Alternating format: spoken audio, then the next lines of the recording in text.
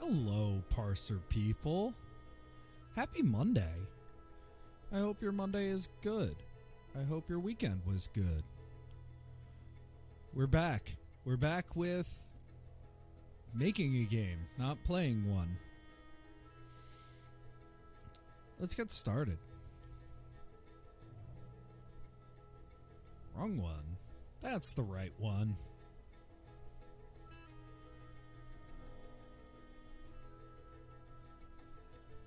What we have, as always, is our basic research window up in the top right.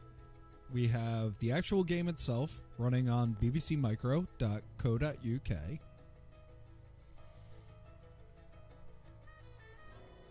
And what we have,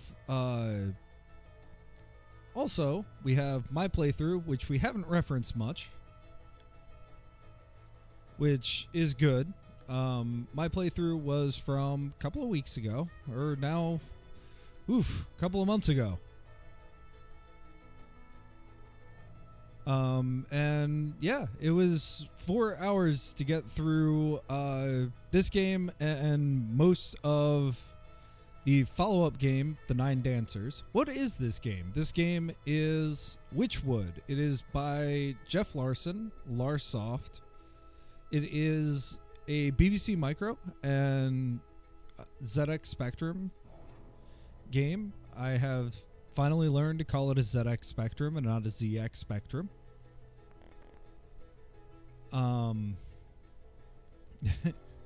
As my captioner completely falls over itself with the words ZX Spectrum. And we have some other stuff going on. We also have the walkthrough from CASA, which, boy, I really wish I could remember what it stands for, but I can't. But it is solutionarchive.com. We have the Interactive Fiction Database listing for Wychwood. The Interactive Fiction Database is a large database of interactive fiction games, text adventures, all that kind of stuff. Twine games, choice of games, all sorts.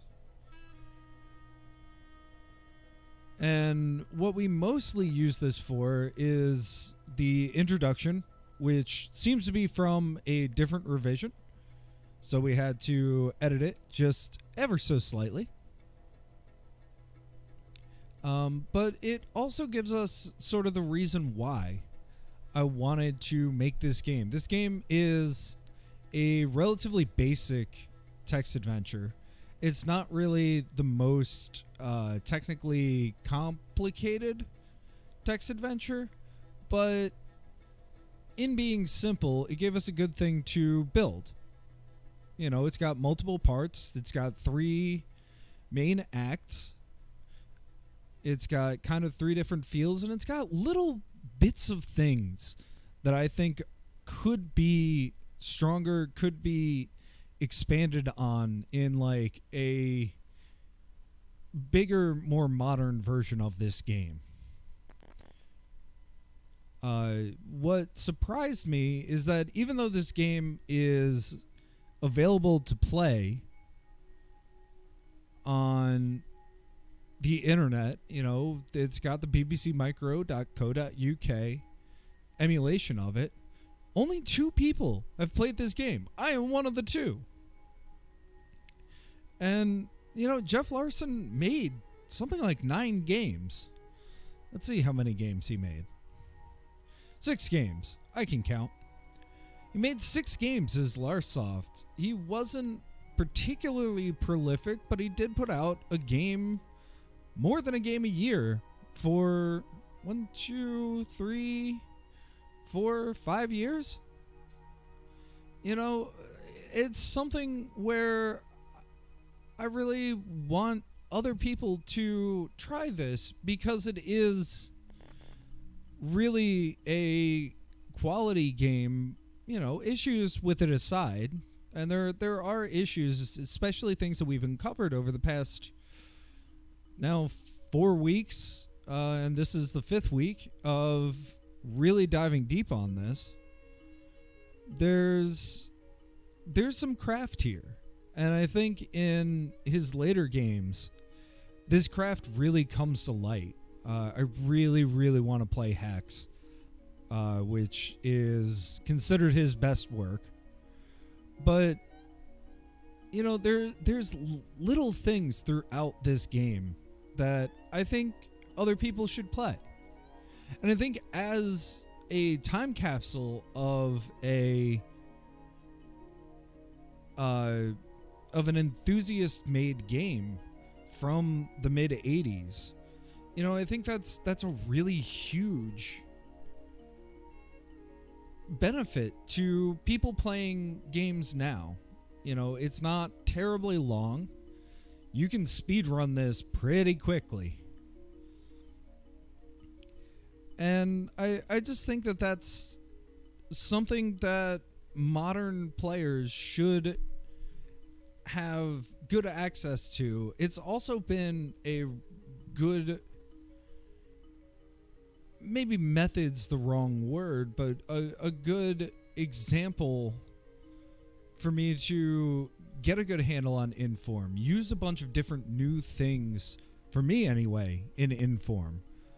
One of the things in particular that Geoff Larsen was fascinated by, and I've kind of harped on this because it's the main mechanic in a lot of his games, is time.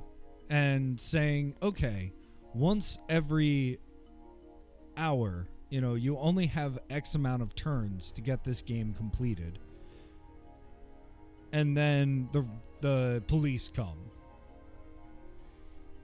And then the last thing, and this is added, I've used this throughout, and there are places within Inform's IDE that, like,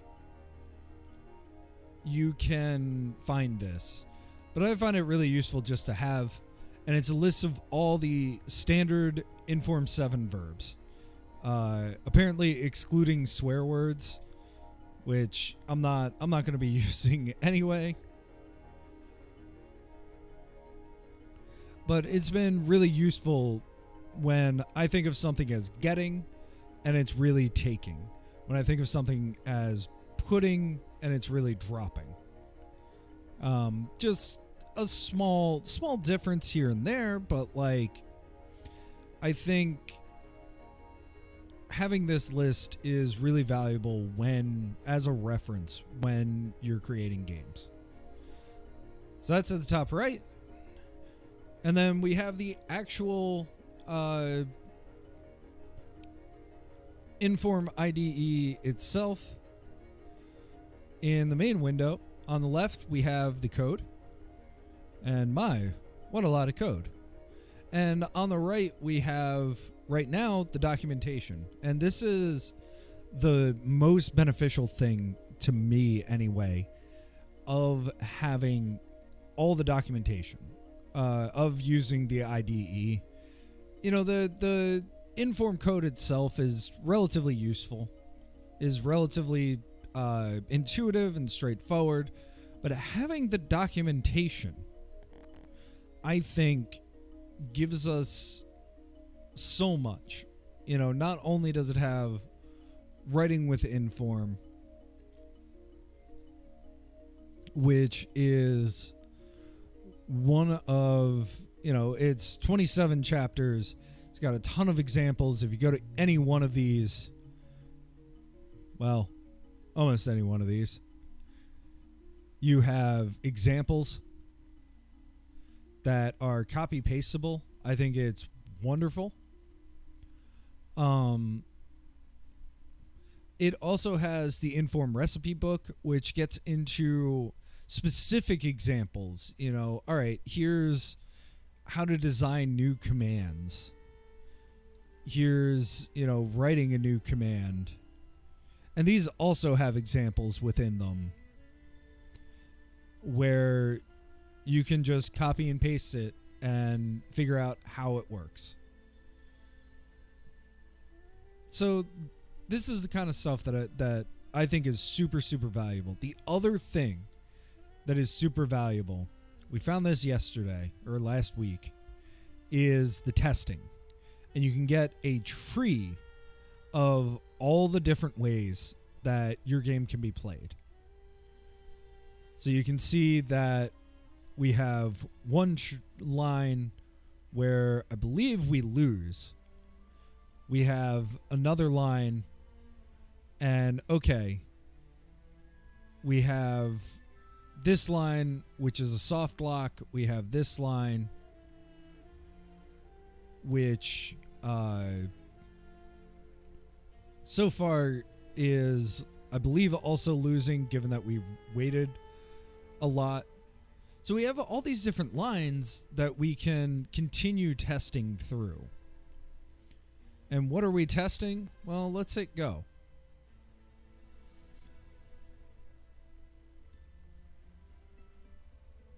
Now, this is one thing that I want to fix, but we'll fix it later. This is not the most important thing. But we do have an image. We have pressing space to continue. And if we go to results over here, we can get a full listing of how many words are in this game. It's 5,000 words, 33 rooms, 55 things. So there's a lot here. There's a lot here that, like, the IDE gives us. But where are we at this point? Well, if we go back to the index, we have all sorts of ways that we can look at where we are. How do we pick back up? So, one of the things, we have contents. We did this organization a few weeks ago. We organized everything into books, chapters, volumes, parts. This lets us really quickly get to a specific part. It also informs the error checking. It tells us, hey, this is the part where the error occurred. Also gives us a relatively easy way to take a look and see, well, okay, we spend 230 words defining verbs. We spend, 4,000 of the 6,000 words, 5,000 words, sorry, actually in the game. And then we have some extensions, basic screen effects, and then the basic rules and words of Inform. This game, I think, even beginning to, before we write a word, and this is something that I think is very different between creating a game in 1985 and creating a game in 2022. Without writing a word, the basic Inform is bigger than I think what they had available to them. It's important to realize that this was written with something like Inform in 1985. It was originally written in the Quill, which is a 2-word parser, and one that was made for enthusiasts to create new games. I think this is all really important because I think it points to some of the things that maybe aren't implemented as well as they could be. For example, in the Inform guide, there is a line that says, if you can avoid it, do not create a bathroom. And why? If you think about a bathroom, there are so many verbs in a bathroom. There are so many nouns in a bathroom. What are all the things that you can do in a bathroom? Well, there's a mirror. You can look in the mirror. There's a toilet. There's a sink. There's a tub. There's a shower. If there's a shower, then there's probably a shower curtain. Can you pull the shower curtain? What's behind that? And you run into the challenge that's often called combinatoric explosion, where, okay, well, now you've implemented all these nouns. What happens when you do things with them? it comes to kind of that rule that I joke about, but I do mean it very seriously. My personal law of video game toilets, which is that if there is a toilet, it must flush. I point to Phantasmagoria as maybe the best example of this. There is a full sequence showing you going to the bathroom if you use the toilet in that game. Doesn't have anything to do with the game, but there is a toilet, therefore it must be able to be used. This is a huge design challenge. We have to think about this design challenge really, really hard. So there's a lot that goes on here. What I really want to do in creating this game and in documenting it is also like think about these design challenges, think about what it means to have these design choices that we make. You know, I think this is the kind of stuff that really makes or breaks games. And in this case, I really want it to be sort of the most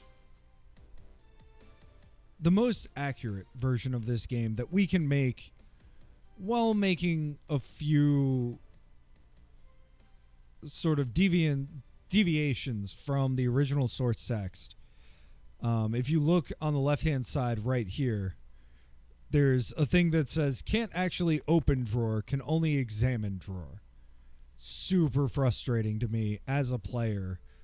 You know, if we talk about this in the terms of broader design, we have sort of the concept of affordances, and a drawer by definition can be opened.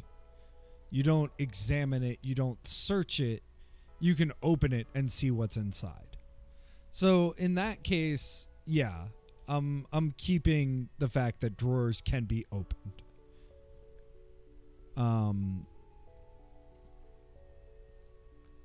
In the same way, we have like doors, and in the original text, doors must be opened before they can be moved through.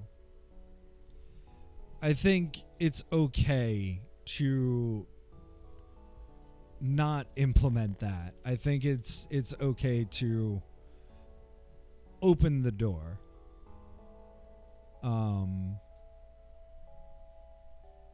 This might not be perfectly done, but as an example of sort of keeping with the original thing, if we go to this map,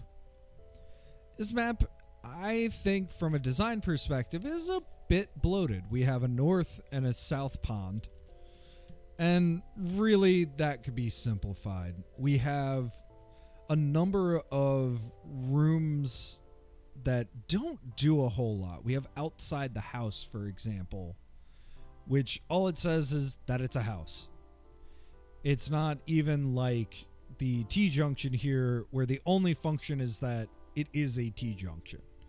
It is a room to move through. So in the original text, I think this was done to save space. I think it was done to balance building a cohesive universe, not just a game universe, but like one that feels a little lived in. But on the other hand, I think it detracts from the main focus of the game. So if we were to expand on this, and my ultimate goal once finishing this is to take another crack at this game, to create a modern version of this game where we use these rooms or we remove them. In the same way, there's a really great section from a world building perspective, this dark teal kind of turquoise perspective area, where we go down into a crypt and we find something and it never comes up again. It's just kind of spooky stuff. And I would love to see it come up. There's other little moments throughout. There's also this kitchen here, which has nothing in it. Literally nothing. And I wonder, like, was that intended? Was that something that should be designed out? You know, it's a mansion. It has to have a kitchen. Kitchens are usually on the first floor. All of this makes sense, except that there's nothing in that kitchen. There's no reason for that kitchen to be there. In the same idea, there's this secret room here. And in there's a Russian flag, which is part of a later puzzle. But there's also a diary and a memo pad. You know, what are these things actually doing? What are the functions of these rooms? And I think some of that is being an enthusiast game designer, not necessarily having game design as something being actively thought about. I think it's also the mid 80s. We have plenty of great games that have come out at this point. Both Magnetic Scrolls and Infocom are in full swing at this point. But on the other hand, it's not like people were like actively studying this in the same way that I think it's being studied now. So all of that kind of talking through all the different things that we can do here. Where are we exactly in this game? We have gotten through what I'm calling 2 acts of the 3. So if we go back to this map.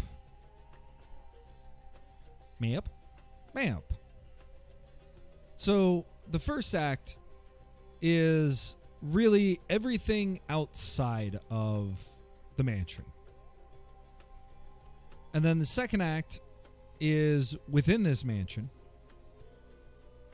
And now we're ending the third act and going into ending the second act and going into the third act by entering the garden. And what's in this garden? Well, let's find out. It's north of the back hallway and south of the garden. Oh no, that's the garden door. It's a superb back garden. It's surrounded by a 10-foot high wall. There's a dog here. So our methodology has been really playing through the game. So let's speed run this game. We have to go east. We have to go north. We have to open door. Enter door.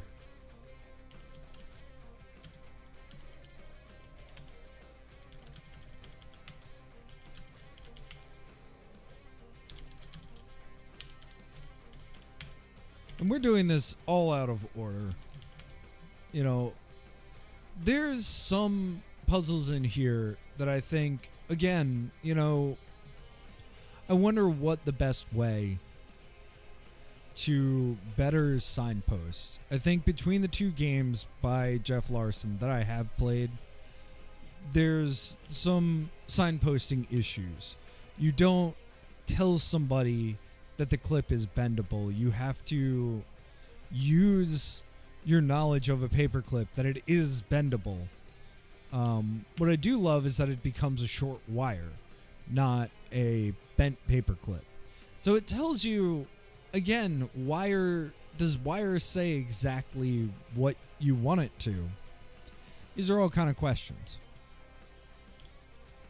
But like, this is a great example of where I think this game falls short. And I think it's because of file size and just being a amateur game developer. There's nothing special about this slab. So, other than that it exists, there's nothing to tell you that you can push the slab. Fun little thing, it does pop up with a bat swoops out at me. Very cute. We go down. Open the door. Go tunnel. Lift trap.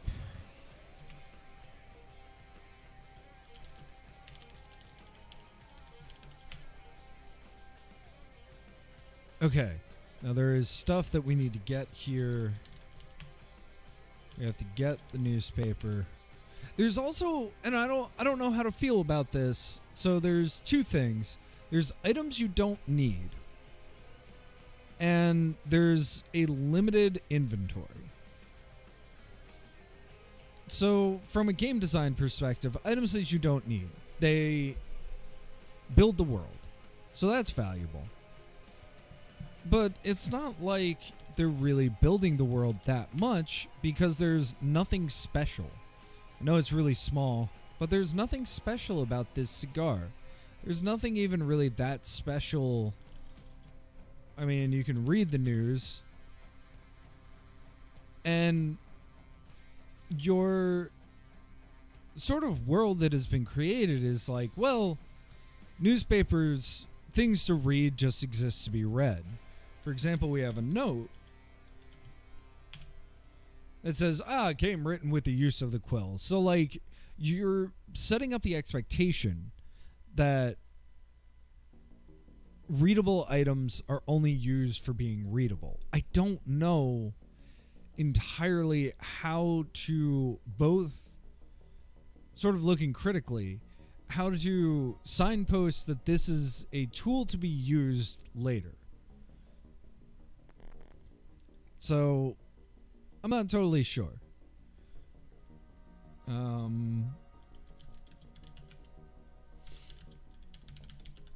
So we need that lighter, for sure.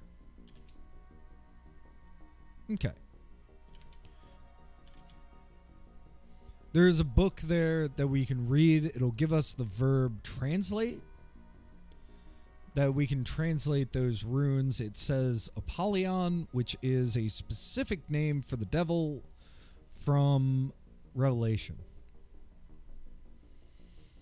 But, you know, I just don't know. South?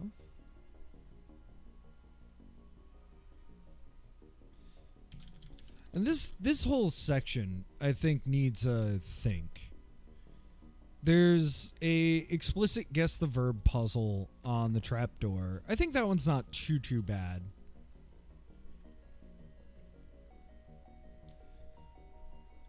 But really, this whole thing, go door, just needs a little bit of work. But okay, we have the mansion, so we need to put newspaper.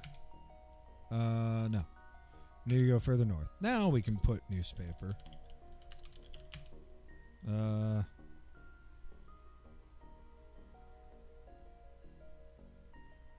Slide newspaper. And again, like, we're struggling against the parser here. It's a little bit of a guess the verb puzzle. Okay. Wait a minute. Oh, that's why. Now we slide it. Now we use the paper clip. Nope, we use the wire. Pull newspaper. Get brass. Open door.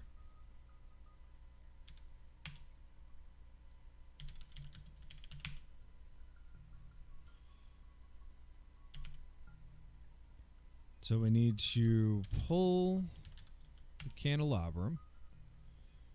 Go opening. Get flag.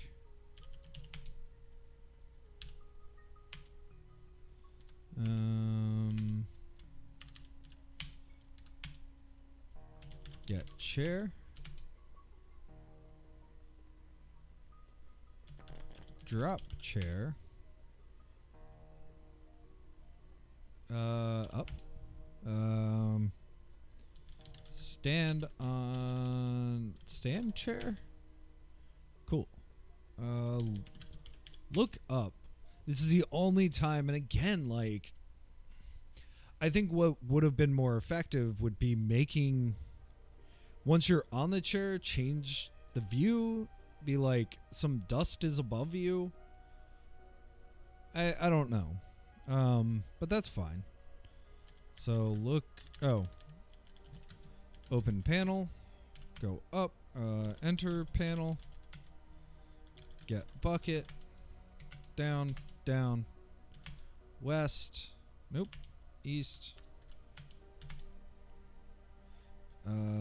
exam bed, get card, down. So you can see here it says the church clock strikes 8. So we know that there's some kind of time thing. If we read the notice on the door, which is really quietly mentioned, it would have said that there should be someone coming around 10 o'clock. We don't have to worry about that because we have implemented the, hey, it's 10 o'clock, the game ends. So, all right, we have the credit card, we have everything. We have the wire, the lighter, the key, the flag, the credit card, the bucket. Great. We need one more thing. We still have the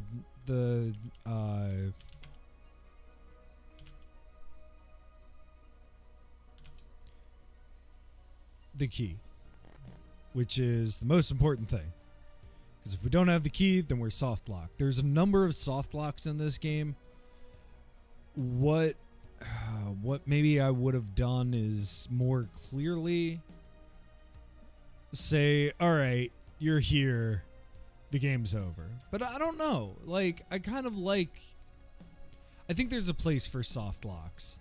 I find them deeply frustrating so long as they're not clear. There is a really unclear soft lock that I am not implementing, where if you go into the garden and you don't have everything that you need, you're soft locked. You can't get back into the house. Totally unfair. This one, where if you drop your key, it tells you, hey, the door slams behind you. I think that one's fair, but that's me. There's also a lot of backtracking in this game. Some people don't love backtracking. I think it's fine.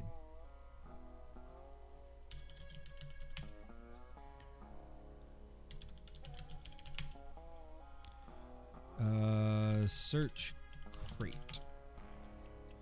Get squib. Leave. North.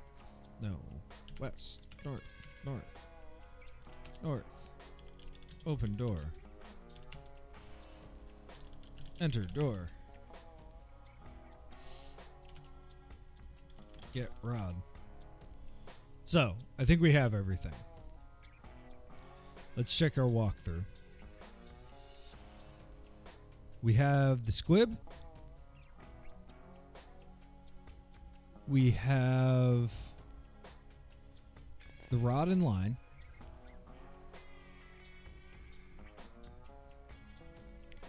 We have all sorts of stuff.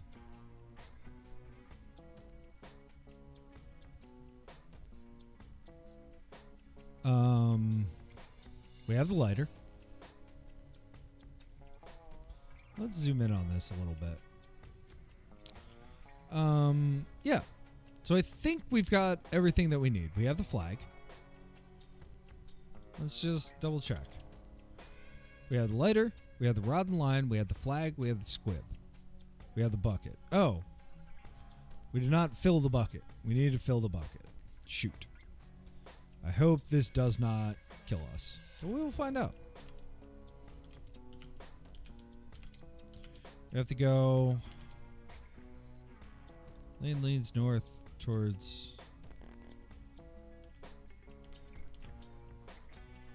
So we fill the bucket. Now we're good.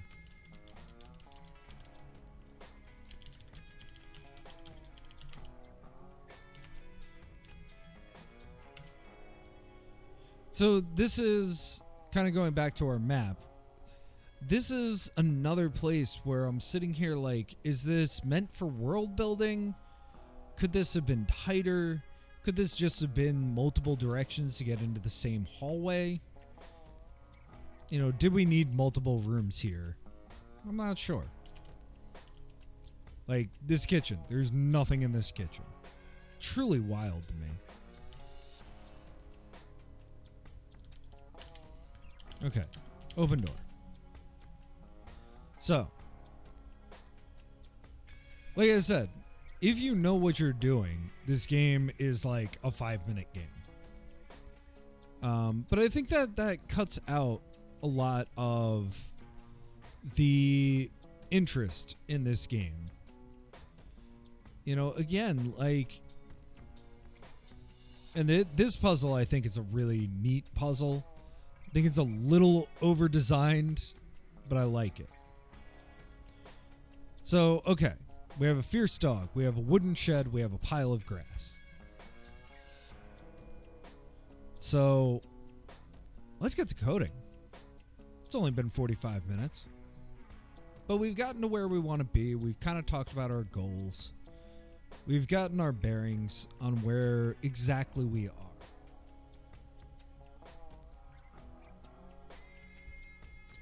And let's do ourselves a favor. Let's go to testing. And let's get to where we should be. I am still very new with Inform, but play to here. And if we go to the story, we can see all the stuff that we just did happen. This right here is the other big benefit to using the Inform IDE.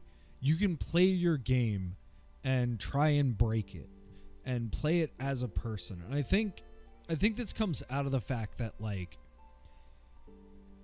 there's so much in actual gameplay when it comes to Parser games, Parser interactive fiction, because it's an open world, because you can effectively do anything, that I think your players, I think that's where in a modern IF game you find all the opportunities to optimize. I think that's a sea change that happened in somewhere in that time of becoming modern interactive fiction, becoming a modern text-based game where we embraced the open worldness rather than trying to stop it. And I think the best games, even in the 80s, had this feeling of open worldness to a large degree. For example, A Mind Forever Voyaging did a great job with this. I think other games tried to do this as well. We played Amnesia, and it has an entire map of New York City, of Manhattan. And, like, okay, what are we doing there? You know, I really don't entirely know. But that's okay.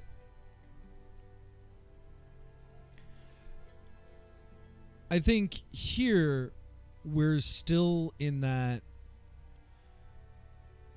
I'm trying to put it in the right, like, sense. Sort of in that adventure, or I would put it in that Zorky world of, you know, okay, there's a dungeon here, there's a puzzle, solve the puzzle. And I think that kind of puts a little bit too little on Zork, for example. I think Zork had aspirations. I do think that Adventure Colossal Cave didn't have those aspirations in quite the same way anyway. But okay. So there's more than this fierce dog. There's a wooden shed. There's a pile of grass. So if we examine the dog, let's just make sure that the dog's right. It's a Doberman Pinscher. Let's examine the shed. Whoops. There's nothing special about the shed.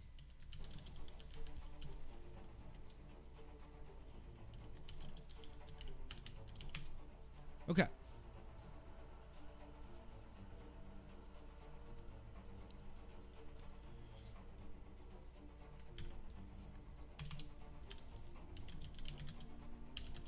So we would say that a shed is a thing in the garden. There's no description. A pile of grass is a thing in the garden.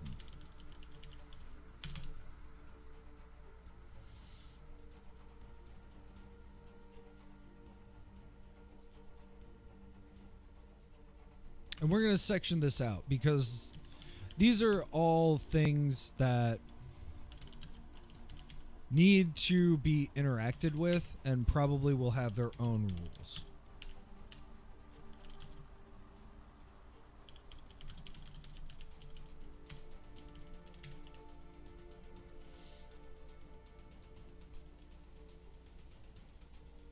And this is really the last thing in Act 2 or the first thing in Act 3, depending on how you want to look at it. Because we really have like a multi-step puzzle here. Every other puzzle that we've run into was more or less a 1 or 2 step puzzle. This, however, is a pretty funny puzzle. So let's do some checking here. And this is the big value. Like, okay, a fierce dog, a shed, and a pile of grass. So let's examine the shed. I see nothing special about the shed. Great.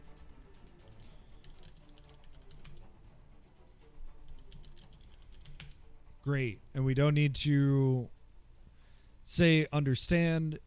Thank you, Inform, for being pretty generous with the parser. It tries its best based on how you name things. So, I do not remember how this puzzle works.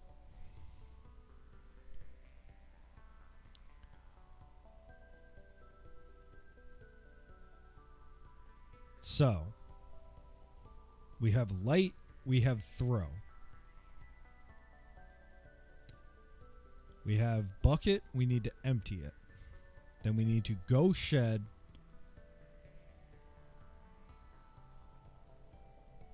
So, what we're going to do with this, how are we going to work on this puzzle? The way that I have found to work on puzzles is work on the success. Let's make this success happen. And let's go back a little bit. And then we can start breaking this. So we've examined everything. And again, this is really where I find this interesting. So, pet dog. I can't do that. That truly horrible.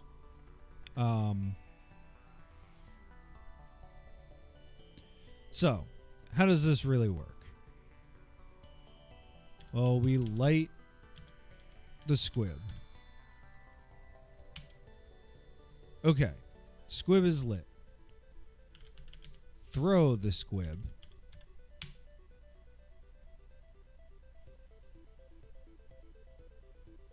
Oh, some things happened.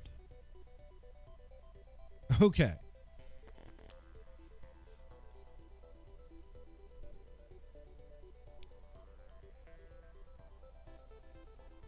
So I think what we should do is have a section for the squid. So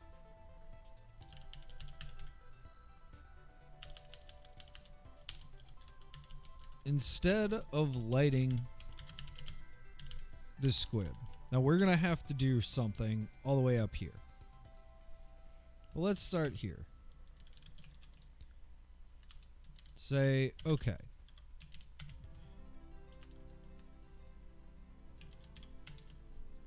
Now, the squib is lit.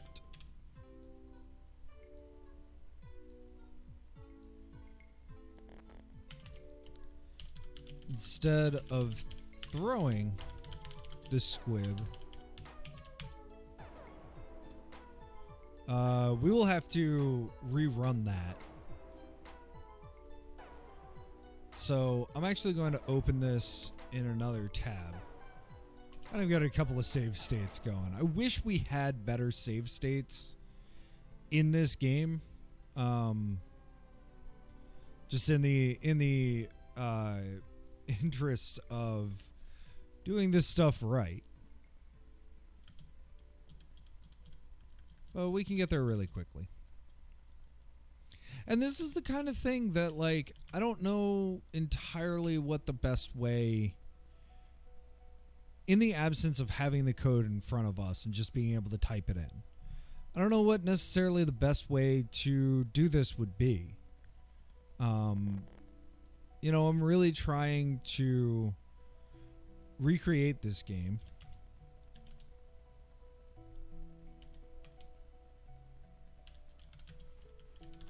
So we're going to do this in a slightly different path, but that's okay. Go tunnel. Open door. Go tunnel. North, down. Lift trap door. Down, down.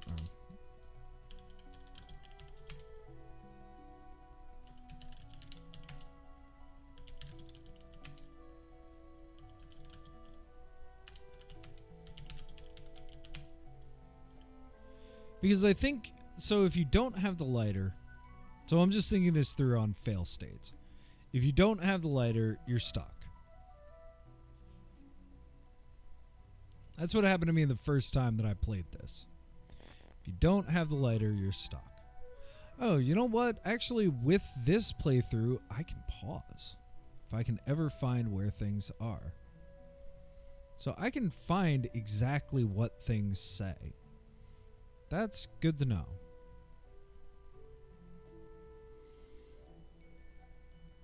So let's do some things. Let's do some playback speed.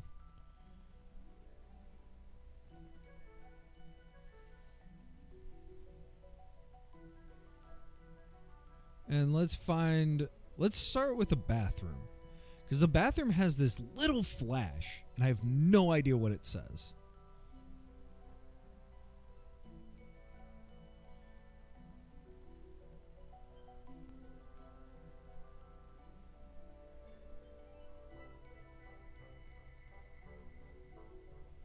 So, okay. So that is not the first time that I've left the bathroom. Let's try poking around.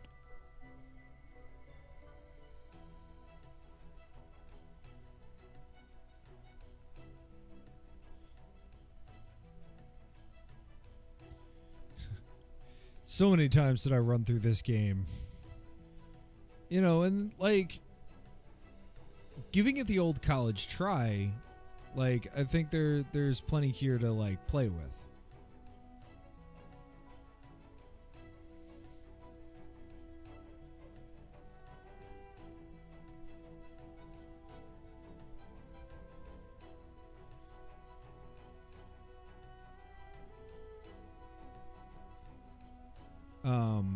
And I'm sorry, I'm just watching myself play through this.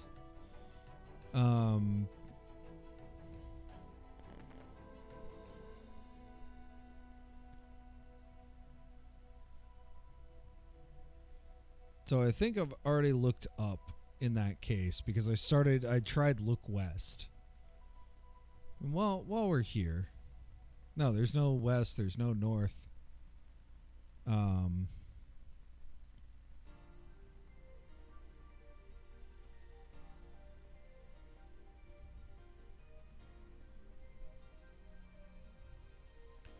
It's again me sitting there being like, I'm supposed to do this, I'm supposed to do that.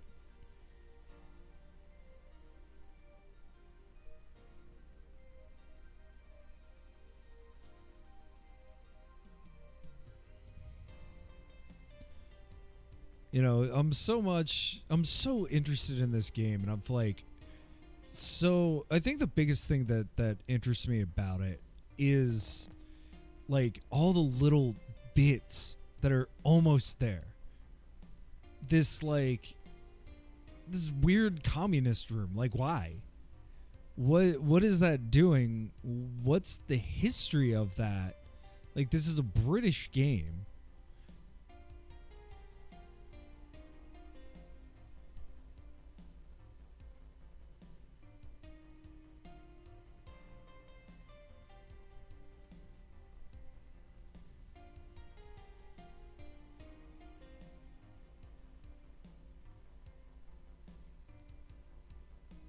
Okay, so I'm finally back to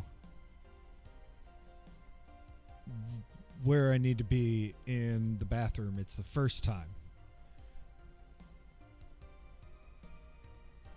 So we have the west bedroom. So this is why having a playthrough is so valuable. I really wish I did more, what's the word I'm looking for? I wish I did more, like, timestamps in this playthrough. In general, like, one of the things that I've been trying to work on is having more timestamps for playthroughs from a, like, for people perspective. 142.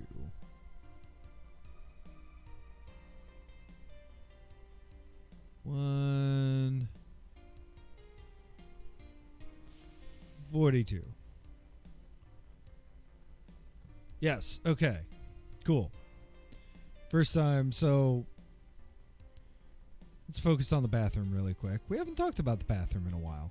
Bathroom actually has a lot of like interesting little things. I know we were kind of talking about the limitations of designing a bathroom in these games, but here we are, bathroom. So yeah, we examine the mirror.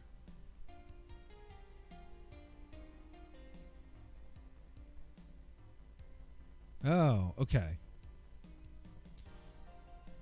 So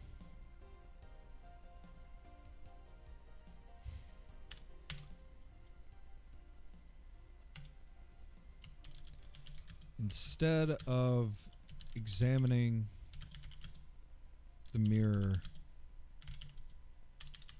for the first time, say, is that someone standing behind me? Otherwise, it gets I see nothing special. Interesting.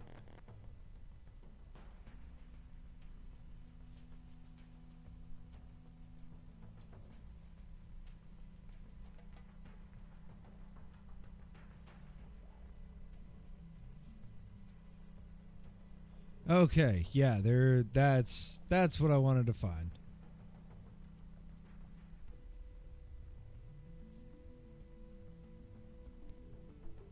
It flashes for just a second, and I wonder if that's an emulation thing or not.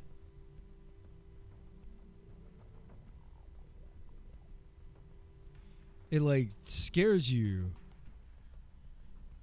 for just that 1 second.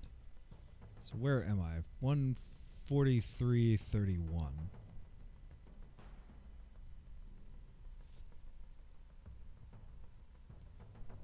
So instead of playing back at at twice speed, let's play it back at half speed.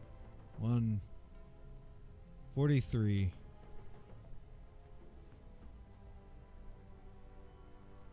37.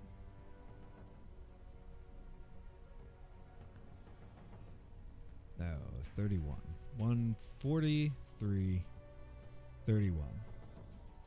So we have to wait a few seconds here. But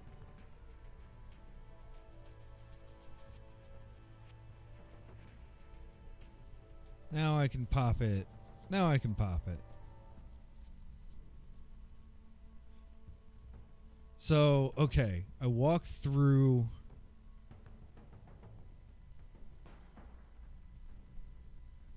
Yeah, okay. Okay.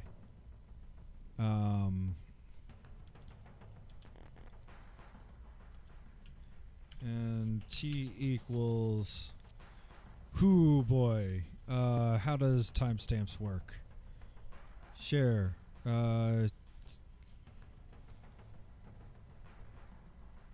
Yeah, alright.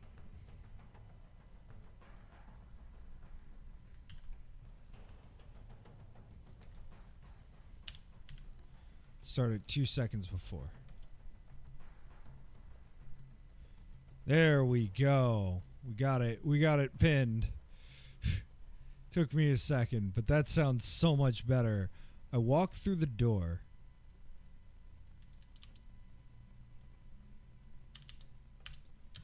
Then hear a scuttling sound above me. So I don't know. Maybe that's supposed to tell us that there's something above us, and then we could look up. So the flash, which again I think is an emulation thing that it's that quick. I think it would be much slower, especially using like a tape or something like that. But yeah. Okay. So we did that. That's cool. Let's see what happens. So now we've gotten much farther in this game. It's a nice correction. Worth 10 minutes of time? I think so. Okay. So we found the shed for the first time. Nope. Not subtitles. Let's go back to double speed. Okay. So we're a little early. We need to go back a little bit.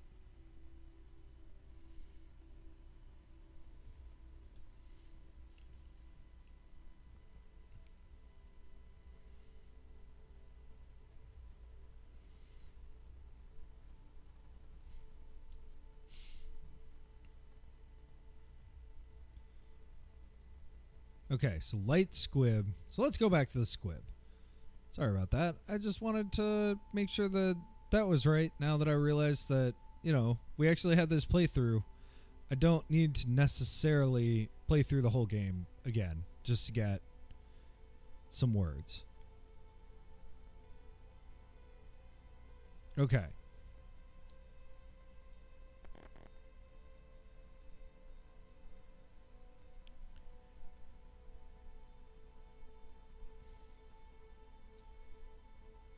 Now the squid is lit. Instead of throwing the squib, if the squib is lit,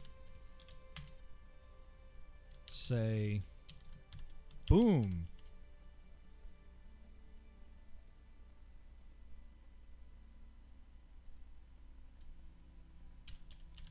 Line break. The dog scurries away through a small hole in the wall. Line break. A stray spark sets the grass alight.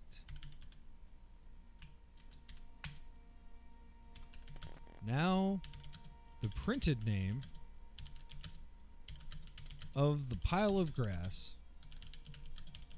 is burning grass.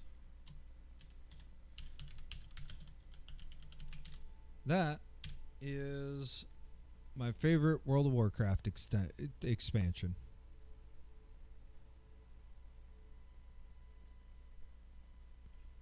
Burning grass, a wooden shed.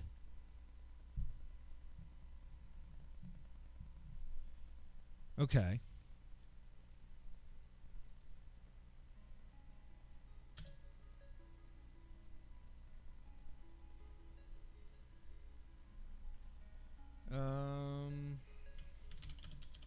The pile of grass can be fiery or unlit. The pile of grass is usually unlit. So I don't think we've done this construction yet, actually. We might have. But basically what that says is that creates a variable in a programming sense. But it creates a state that this thing can be. The pile of grass can be fiery or unlit. And then it sets what that variable's initial state is. The pile of grass is usually unlit. So, nifty, for sure.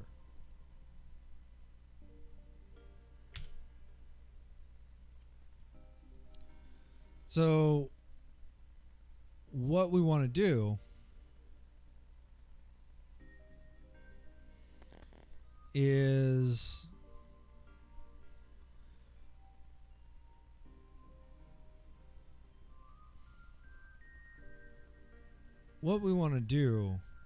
how does this work exactly? Okay. So we have this I can also see.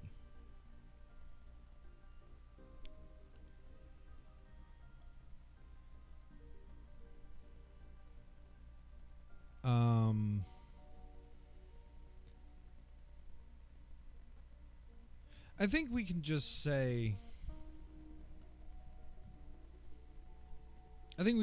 that.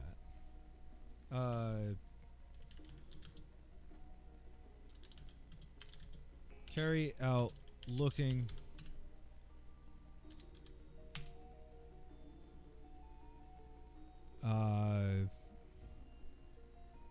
no, I think the way that we've done this is just say, and then the I can also see. We'll just list everything. So it's definitely challenging with this I can also see construction. It's something that I think we can work in a number of ways. But what I really want to do is find where we have that. I think the best place would be the cabins. And this is why organizing is so valuable. We can just pop to the contents, pop over to the cabins. Inside the east cabin, I can also see. Yep, and we have our line break. And we can do this. Awesome. And we've talked about how valuable this is. Yeah, let's stay in the garden. Perfect. Oh. Cool. And why is it showing us everything else? Because we opened a string with the say command and then did not close it.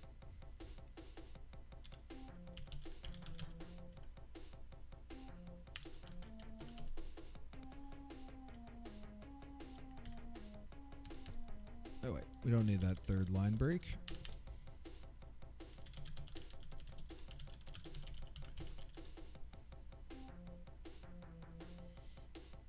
So again, I don't know if this is necessarily a mistake now looking at it, because it says burning grass, a wooden shed, the grass burns fiercely.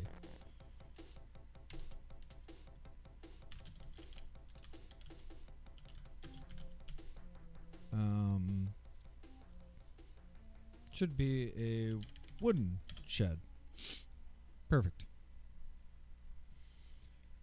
Okay. So, what do we do? Well, we have to...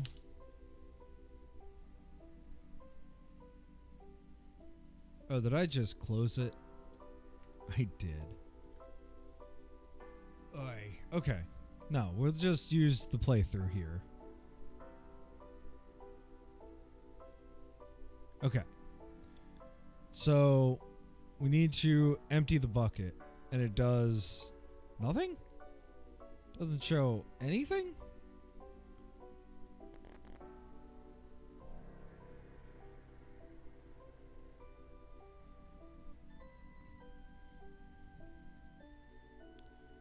So we light the squib, we throw the squib,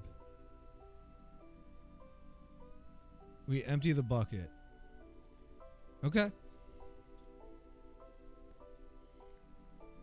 So we will need to come back to the squib. And this actually gives us a good opportunity. We can try to throw the squib when it's not lit and see what happens. I would bet that either it just throws the squib and you can just pick it up, or you can, it puts us into a soft lock. So we haven't finished here, and I want to hit replay when we're done.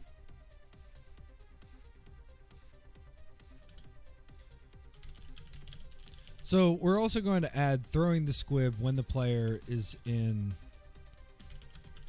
the garden, so that when the player does a lot for us, that when the player is in the garden, basically limits the scope of this, so that it does the normal thing.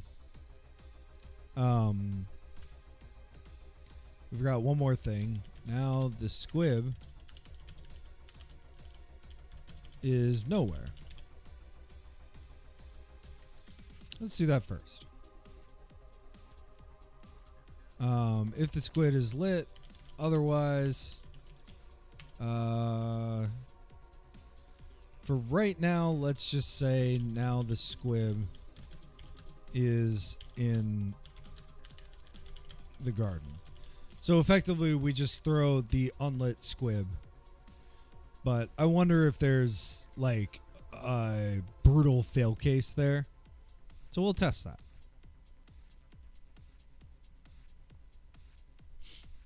Cool. So we have to do something. I'm going to use the same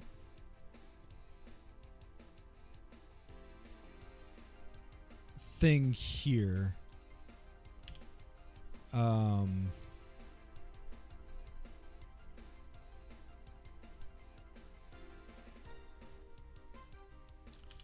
So because we're in the garden, so instead of emptying the bucket when the player is in the garden,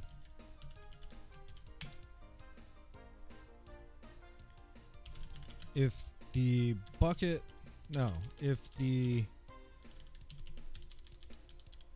pile of grass is fiery,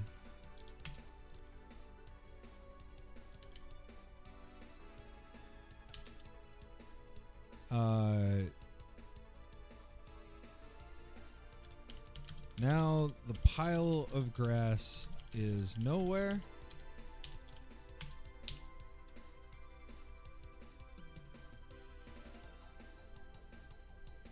Say, I can also see a wooden shed.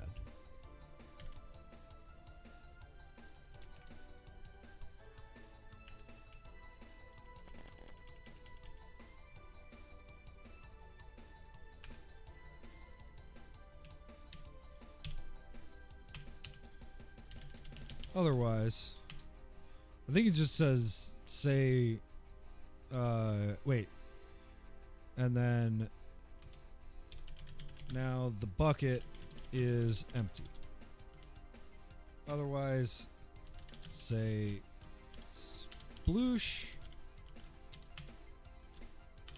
Now the bucket is empty. So let's double check this. So actually, let's start here. Let's hit replay and see what happens.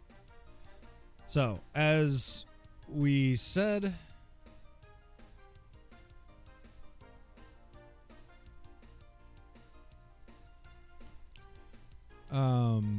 we have the pile of grass can be fiery or unlit. So, first problem, we used a property unlit, which is a standard property.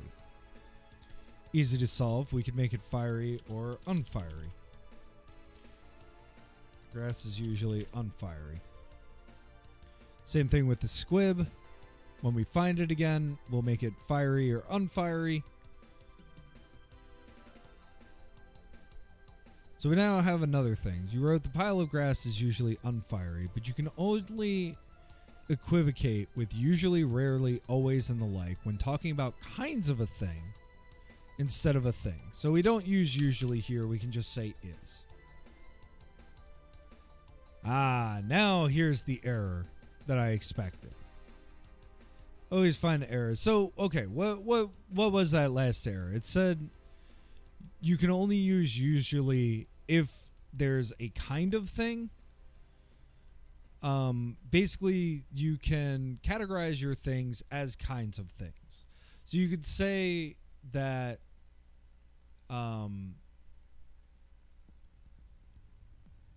for example, I have a room in the other game that I'm working on. I have a room with a bunch of doorbells, and I wanted it to say the same thing for each doorbell, basically. And so I made all of the doorbells a kind of thing. So instead of saying a specific doorbell is a thing in the room, it says a specific doorbell is a doorbell in the room. And earlier I say a doorbell is a kind of thing. Instead of pushing a doorbell, I say the doorbell rings. And then there's an an if statement in there where it basically says if the doorbell is a specific doorbell, do something different. And then otherwise, do the same thing for everyone else. And it's just like a way to organize things. It's a way to shorthand. It's a way to not have to copy and paste the same code over and over again. One of the things that differentiates, and this is across coding languages, one of the things that differentiates good code from bad code is not repeating yourself. And Inform gives you a lot of tools to not repeat yourself. I am not to that point of writing good code, but I'd like to think that I can at least know what good code looks like. As a general thing, I am not up to the point of writing good code. I do not write good code in general. Big challenge, being somebody who writes a lot of code. Okay. So that was the last error. This error, you wrote instead of lighting the squib, which seems to introduce a rule taking effect only lighting the squib. This does not look like an action since there's no sign of a participle ending ing, as in taking the brick, say, which makes me think I've badly misunderstood what you intended. And same thing with throwing.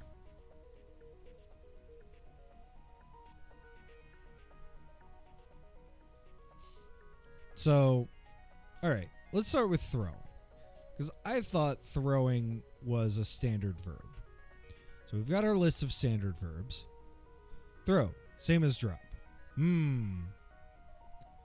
So instead of throwing, instead of dropping the squib. This is why I have the standard list of verbs here. Because, like, look, I know it's throw.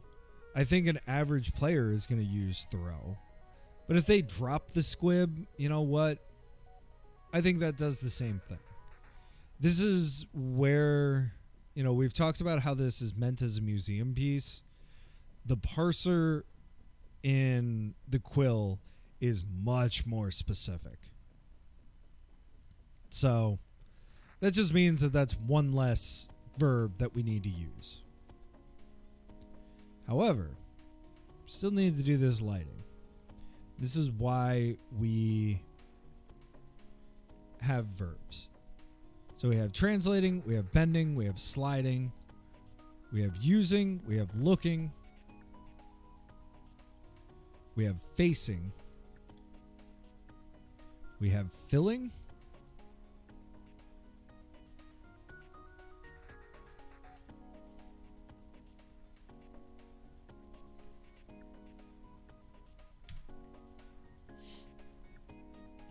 and now we have lighting. Is an action applying to one visible thing. Understand light something as lighting. We have filling, we have facing,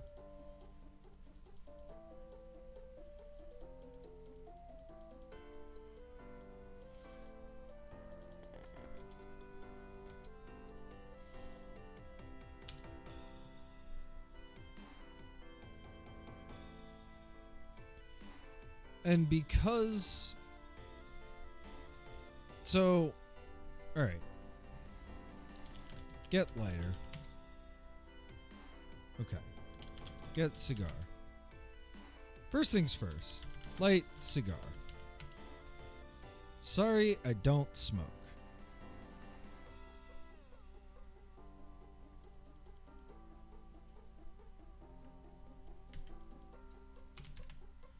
So instead of lighting something,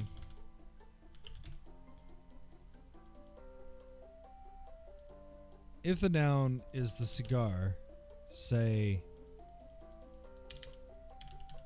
sorry, I don't smoke. What else do I have right now? Can I light newspaper? I can't do that. Okay, great. So, nice. So it's a cute little thing with the cigar.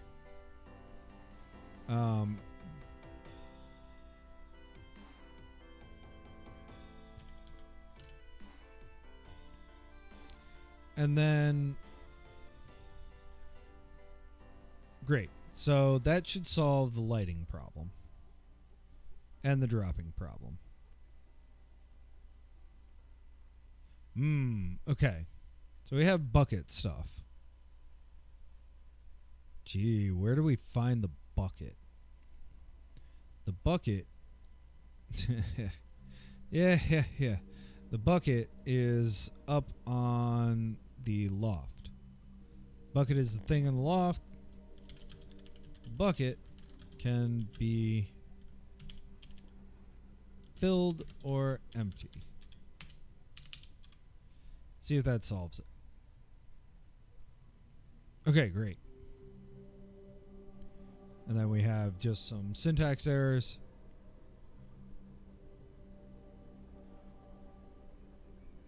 I wonder if we can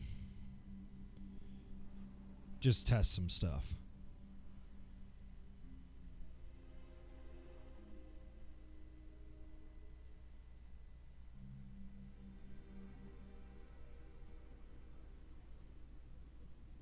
So, everything seems to work. So, can we light the squib? This dangerous act would achieve little. I'm sorry, wait a minute. Is lighting? Lighting is a standard verb. Lighting is a standard verb? Lighting is a standard verb. Light, same as burn. Ew. So we don't even need it. Well, all right. Okay. So we need to move this. Lighting is the same as burning. So we can actually move up to here, where it says instead of burning the cigar, say, sorry, I don't smoke.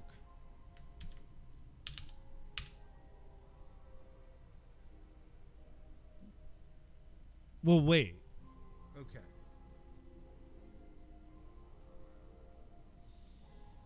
No, we have to think about this a little bit. Okay.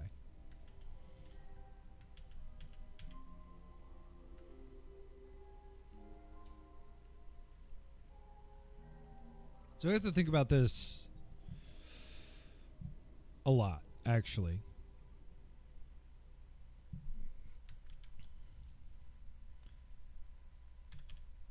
Block.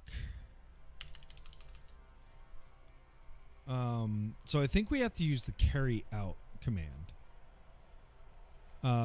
So we've been using instead in a lot of cases, but like the challenge here is that we don't want to do something instead. We want to block being able to do something if the player does not have something.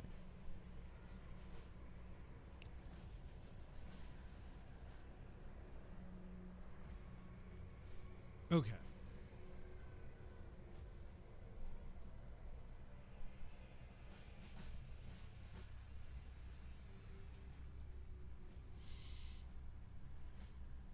So let's think this through.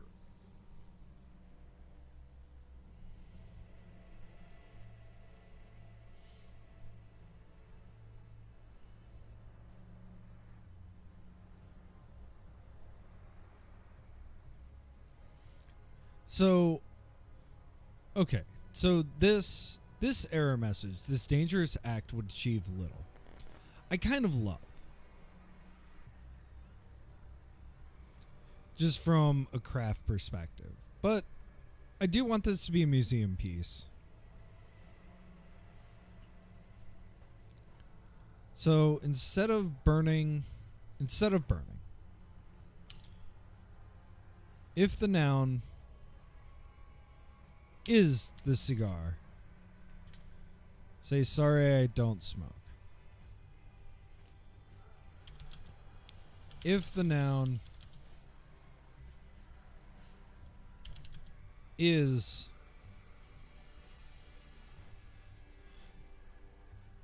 okay, instead of burning, when the player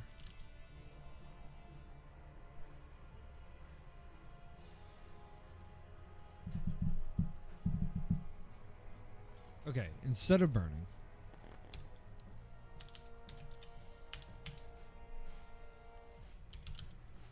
if the player has no, so it would be an instead, because we want to block the natural action. The natural action is this dangerous act would achieve little, and then we would have insteads to solve that. We want to block that and think this through a little bit. Okay. And again, like, this is not the prettiest inform code. In general, inform writers suggest to avoid insteads because there's back-end stuff that happens. So, like, we would actually want to let the action happen, and there's ways to do that with more elegant rules. In this case, and in the case of my other game, I'm not here for elegance. I can learn elegance later. It's kind of like using in other programming languages. It's kind of like, oh, well, you could have used the for each here instead of just using a basic for loop. Okay, I guess. But no, I'm fine with just using a basic for loop.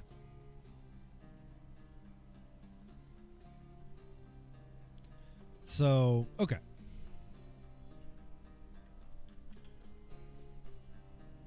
Oh no. I've lost everything.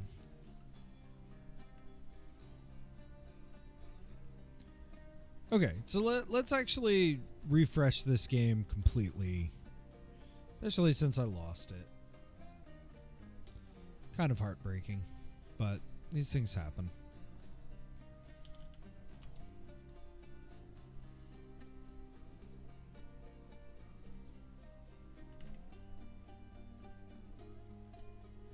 Oh my gosh. I have too many too many things open. Too many things. Let's close some things. I don't need this stuff open. Okay. Computer's freaking out a little. Freaking out. Okay. We're good. We're good. And I'm just trying to like think about this. So it's not if the player has.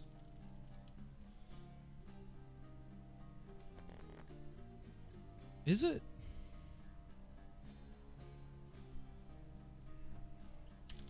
Inform 7. If the player has an item.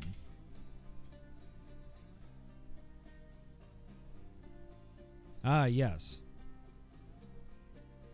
Instead of burning, so when the player has the lighter, if the noun is the cigar, say sorry I don't smoke. If the noun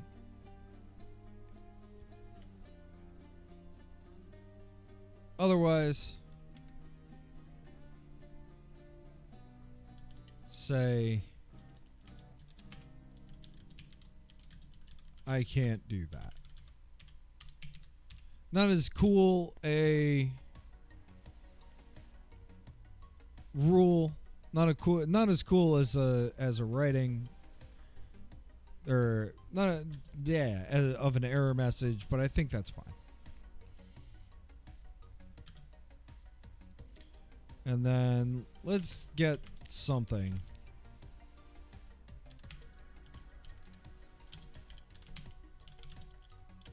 That we can't light on fire before we do that. Light piping. I can't do that. Down, no, south, east.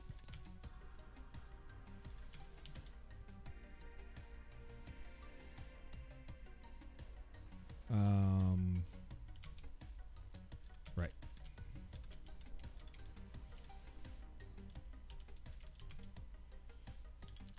Push slab.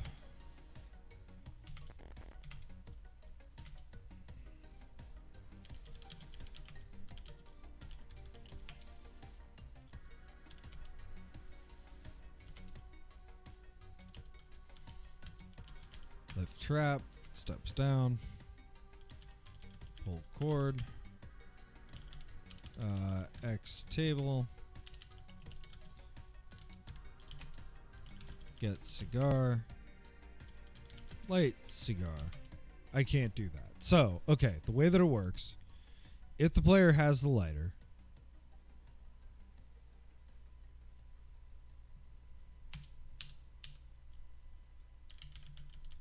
otherwise, say I can't do that.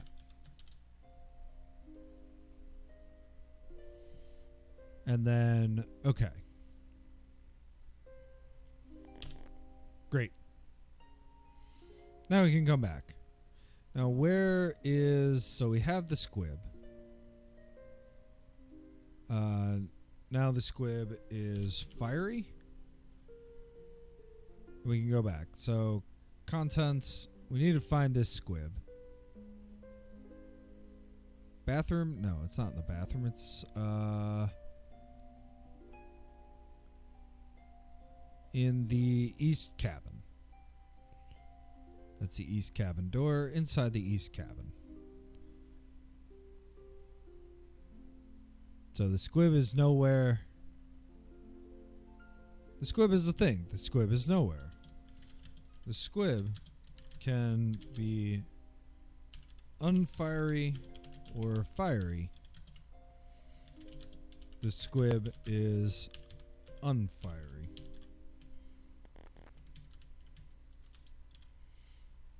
Just to be perfectly sure.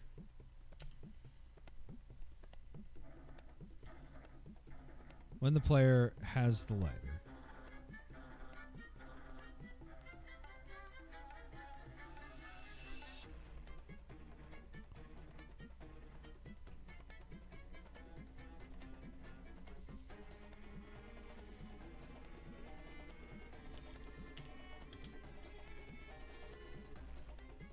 Okay, so we'll just do this a little bit less pretty. Instead of burning when the player has the lighter, instead of burning when the player does not have the lighter.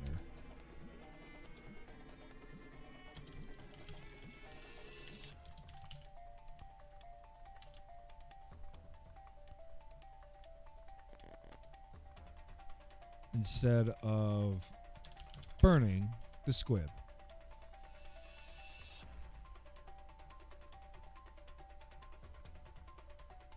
Okay. So now we have broken something.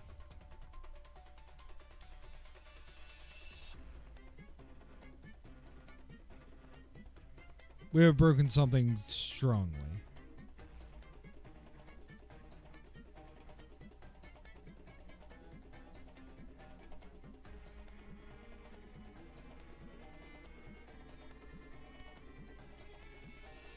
Now the squib is nowhere.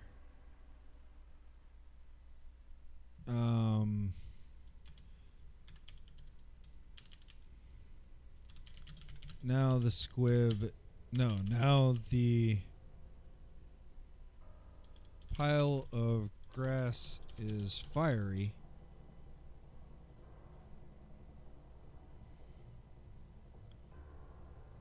So... yeah, we done did break this. Okay. Interesting.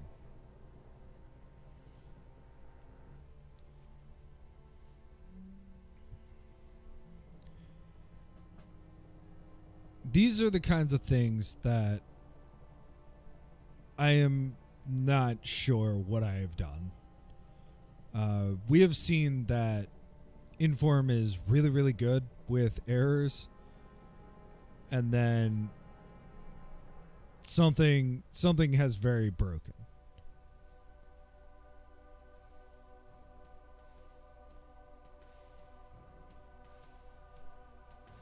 Yeah, so down here there's a nice little phrase.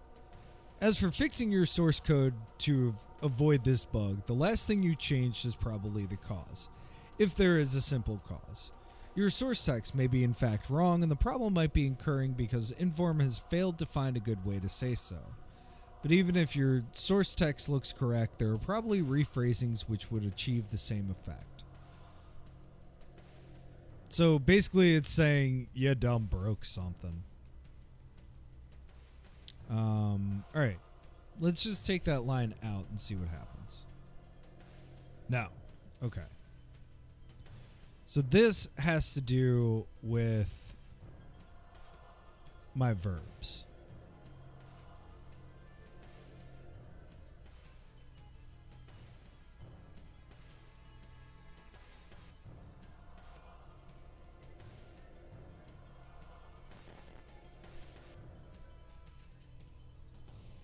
So I think what's going on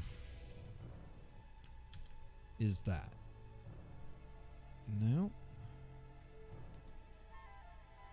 Instead of burning something.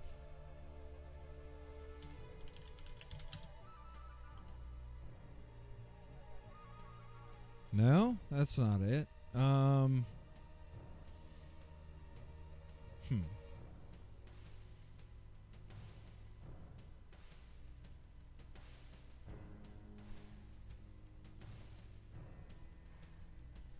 me think for a second here.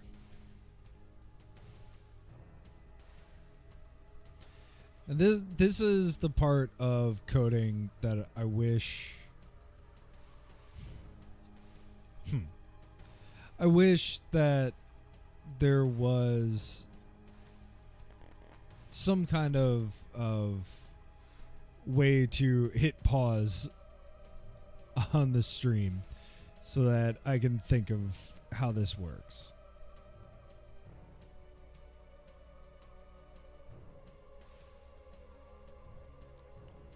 So I think let's get rid of that line.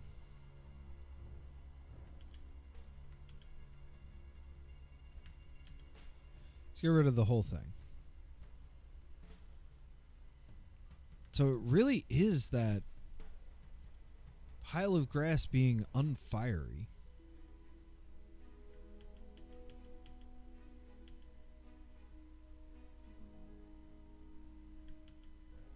So let's just keep hitting undo until we find something.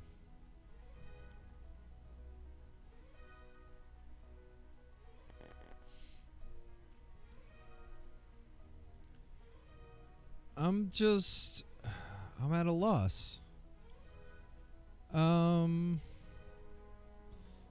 know, welcome to coding. Sometimes you're at a loss.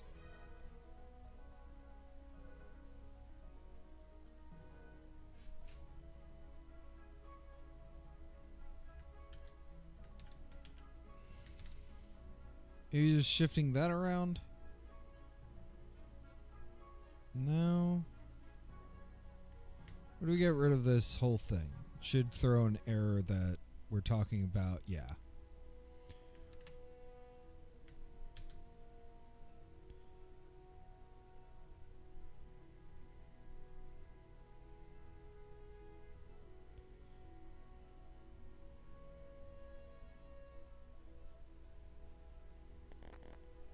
So we have all this.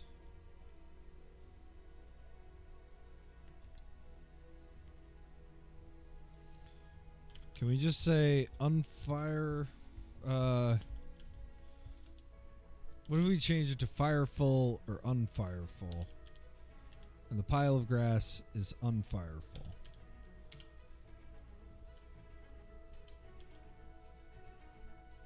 Is it just the words?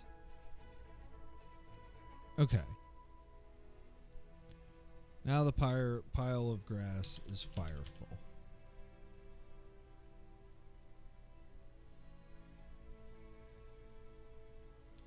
This is a little bit of a problem. Okay, fireful.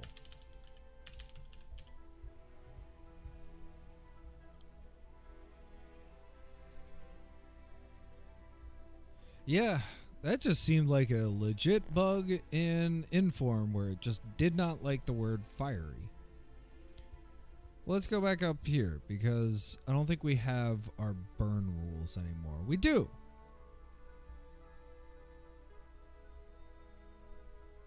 So light squib, okay.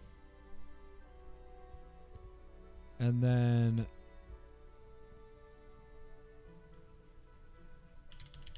throw squib. Boom.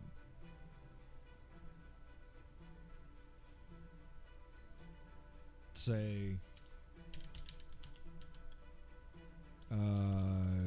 let's put an extra line break there. Hit replay. So, yeah, no idea what that was.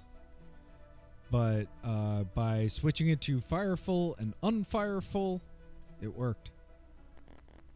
We will do the same thing with the squib. Actually. No, we won't. You know what? The squib works.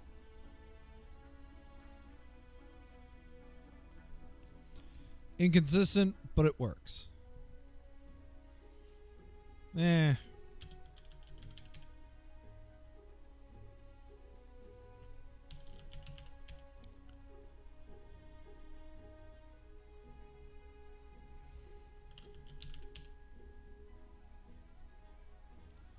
Let's fix this squib before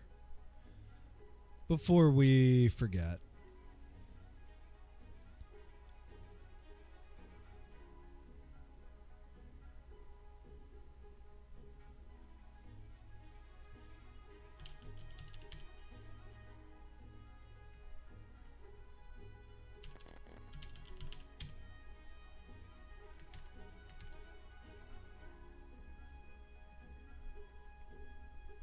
Maybe there was like a weird, like, non-breaking space or something.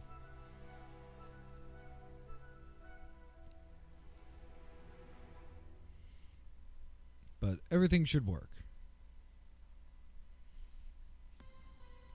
And everything does. This looks great.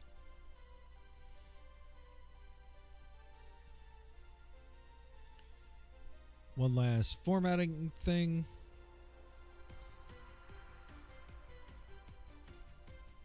Grass burns fiercely. Let's add one more line break.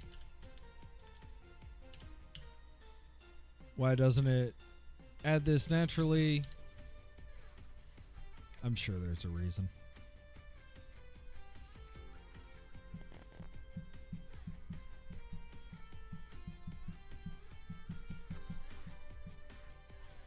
We should probably add that line break to here too.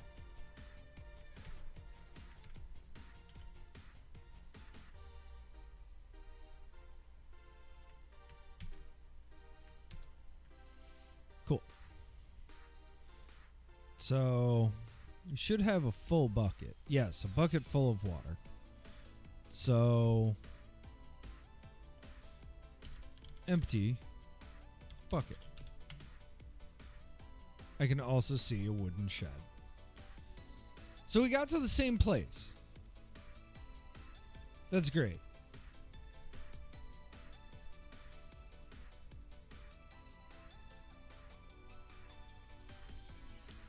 All right. I feel good. All right. So let's get to that same part. And let's do some dumb things. Some things that we didn't do before. So we know what happens if we don't have the lighter. And we try to throw the squid.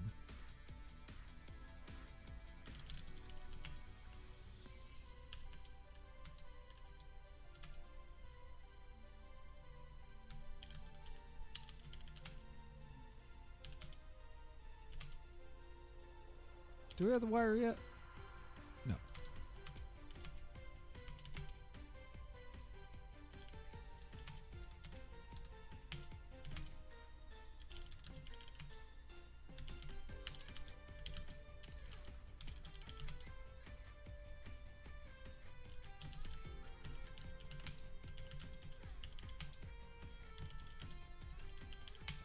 So we're bending the clip, we're leaving, all this fun stuff. We've done this, God, 1,000 times at this point.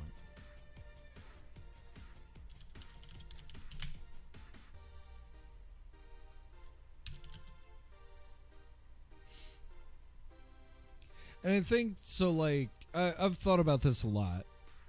One of the things that I really want to implement is some kind of like hint system. Because I don't think that this game is beatable without the walkthrough. Like, genuinely. And I think I brought that up in the actual, like, in the actual playthrough that I did.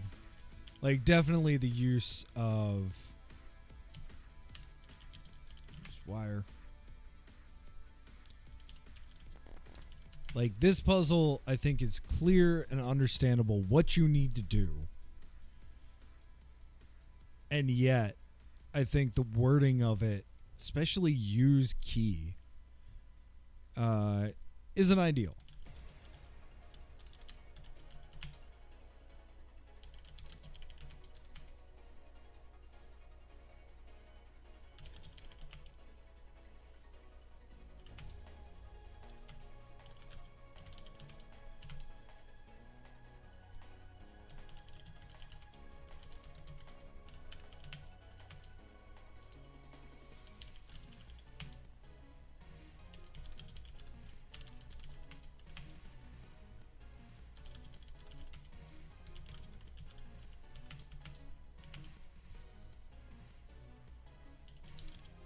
Examine the bed, get the card. Because I want everything. Because I want to throw the squib without anything else. I can't carry anymore. Why is that? Oh, because I have a cigar. Oh, because I have the piping. Drop. Beep beep. So I do not remember why I have this piping. Or if the piping even matters. Truly, there's some things in this game that I don't entirely understand.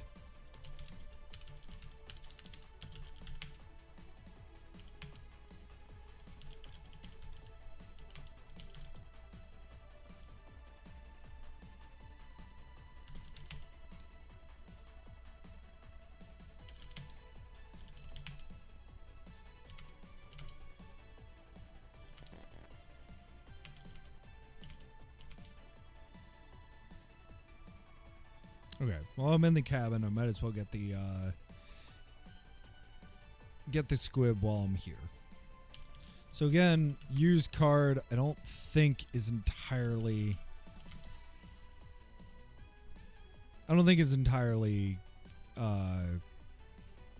clear, but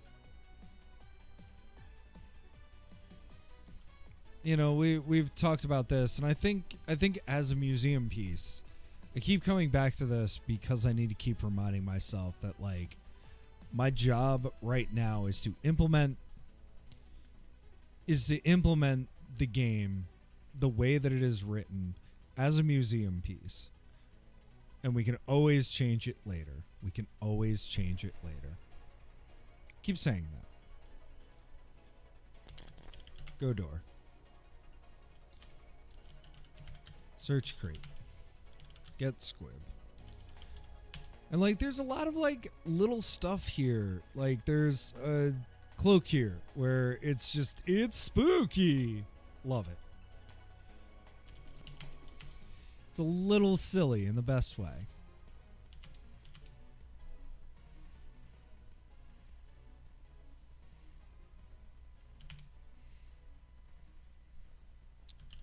Fill bucket.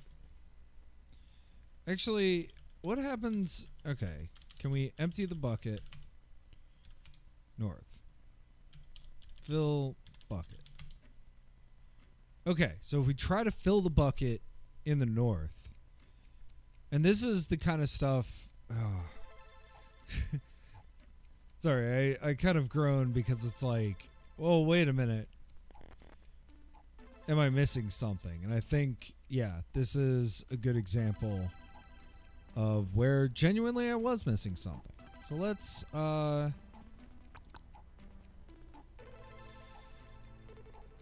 is actually early in the game. So there's the southern pond.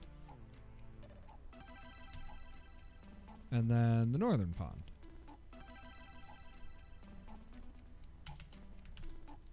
Instead of filling the bucket when the player is in the northern pond, say the water is not deep enough.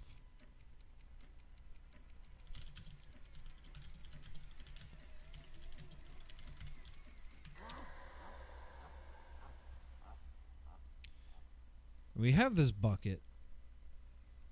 So nice.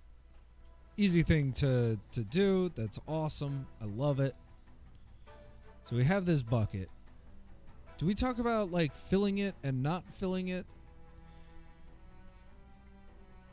Let's double check. Bucket can be filled or empty. So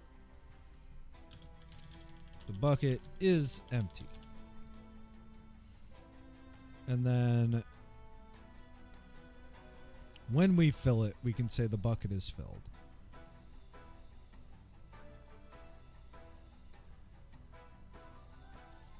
Because otherwise, the bucket just exists.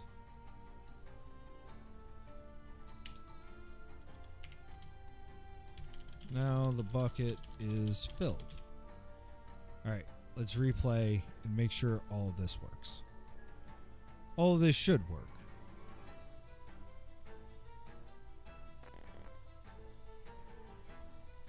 We should be in good shape.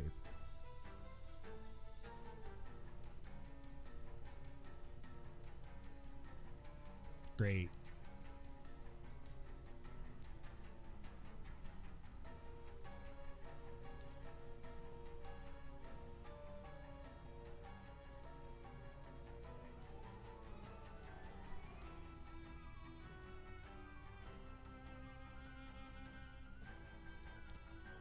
There we go. Just because I want to double check about filling. If the noun is not the bucket. Otherwise, if the noun is the bucket and the bucket is filled,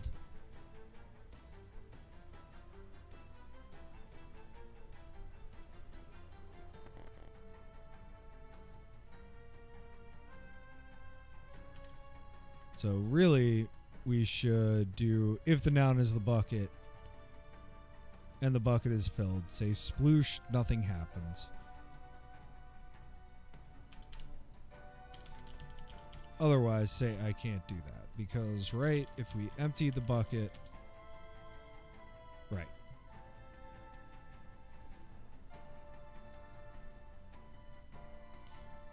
And then if we go back to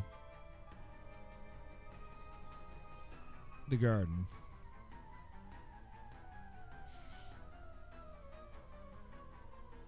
we probably don't need to talk about, yeah.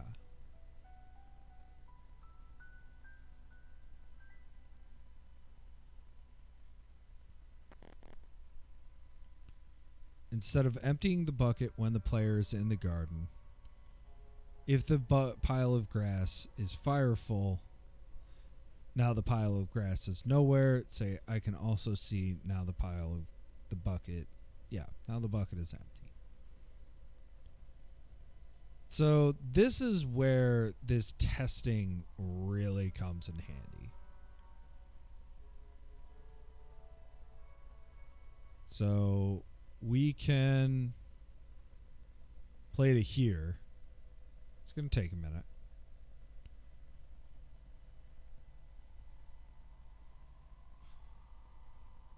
And we can test emptying the bucket. So instead of having to redo everything, we can use that test sort of cue, I guess, to then empty the bucket. It doesn't say anything. So I think a wiser course would be carrying out and stuff like that. In our case, we're going to do this real quick. We're just going to say sploosh, nothing happens.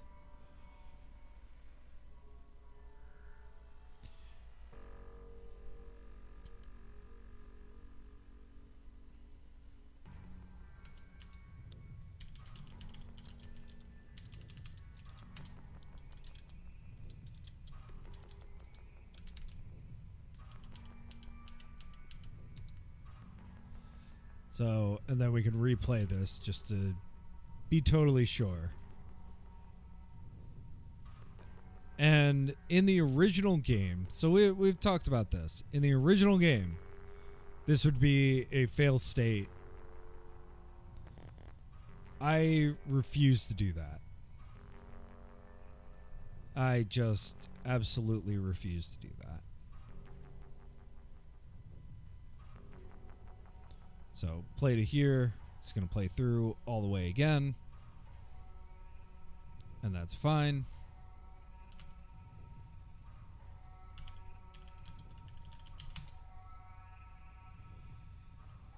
I can't go in that direction? Right.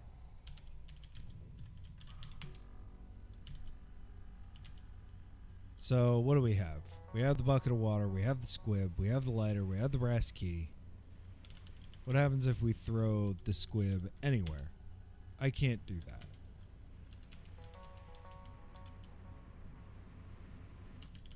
Open door. Enter door.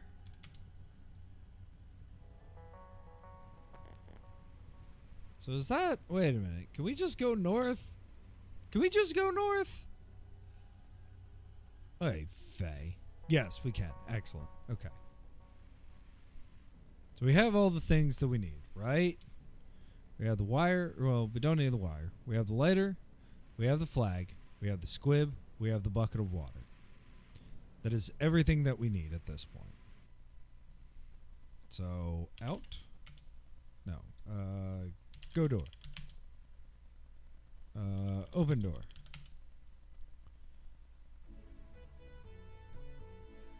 Okay. So what happens if we throw the squib now?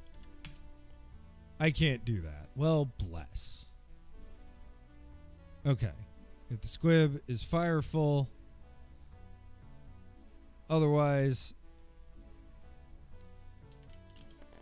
And again, this is in the interest of doing it the way that the game is, not the way that I think it should be.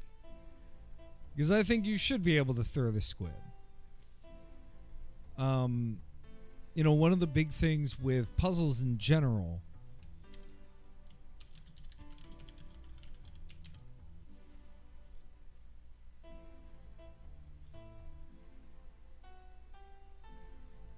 so I'm going to assume I'm not going to do it not only in the interest of time but also in the interest of like my sanity. I don't think that it'll be anything different. So we have emptying the bucket in the wrong time. We have emptying the pie. So doing that. So, okay.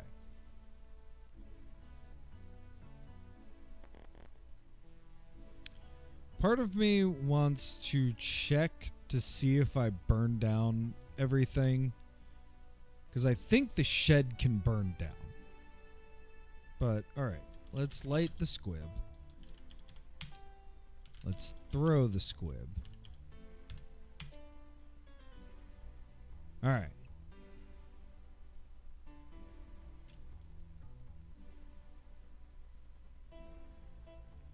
So let's examine this shed.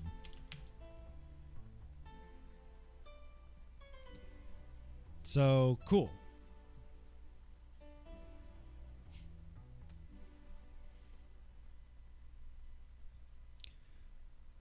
Yeah, so, alright. Now the bucket is empty.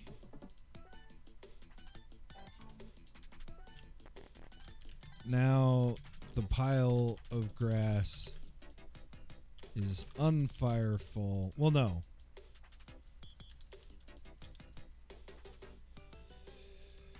Okay. How do we think through this? So we can set a timer.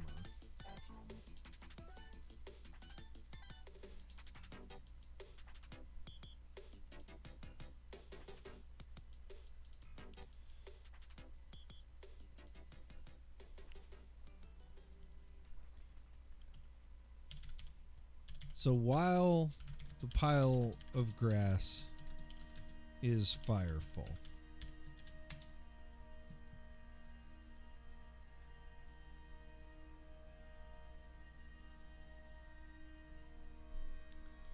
While the pile of grass is in the garden and fireful. So Inform 7 timed actions.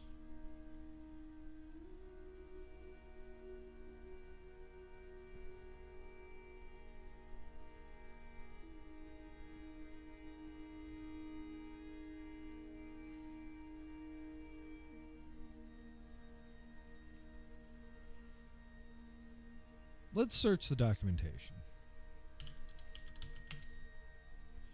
There's a little search bar up in this top corner. You can kind of see it with the source right here. You can search the source. You can also search event scheduling. You can also search the documentation.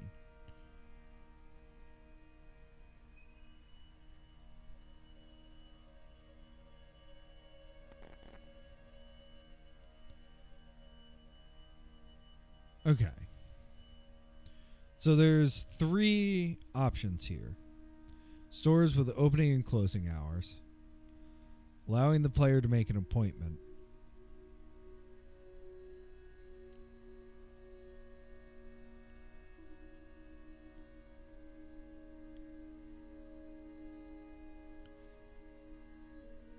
And then this is a really complicated looking example.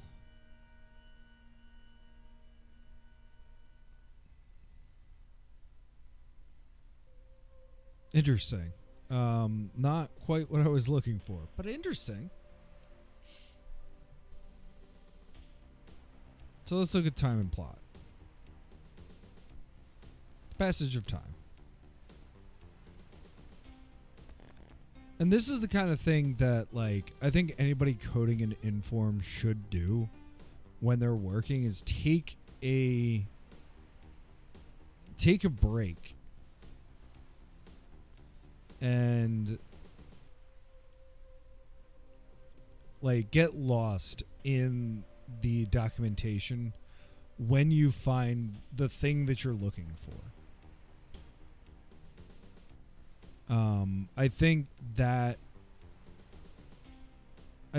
really gives you the understanding, and it being built into the IDE instead of like built into the instead of like having to Google it all the time. Still want to Google it. As you can see, I pulled up another blog post up here where it talks about how actions are processed and things like that, because it's something that, like, I could be doing better. And this is a rather long post, and maybe this way it'll stick. But for right now, I think, yeah, maybe a time allotment rulebook.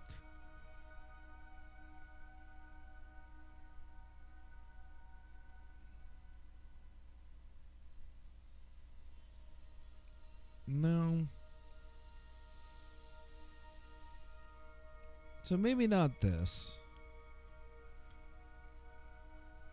Scripted scenes. Now, this I find interesting.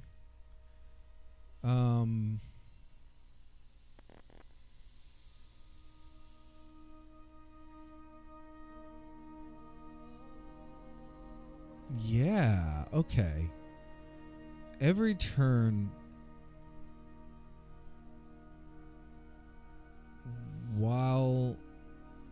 every turn during escalating danger. Okay, so it's during that scene. So this uses scenes, which I haven't used at all. So I'm going to ignore it. What scenes are, as I understand them, is... Woof. What are scenes? Scenes are a way to handle time passing. And handle time passing in different ways.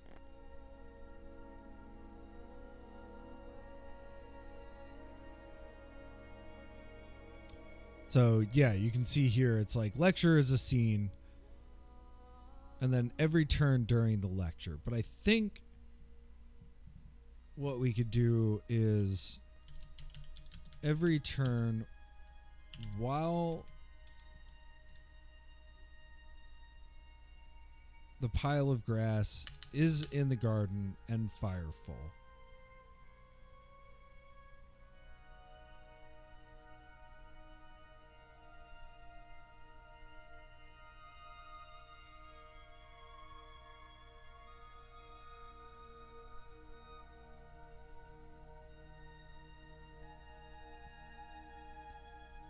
So the squib is fireful.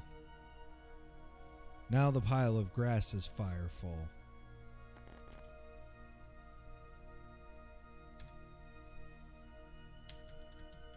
Now, so I wonder if I could set up a burn counter.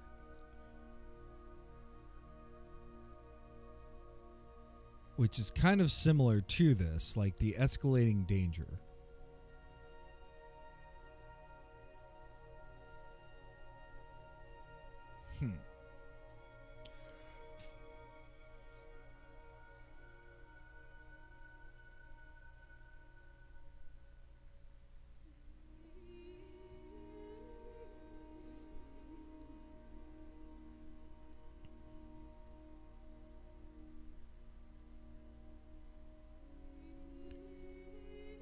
I think creating a scene is probably the correct way to do this. But are we really looking for the correct way? Oh, Roger! Thank you so much. What's up? How are you tonight? 3 turns after the grass is fireful. Okay.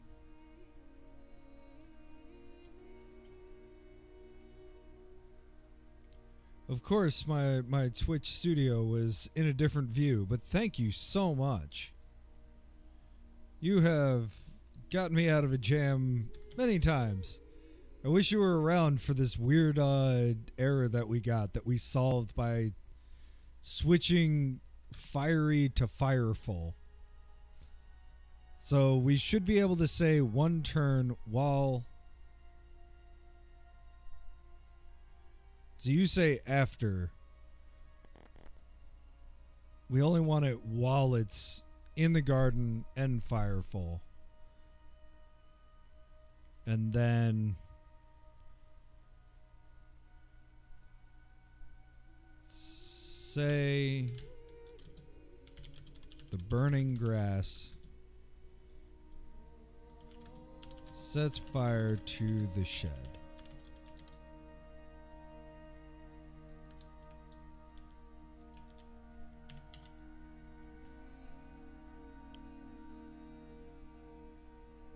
Okay. So where are we here? That's the empty bucket. So we don't want to burn that. We want to...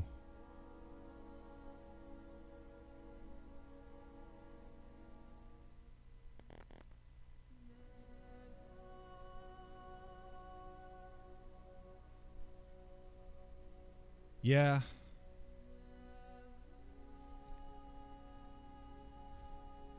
Well, let's see how bad this goes. Oh, now the otherwise. Oh. Okay.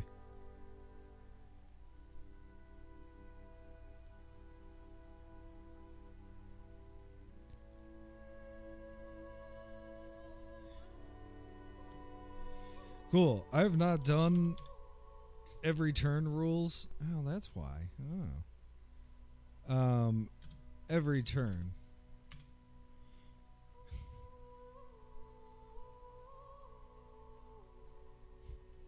Good thing that there's documentation.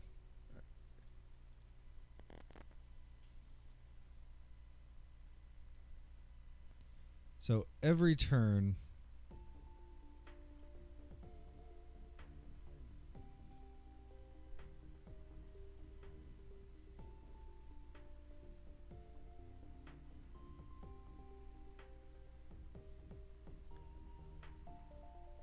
Okay.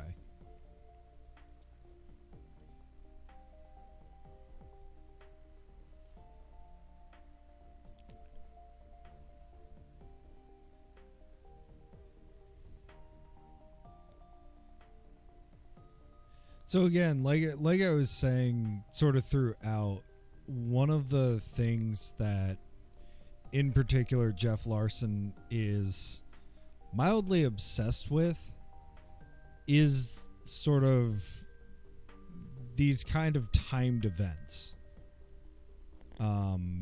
It's kind of one of the things that I don't know if it was something that was difficult to do or easy to do in the Quill.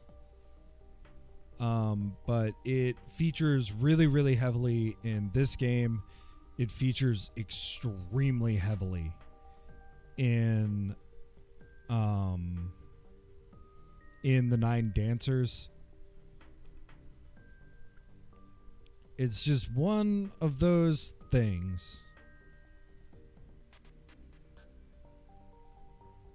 So maybe I could say while the pile of grass...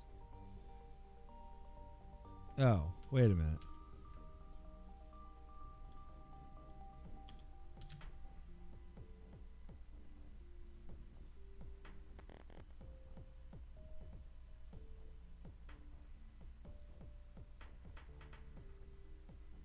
Okay.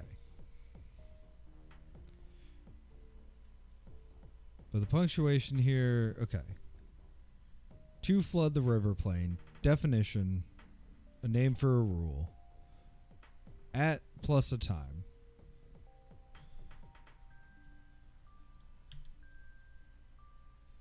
So, one turn after the grass is fireful.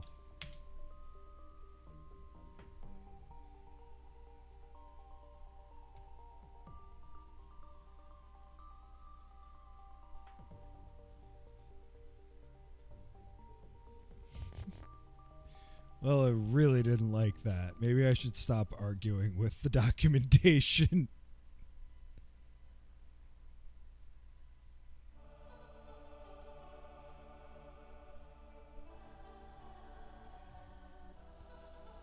Do.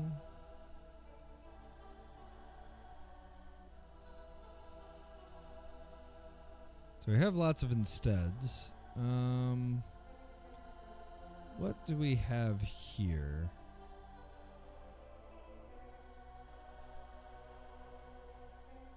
Let's search for one turn after.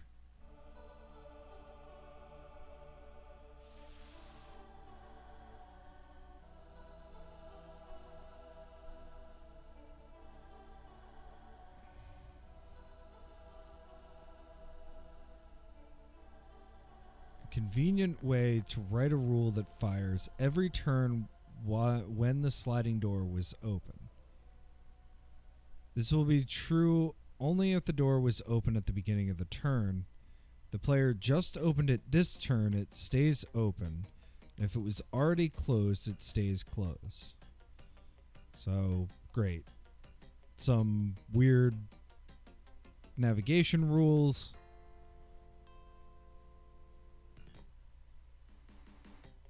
Every turn when the sliding door was open. So just like you said,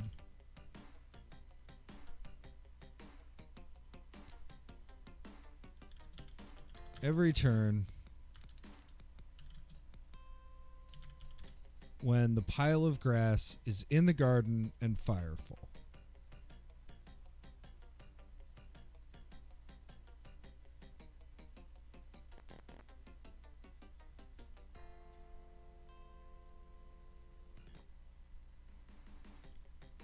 We'll start there and see what happens. Error-driven development, my favorite thing. Okay, so it doesn't understand that.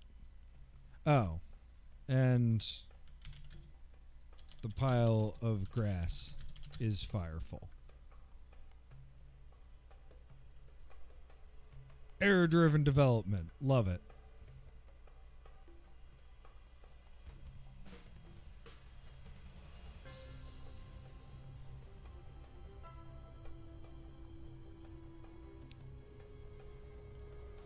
Yeah, say the burning grass sets fire to the shed.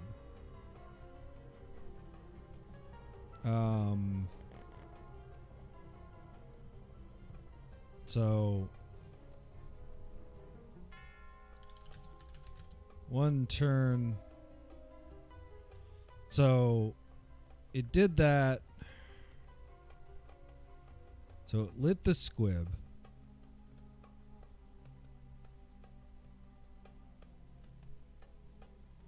I can also see a wooden shed. No, it did this. Now the pile of grass is fireful. But it didn't wait.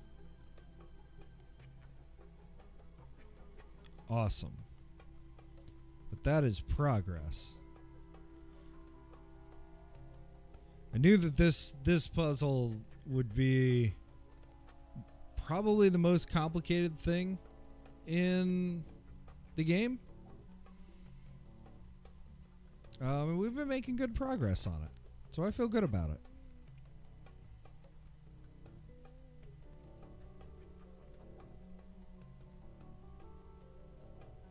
So let's go back. Okay.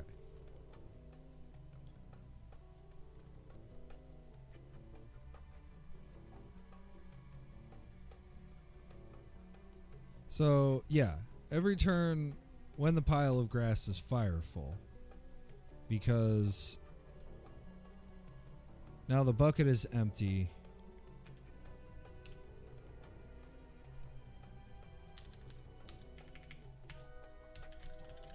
Now the pile of grass is unfireful. Right, that was the horrible wording that I used. Yeah, unfireful.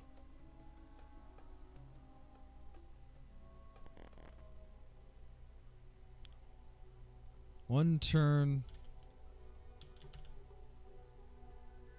after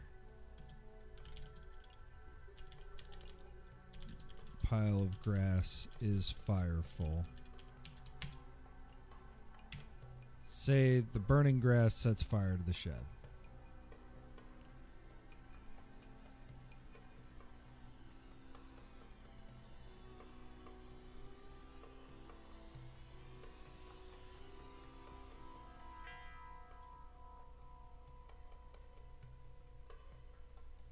Okay.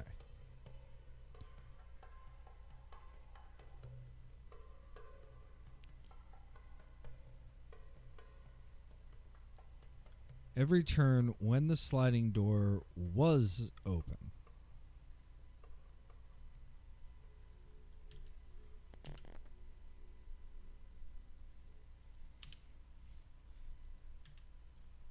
Was and is? How dare you? Does that really do it, though?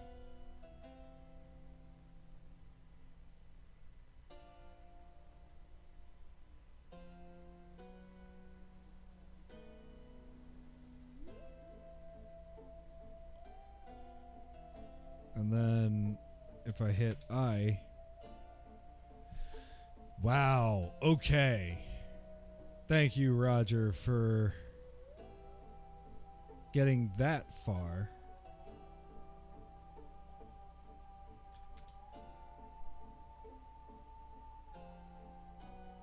Oh no, and it just burned down. So it really is one turn.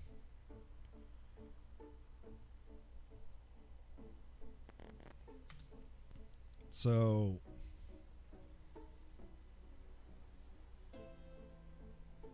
using that every turn, and I wish I could have slowed that down. This emulation is really knocking me for a loop on these flashes of interesting text. Now the shed is fireful.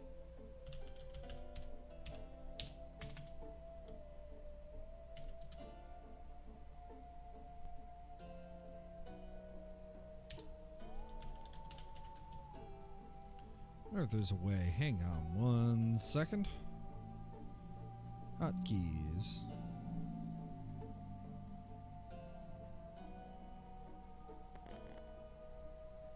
Turn off that hotkey.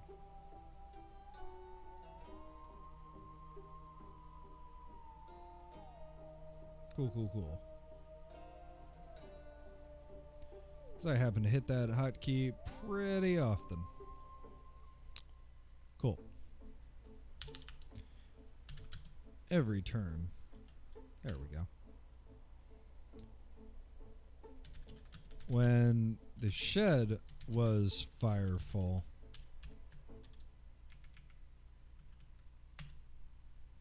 say something that flashed really quickly.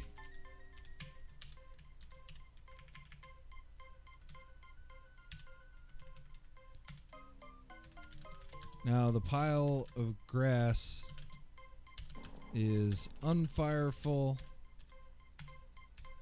Now the pile of grass is nowhere. Now the shed is nowhere.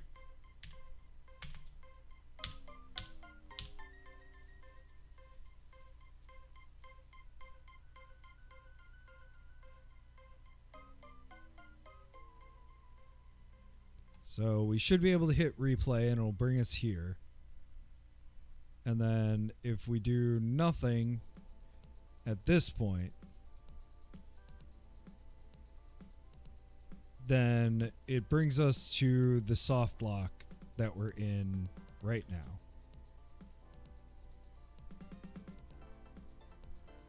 Right. Okay.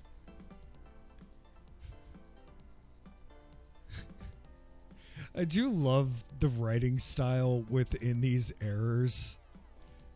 So anyway, here it seems you have tried to access a property for something not allowed to have it, which is true. The wooden shed can be fireful or unfireful. The wooden shed is unfireful, of course. And if we scroll all the way to the bottom, it's the wooden shed, the wooden shed, and the wooden shed. And now this should work.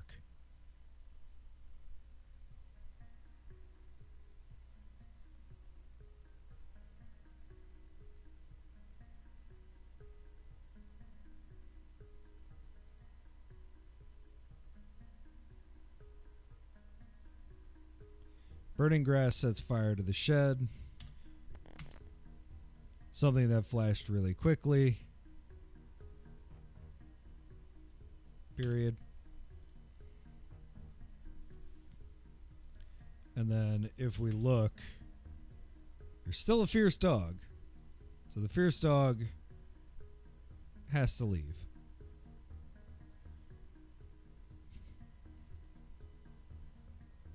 Now the squib is nowhere.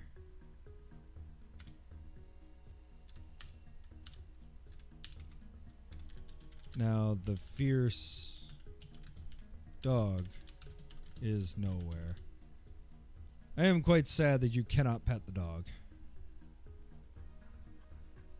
And then we should be, as they say, we should be soft locked. Which is, in this one specific case, what we kind of want. Okay. So I wonder, did I do this in any case? Or will I have to fill that in later?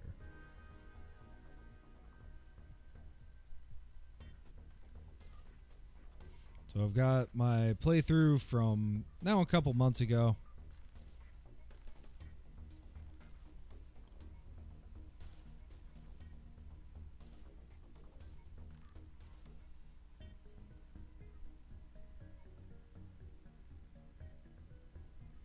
Because I think the first time that I did this, I got soft locked because I didn't have everything that I needed, and I was just exploring. And then at some point, I got frustrated and just followed the walkthrough.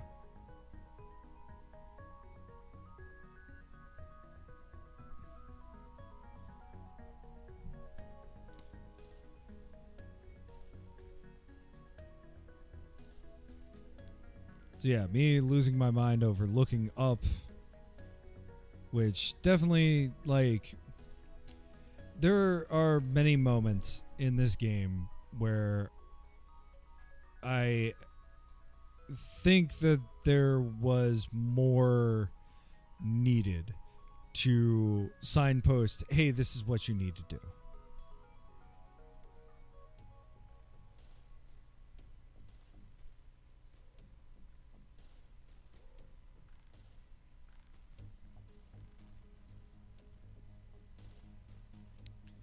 And it's one of those things that I think with a little bit more polish, maybe a little bit more like work,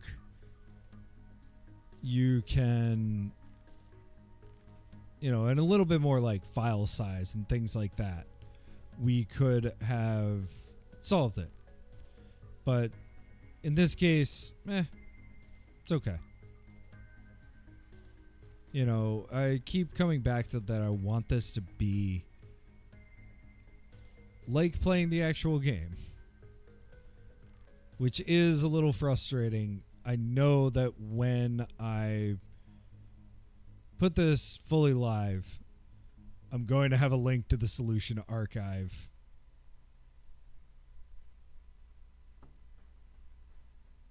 So, use credit card.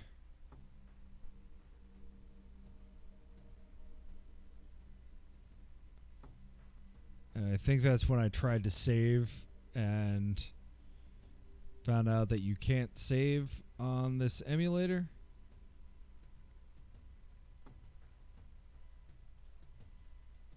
Yep.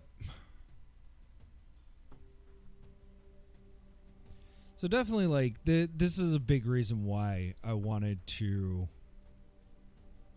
have this, because I think just that little bit, just having a save function makes these kinds of like super unforgiving games, and like the built-in undo function of informs creation. I think both of those are like absolutely critical for these kinds of games. Same thing with Amnesia when we played it.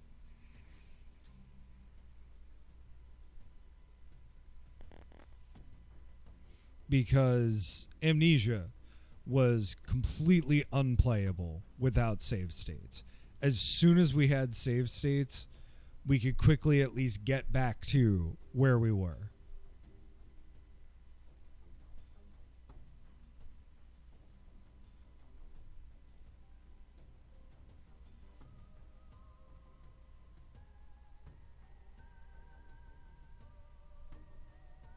Okay. Cool.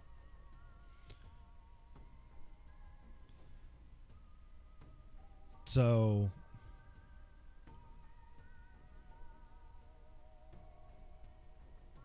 I did not figure that out. I will leave that and fix that later, just to keep moving forward.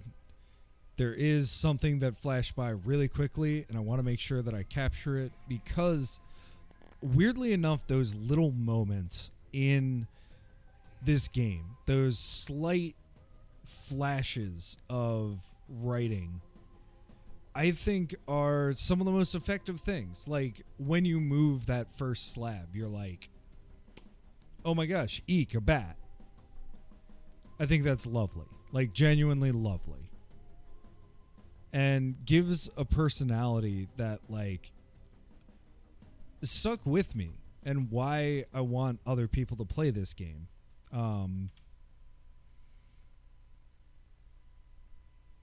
So, okay. Something that really flashed by quickly. So that's the bad news.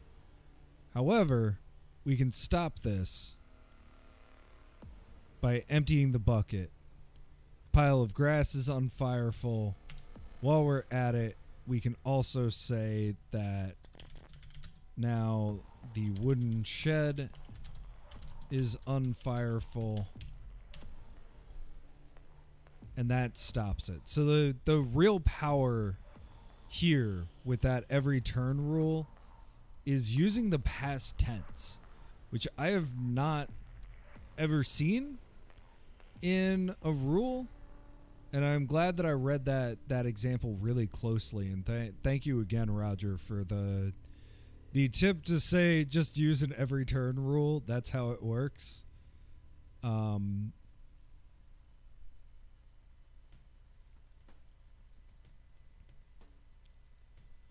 Because, all right. Oh no, it shouldn't say something that flashed by really quickly. Now the wooden shed is fireful.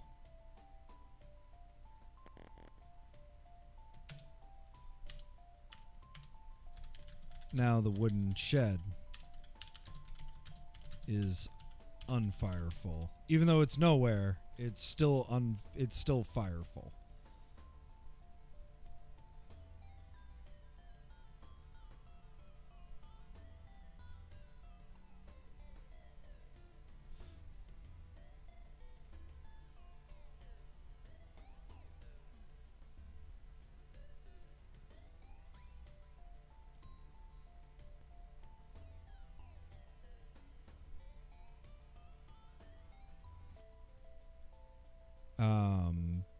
Okay.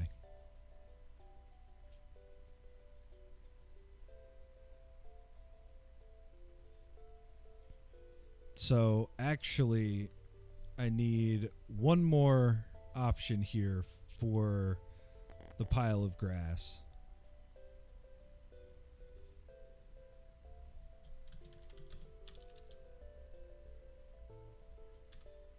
Or maybe I can do and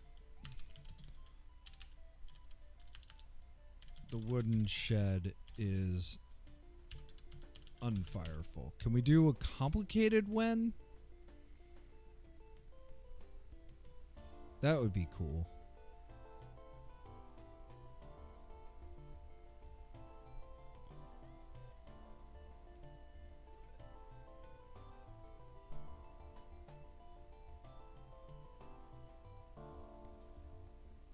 Yes.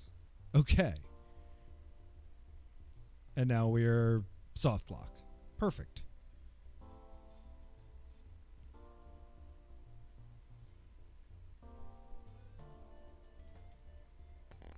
But if we undo, let's say undo 3 times. Burning fire. Oops.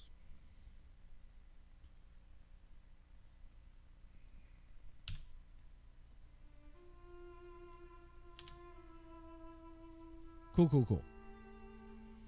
So the burning grass sets fire to the shed.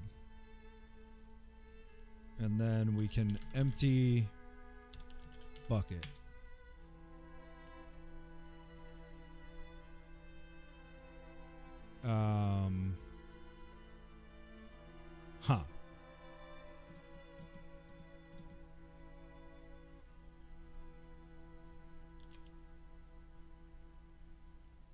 Well, if we empty the bucket,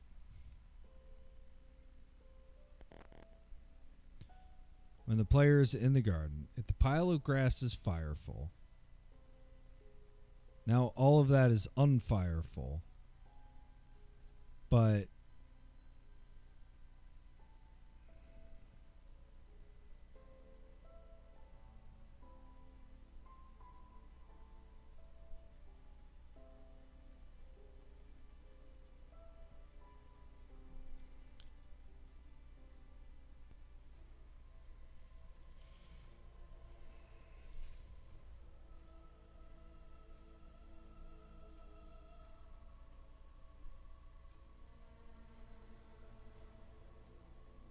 we need to set some kind of flag to say that things don't burn down. All right, let's finish off the actual conclusion of this. Let's undo all the way out. Okay. So we light the squib, and then we throw the squib, and then we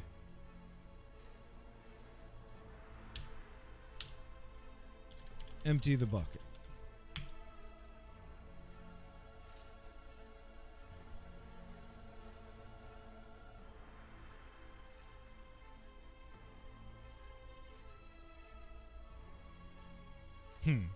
Okay.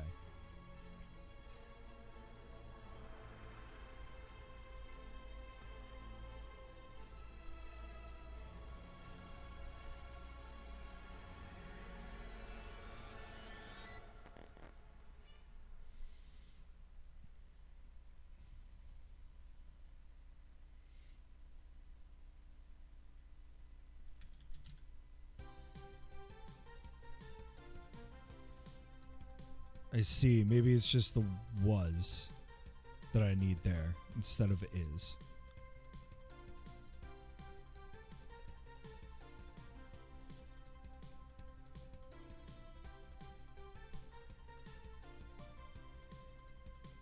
Nope. Okay, so the was is now hurting us.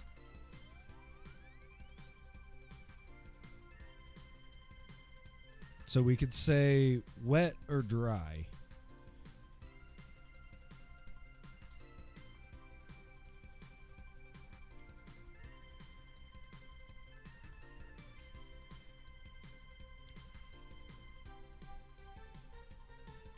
So it's unfireful.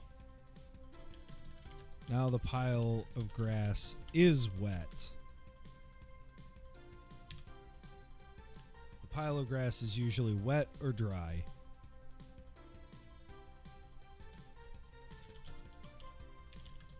Pile of grass can be wet or dry.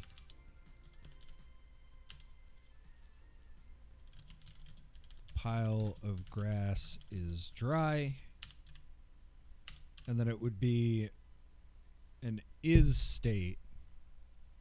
Can we continue chaining this?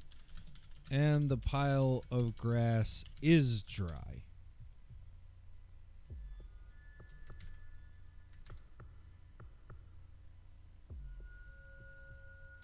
Does that solve it? And then we'll back out and figure this out.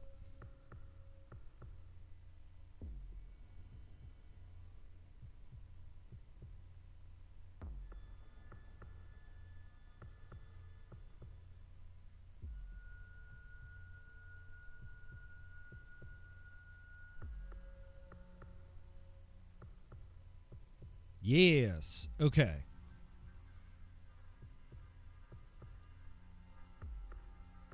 Nice. All right. So maybe a few extra variables that we don't necessarily need. But that's fine.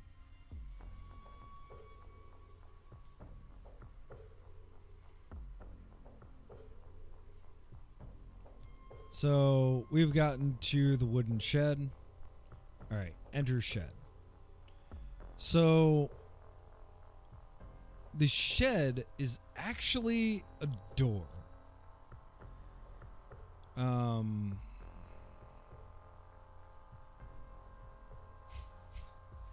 Okay. Great. So the shed is actually a door to inside the shed. And at this point, because I soft locked myself in the actual emulator, I'm going to go from my actual playthrough, because I think this last playthrough is the one. And once we get out of this room, we're going to take a break. I want to take a real crack at trying to finish this. So, wooden shed is a door in the garden. It's not scenery, because it gets listed. We have all sorts of things here.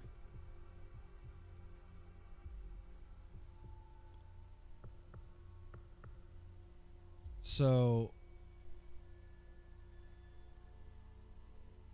actually, we need to figure out, do need to continue with this wonderful emulator.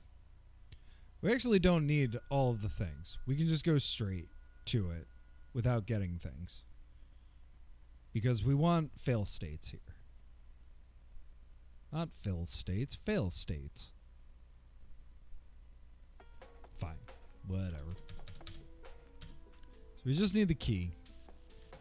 And the newspaper. So, good news.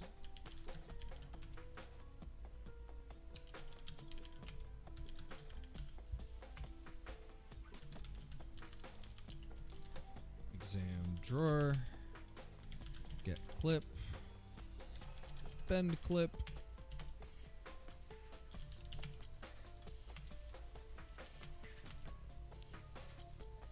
Side path.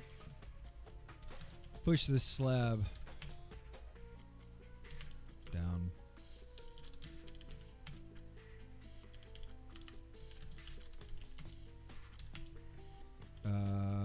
Down. Lift door. Lift trap. Down. Pull cord. Exam table. Get newspaper. Up. Up. South. Go door. Up. Up.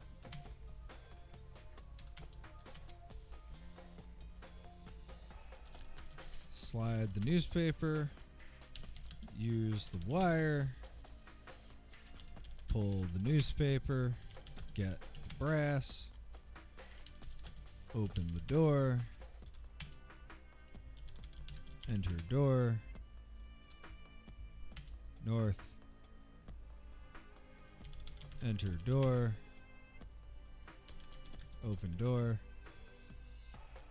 Cool. Go shed. Dog snarls at me, won't let me in. Alright.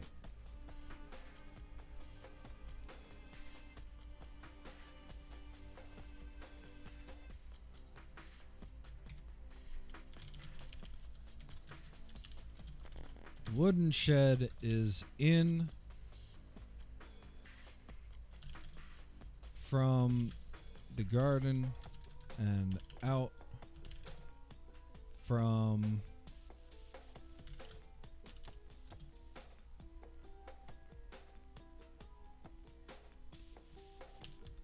inside this shed. Please just work.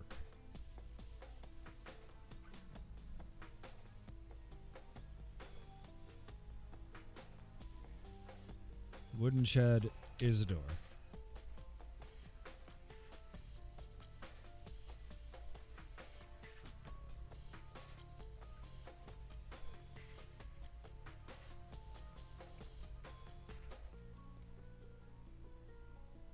Okay.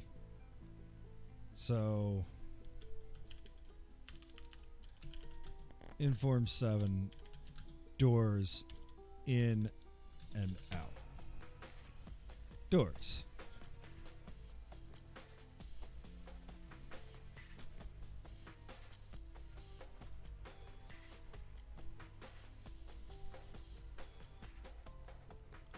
I could just make it north.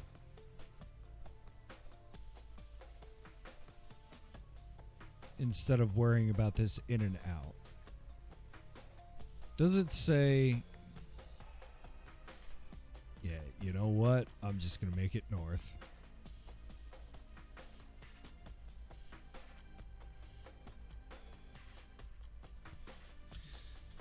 North of the garden and south of inside the shed.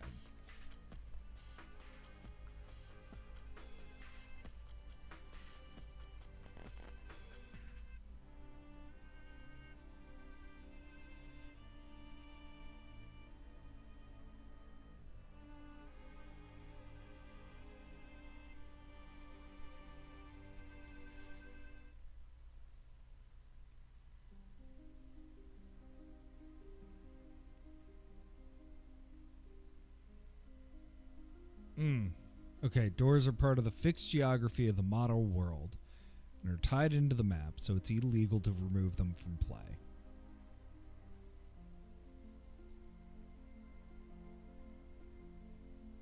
Okay.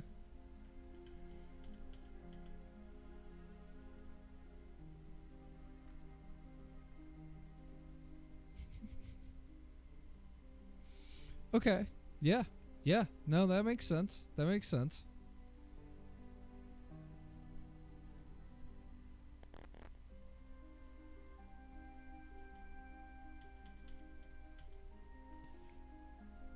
Yeah. Yeah.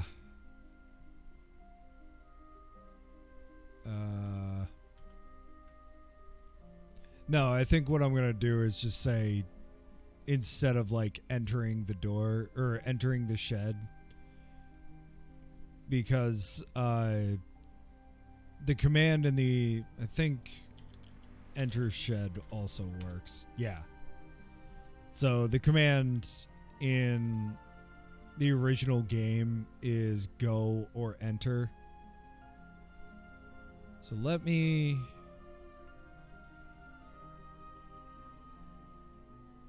We have lift, exam.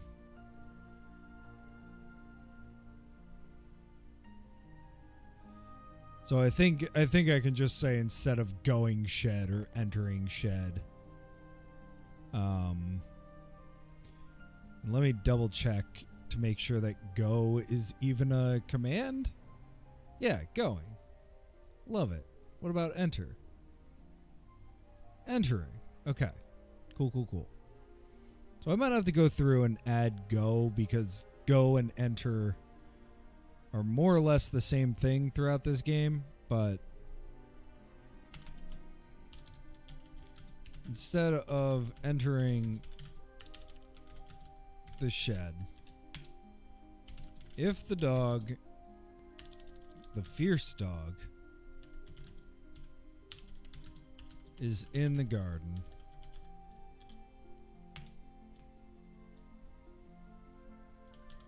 say whatever it says here. It's kind of goofy. Dog snarls at me, won't let me in.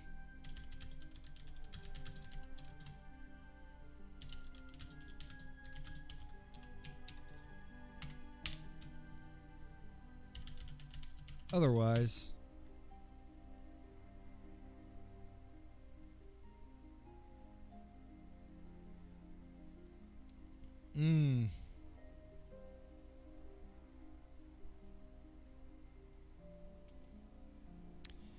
yeah, can I, but I can't delete rooms.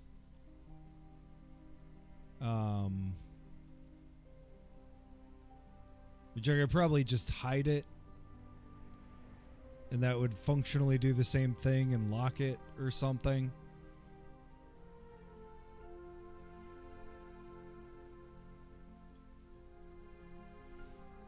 Because I've had to do with the if we go over here, there is some wonky, and I will fully admit, very wonky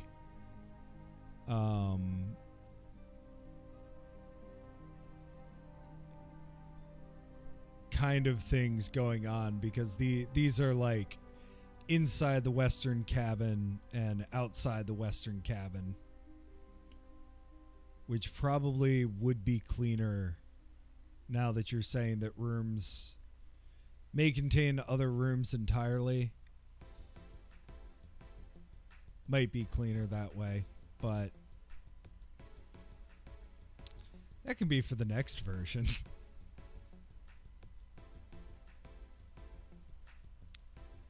Let's go back to the source. otherwise,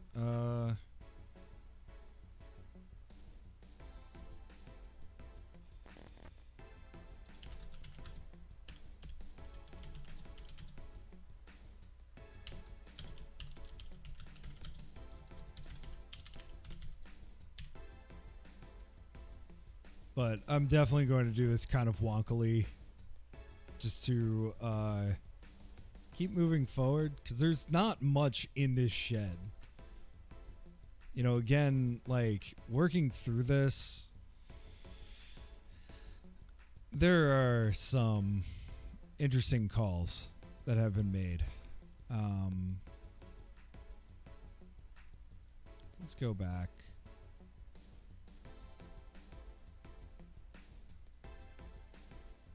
So if I do that, then we would do part 10 inside the shed.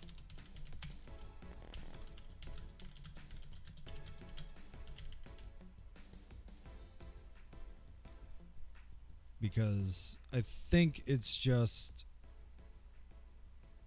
yeah, it's just leave is the command. So I think at some point I need to rewrite leave as out, and then I could do like, you know, I wonder actually, is leave a command? Yes, it is. Okay, so cool. Instead of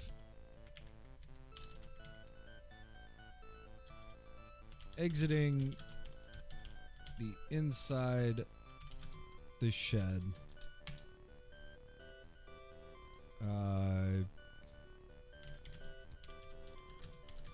is now in the garden.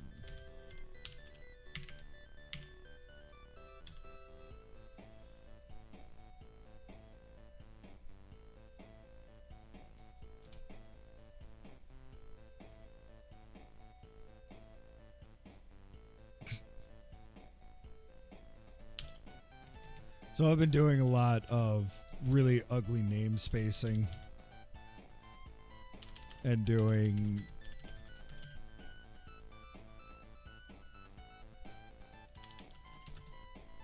the printed name.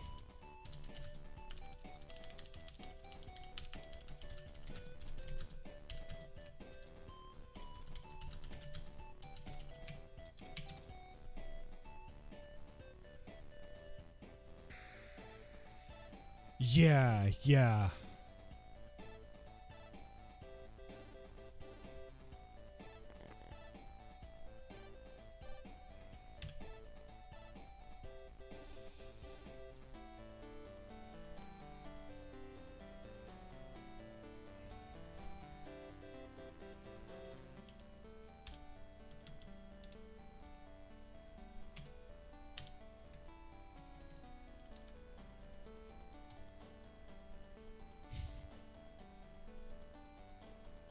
Might be going out from. Let me double check that. Leave is the same as exit. Exit. Well, it says exiting is its own verb, but we'll find out. I can also double check. How did I do it here? Not the door.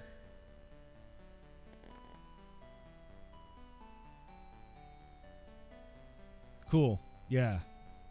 Seems that exiting inside. So exiting in the inside the shed.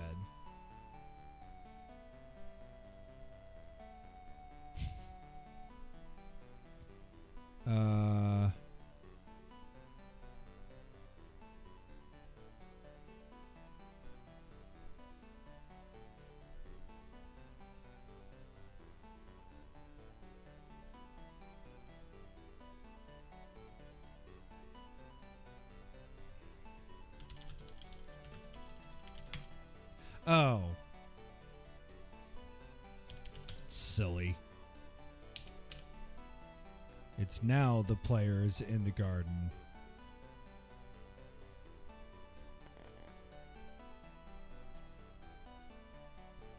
Is inside the shed. Oh, error-driven development, my favorite thing.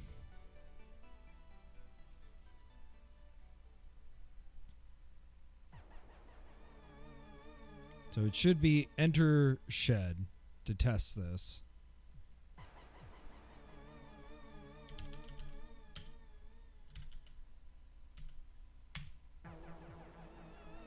Cool. Leave. Enter shed. Exit. Cool, cool, cool, cool. We have things working. This is very nice. I like it when things work.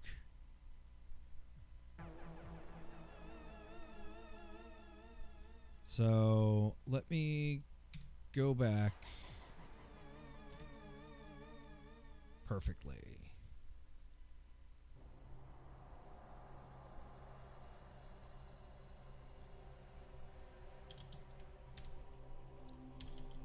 Neatly stacked inside the shed are several garden utilities.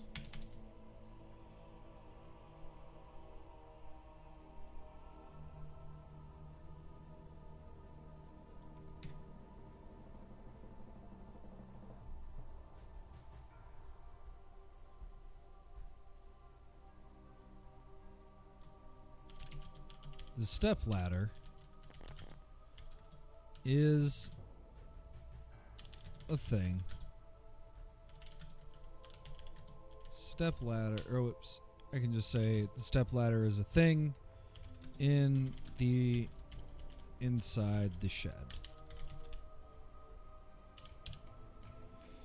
And I bet you it does not have a description because nothing has a description in this game.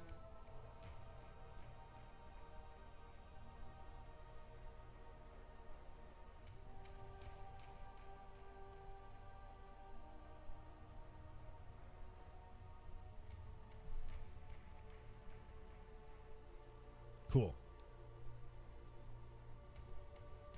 So we can get the step ladder.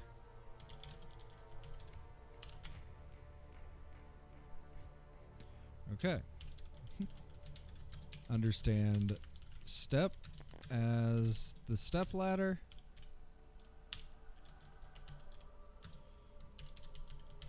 Understand ladder as the step ladder.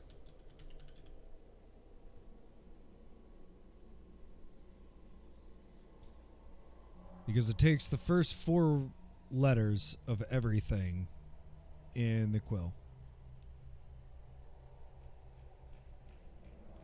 And then we leave. Okay.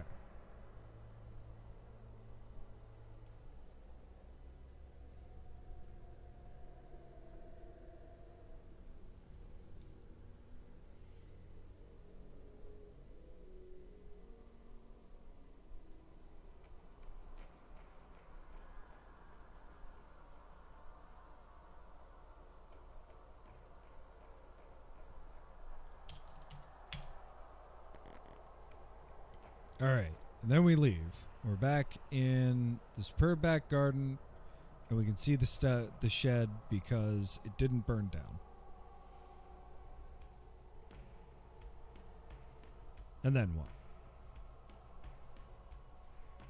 So, according to this, we drop the ladder, and we climb the wall, and we jump down. Well, that's easy. We can drop the ladder. So, climb wall. Can't see any such thing. So, there is a wall. That's great.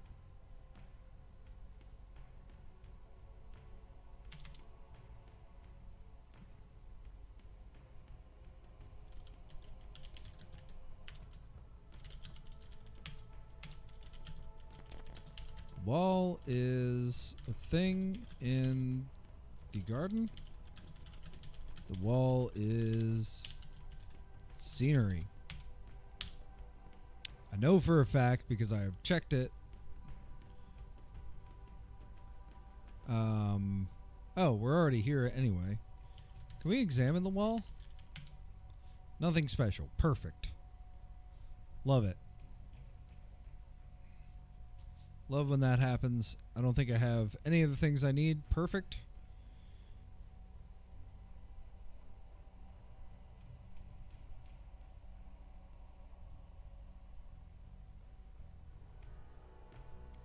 Okay.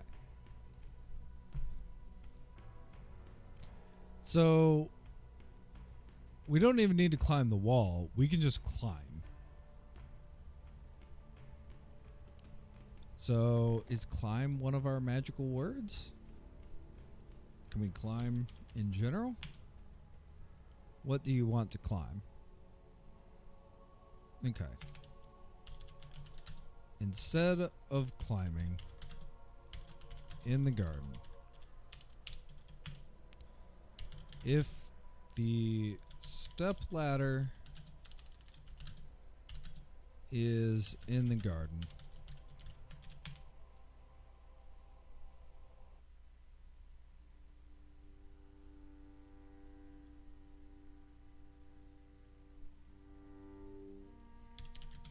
now the player is in the top of garden wall.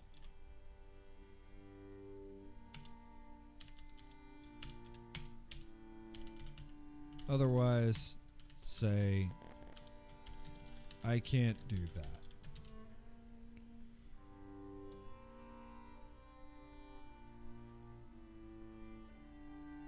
Right, but there is no top of garden wall. Should be part 11.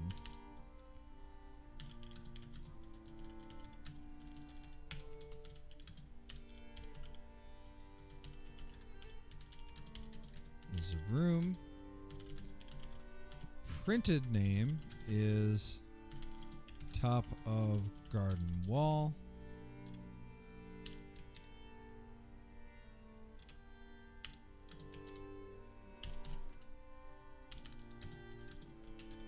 I'm standing on the top of the garden wall, overlooking a field. The garden is down below me.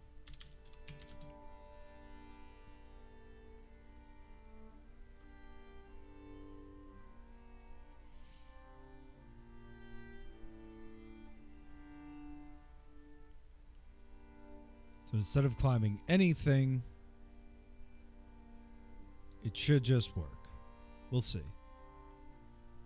Climbing may require a noun.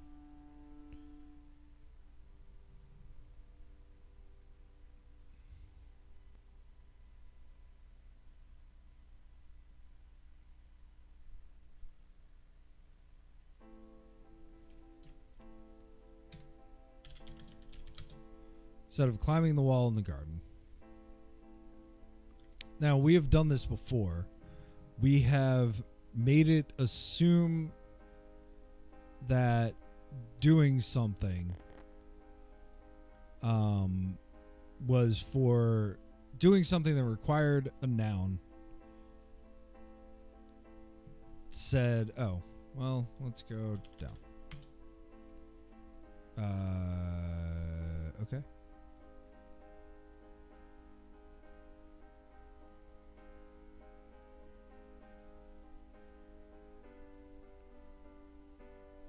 We have to do that. We have to drive this.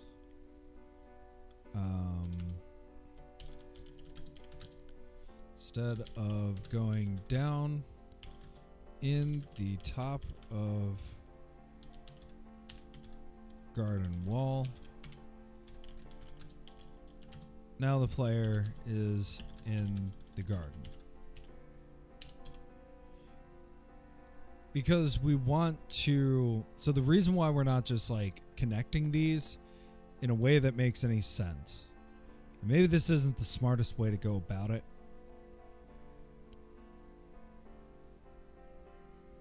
But this is what I'm telling myself right now.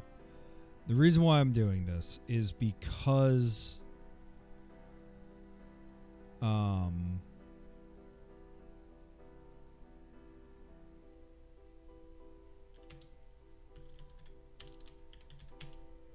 right. Is because I want to block these things off without... I want these to be the results of actions instead of a normal go up, you can't go up. Like, I want to block these things off for basically for the speedrunner. Can I just go up? Yeah. So I could say, oh, I can't go in that direction, but then I have to do the same kinds of things. Maybe that's not the wisest course of action, but I'm going to stick with it for now.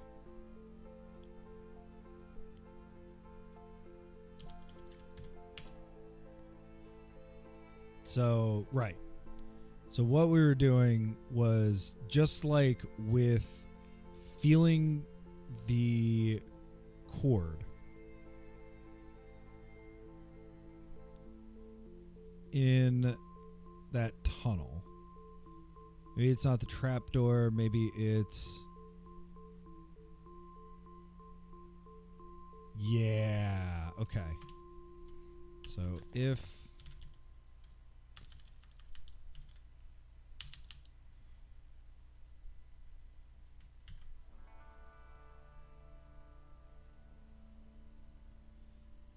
So this is the only time that we use the wall. So does the player mean climbing the wall? It is very likely instead of climbing the wall. So we should be able just to use climb here. Just like we should be able to just use, I think it's feel in the dark room.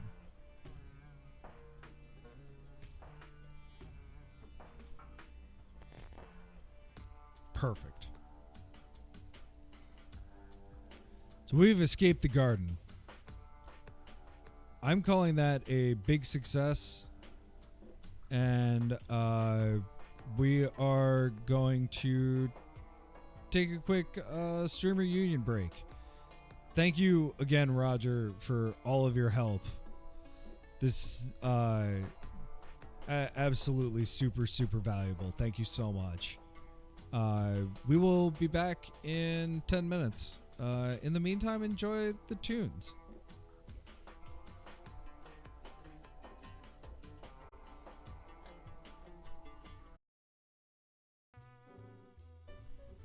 Okay. Let's keep going. We're making good progress, finally.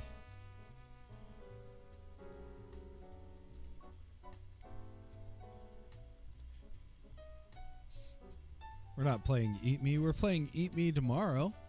We're gonna finish that off.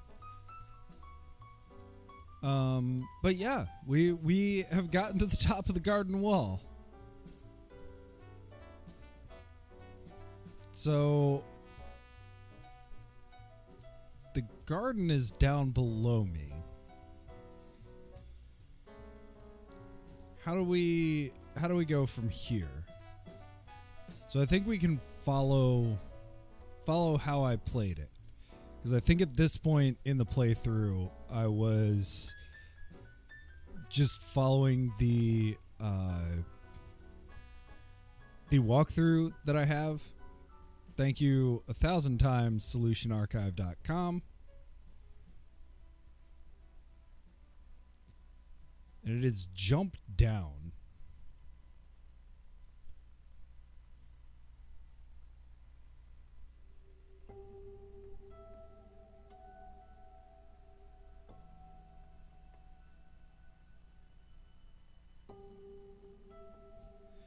So yeah. So we're gonna do the same thing here because climb ladder also works.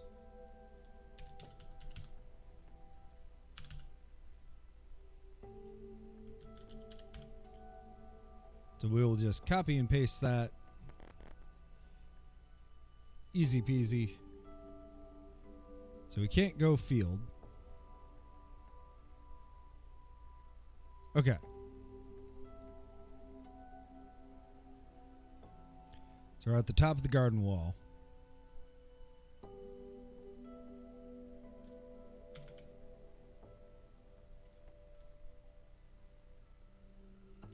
So what happens? So we can jump. I jump on the spot. What happens if we jump down?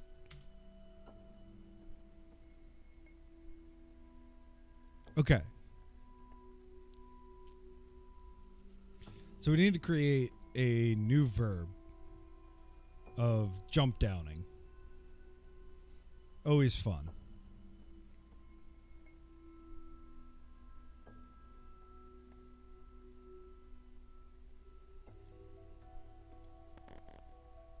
So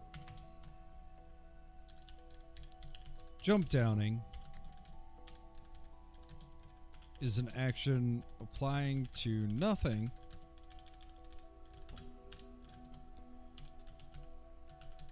understand jump down as jump downing.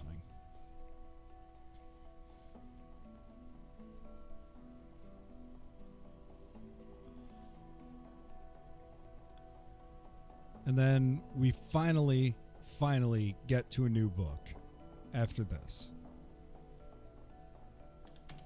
So instead of jump downing,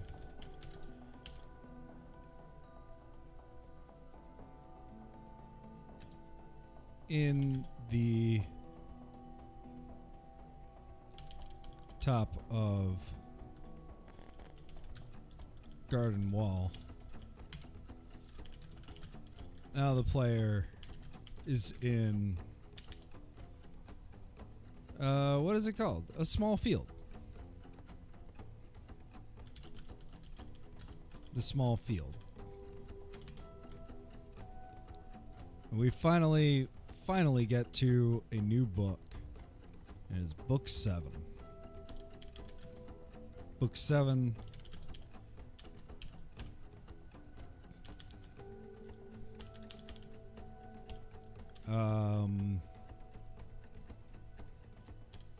Let's call it what do we call it? We have the parking area, the cabins, the front lawn, the slab. Let's call it away from. I like that.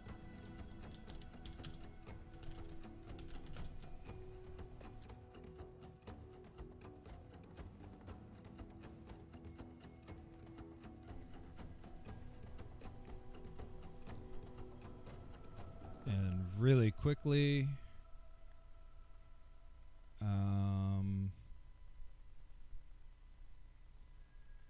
because I know I'm having all kinds of trouble with my hotkeys.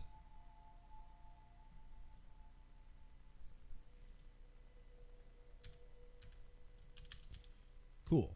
Part 1. The small field.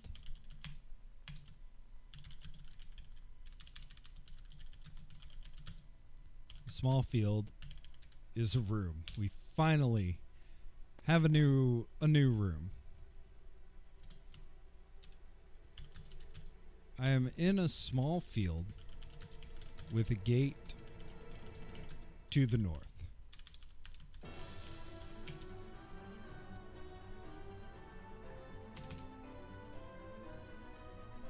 So what happens?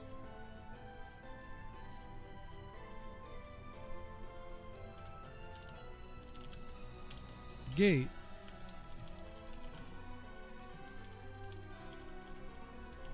the field gate is a door in the small field. The field gate is locked.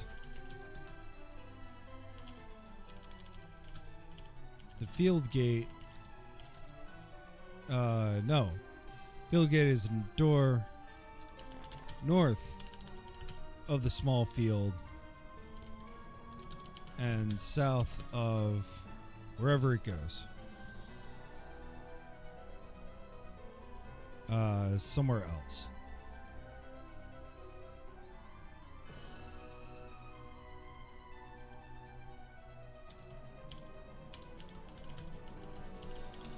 The description is it's locked.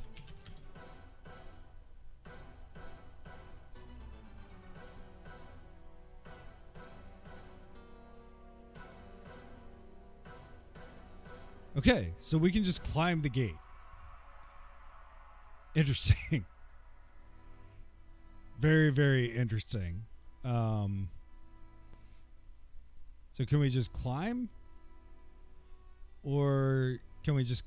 do we have to climb the gate?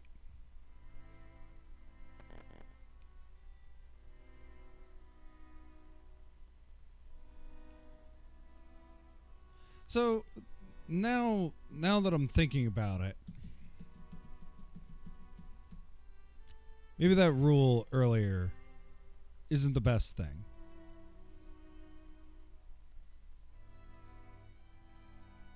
Because it did say we could just climb. But that doesn't make much sense to me. So you know what? I'm going to...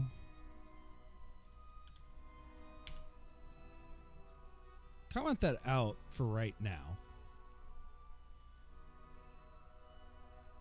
Maybe there's a way that we can say if the player is in a certain room, does the player mean climbing the wall? It is very likely.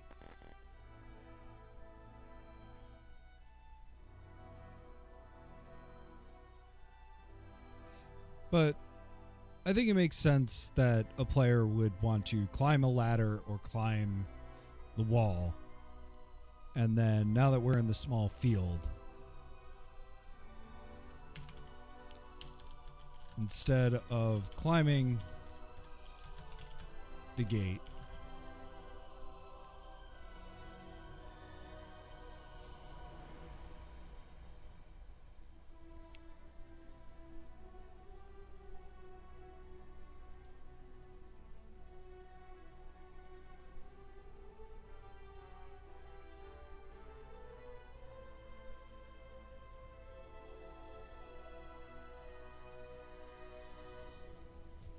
so in my playthrough,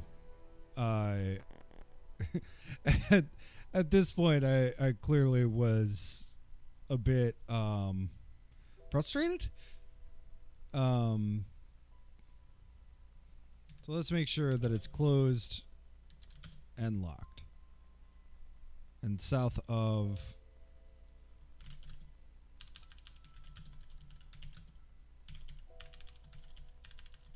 the large field.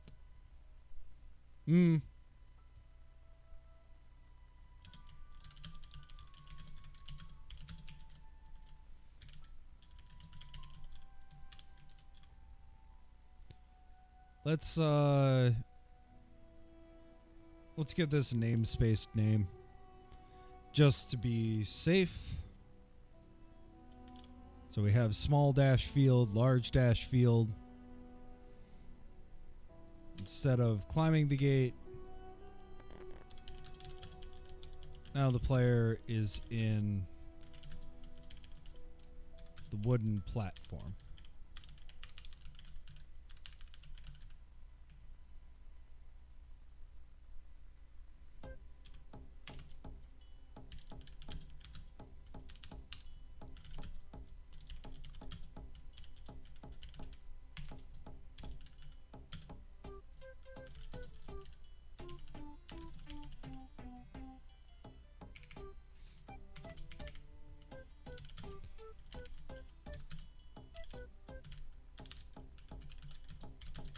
wooden platform is a room. I am on a wooden platform spanning a ditch between two fields.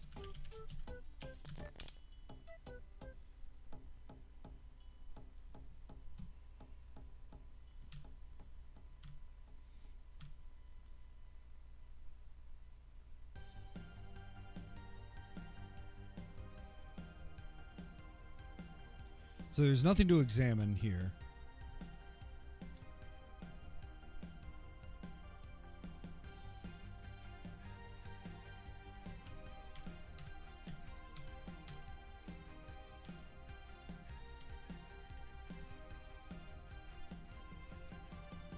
So it's not down.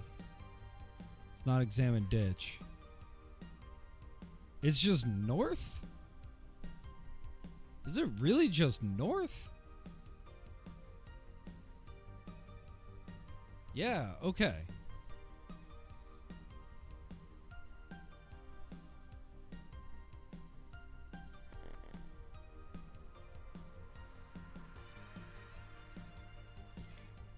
So I could even say south of the wooden platform. Doesn't really matter. So the wooden platform is room.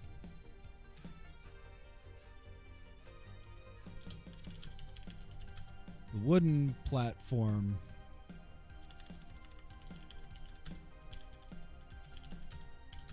is south of the large field.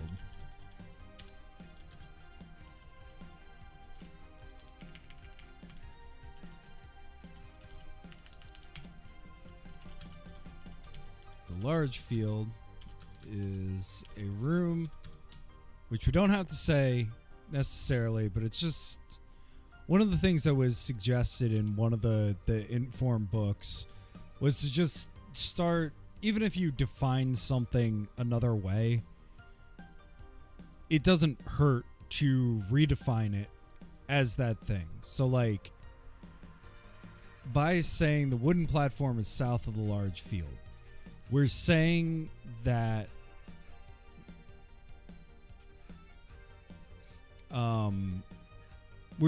there is another room called large field.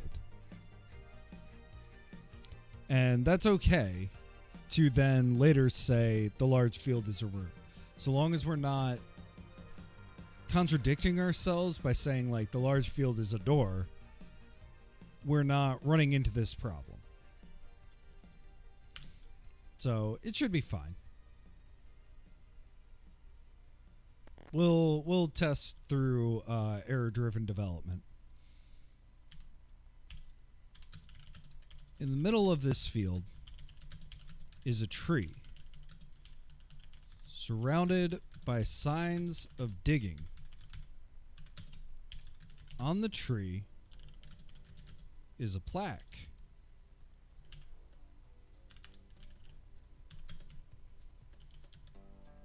Exits are east, west, and south.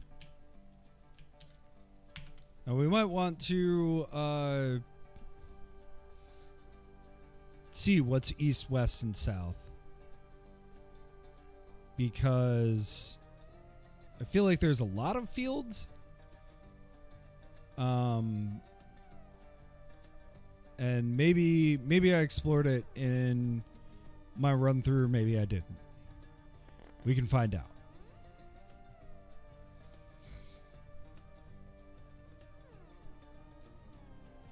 All right, so we have a plaque. We definitely have a plaque.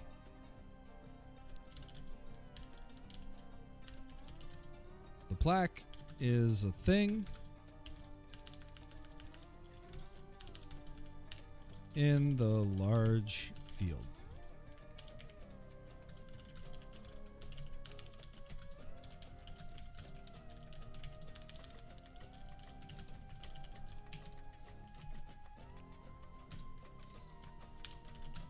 the description, because reading and examining are the same thing, is certainly something.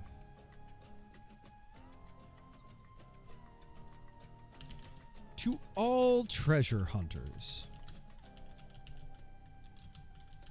Farmer Brown has asked me to point out that the bejeweled hair is not buried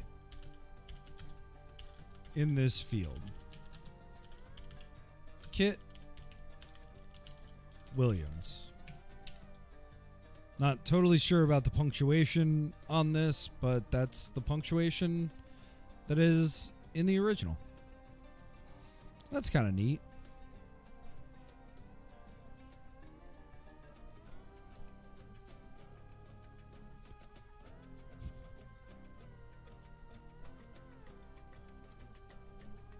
Okay.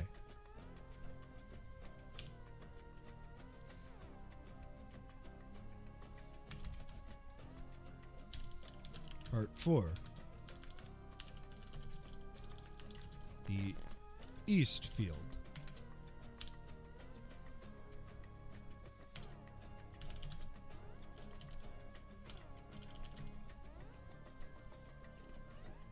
The East Field is a room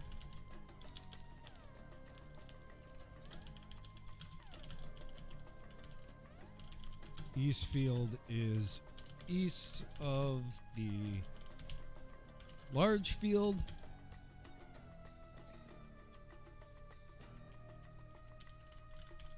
This field has exits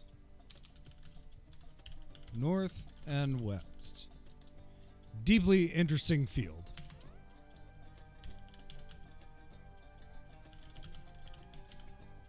The northeast field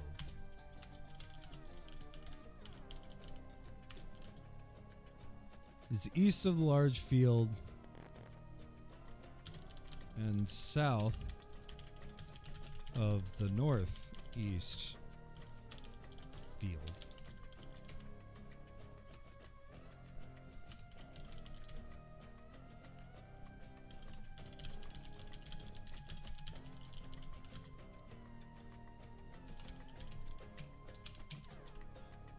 And like we have run into this a few times where we have very similarly named rooms. And again, you know, looking at this, do these rooms need to be here? Does there need to be a field here? I literally cannot tell you. But that's okay. That's okay.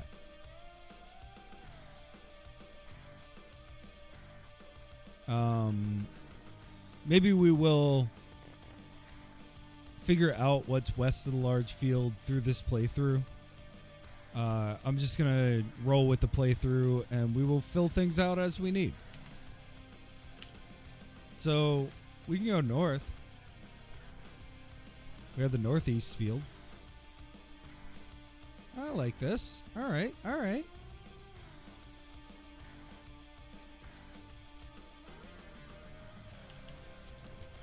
Northeast field is a room. I'm sitting in a room, much like the one you are in. A solitary scarecrow hangs with arms outstretched upon a pole.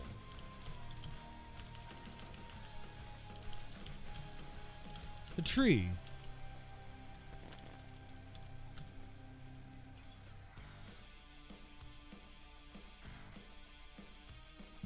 stands beside a footpath leading north.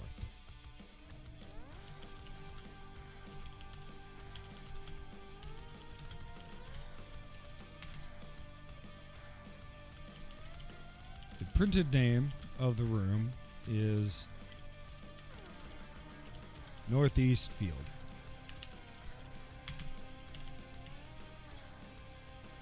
So what happens if I am sure that I examine this scarecrow?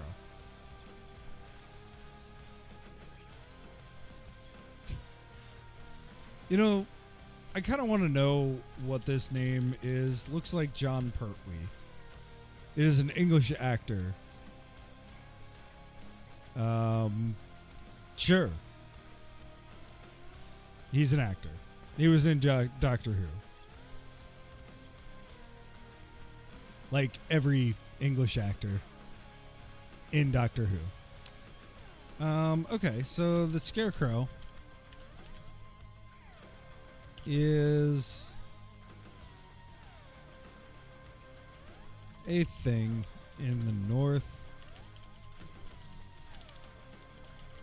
east field.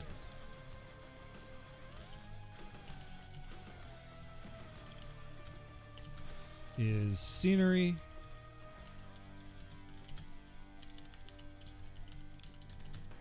Understand scare as the Scarecrow.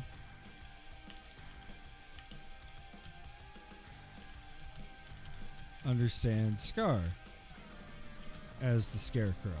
Because we can use four letters. And I've been kind of like a little fuzzy with doing this across all the items. Sometimes it just doesn't make sense. Like in this case, I don't think a modern player would type scar. They might type scare if they're like really, really well versed.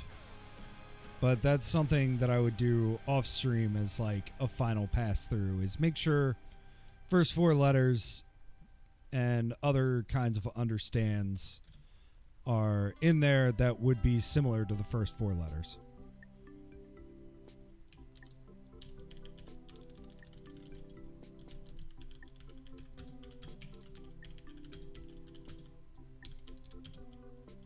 Looks like John Pertwee. It's such a weird little thing.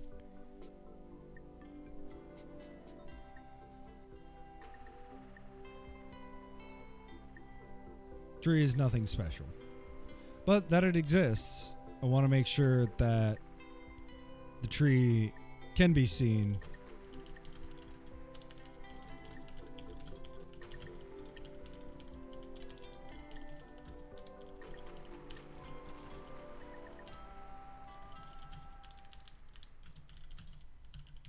The tree is scenery.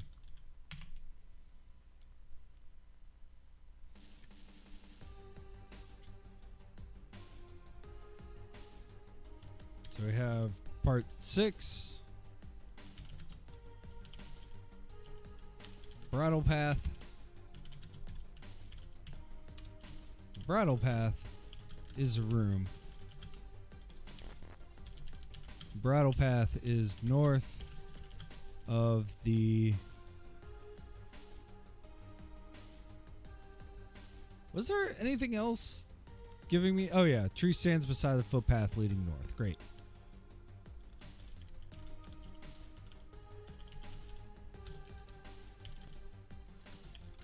I'm on an east-west bridle path between two fields.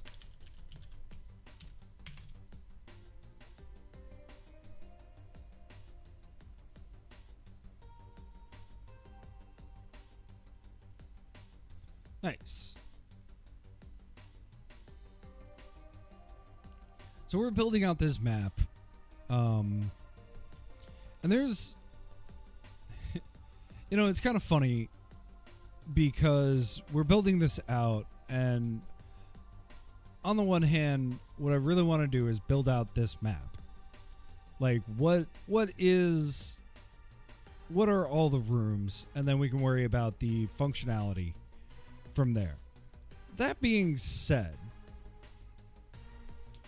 I am interested in how these rooms, like, in sort of the development of this. This is very clearly the last act of this game. And I'm wondering if Geoff Larsen, the original author, was also kind of like, well, I've really got to get this game out. You know, how much further do I really have? What's really going on here? Do I really want to be doing this anymore? And like also kind of, all right, well, there's room. All right. I got to have an outside of the church. Well, here's the outside of the church.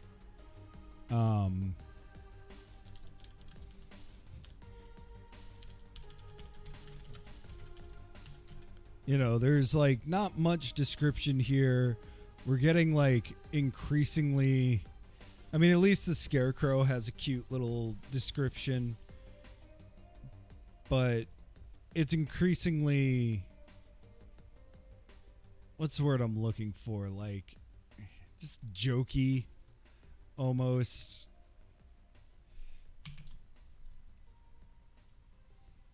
Which way did I go to get here? East? Okay. Yeah.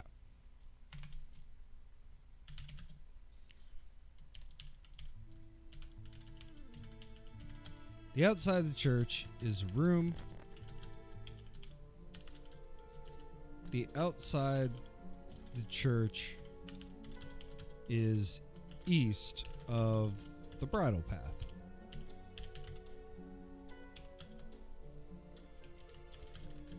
I am outside the village church at the end of a road leading north.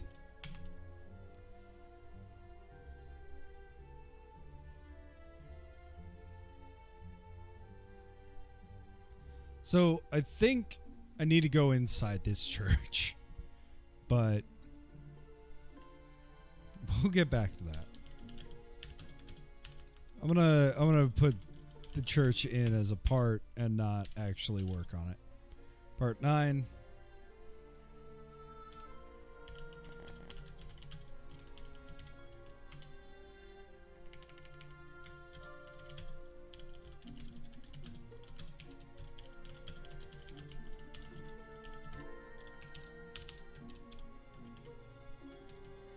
It's actually outside the church.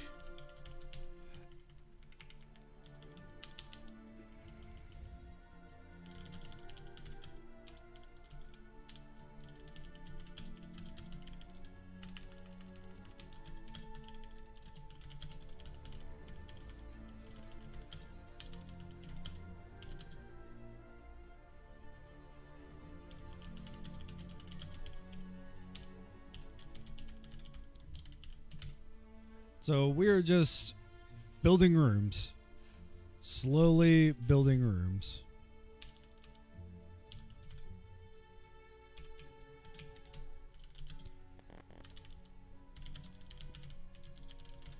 North-south road passes a field to the west.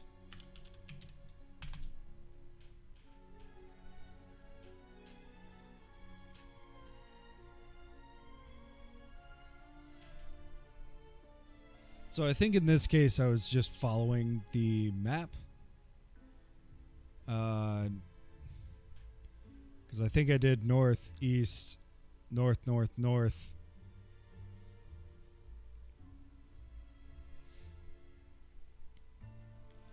And I think there's some stuff to explore here. So we'll definitely have to do that.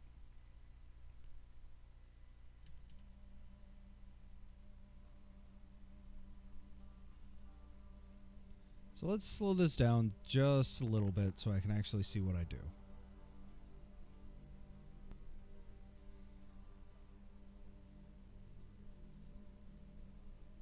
Yes, I just go west.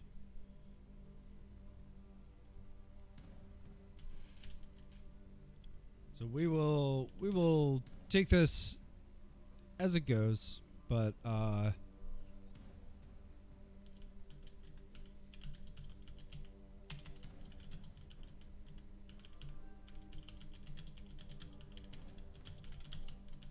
so we've created the tractor field. is west of the north of church.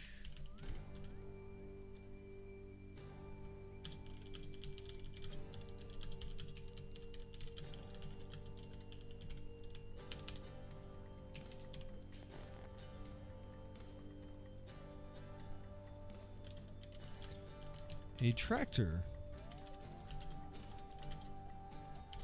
is stationary in a corner of this field.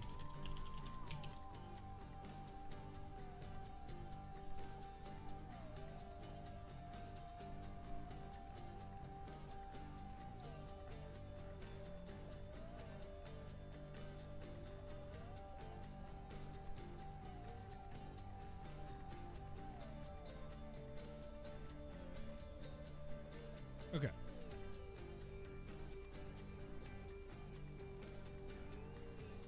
Cool. So we actually have something in this room.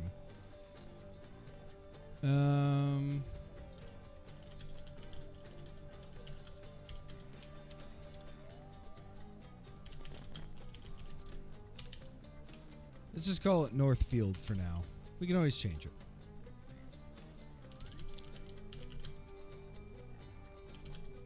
The tractor is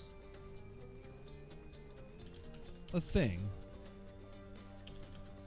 in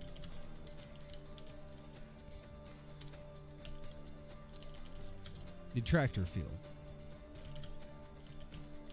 Tractor is scenery. I'm going to assume there's not another tractor in this game.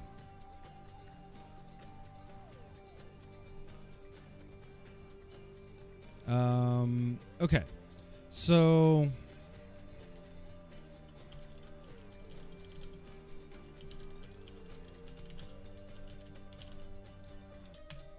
we have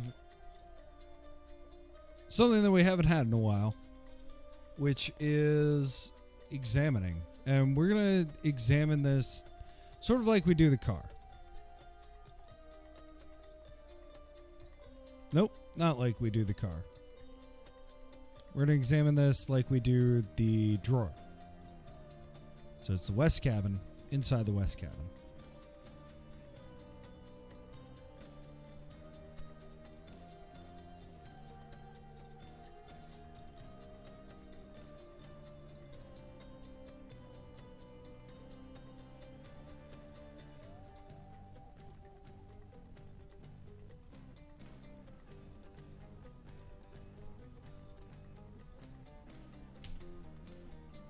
We're going to go back to tractor field. And maybe actually shucks.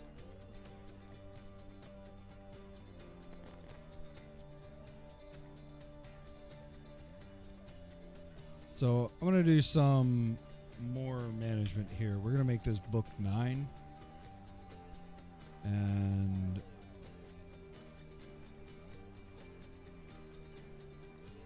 I'm going to make it book 7 and 8. So, book 8, book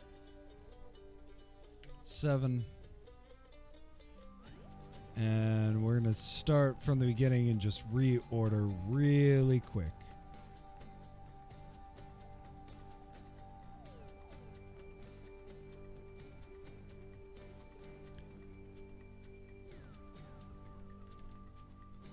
We're going to hold that there, and then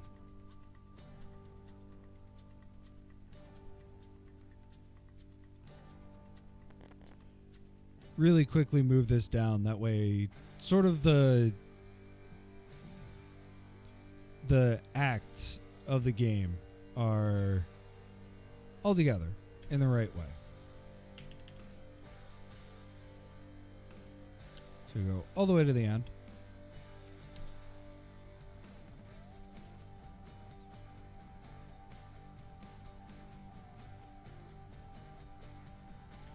So instead of examining the tractor, I don't have any of that. We can just say, I can also see A flask of tea.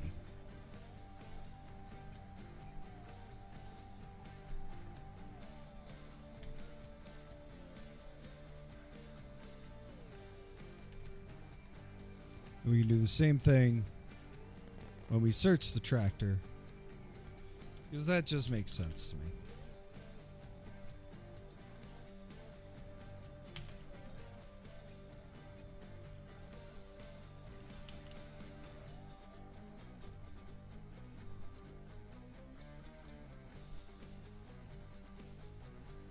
Okay.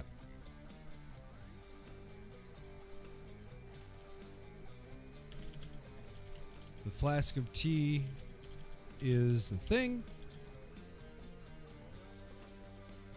I don't want to argue with this. So we can't get the tea, but we can get the flask.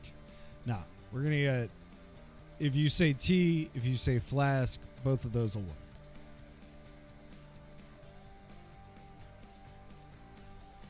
However,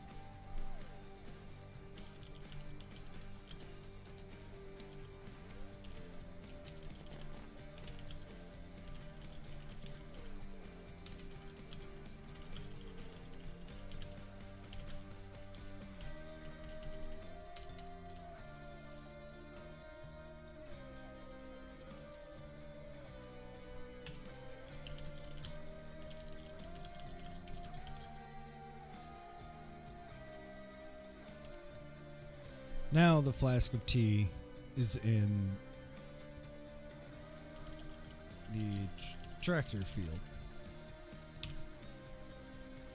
And we'll do that both times.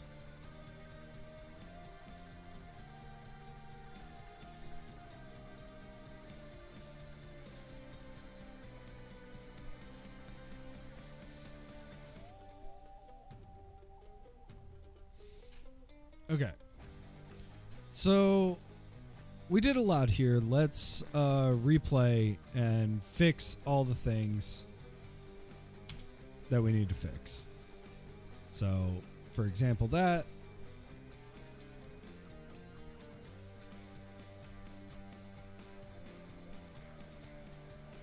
Okay, so the field gate is. All right. Oh. Yeah, I don't know what that says. So.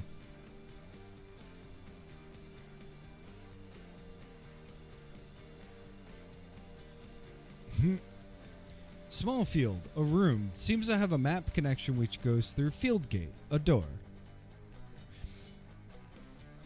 But that doesn't seem physically possible, since field gate seems to connect to wooden platform in the same direction here. Something's twisty here. Yeah, these things happen.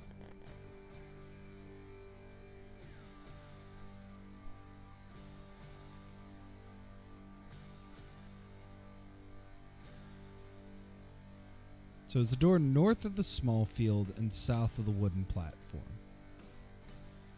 The wooden platform is south of the large field. So small field has a map connection which goes through field gate, a door, but that doesn't seem physically possible since field gate seems to connect to wooden platform in the same direction. So, okay. Small field is a room. Small field is north of the small field and south of the wooden platform. The wooden platform is a room. The large field is a room.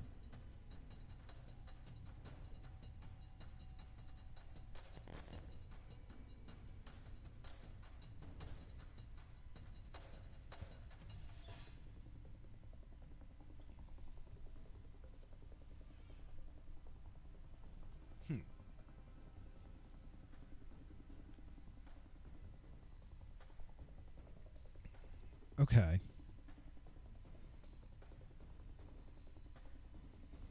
Small field is a room.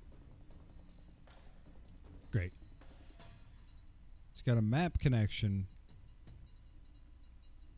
which goes through field gate, a door.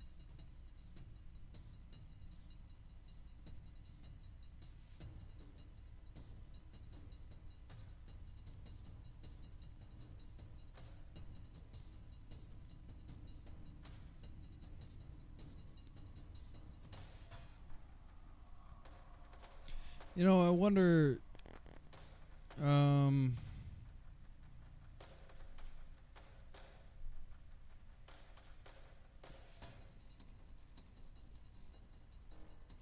Yeah.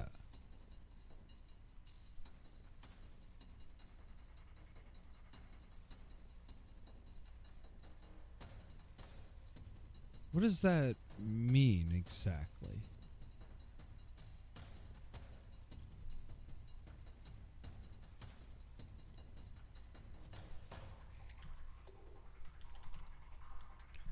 I think I'm getting a little frazzled. Um,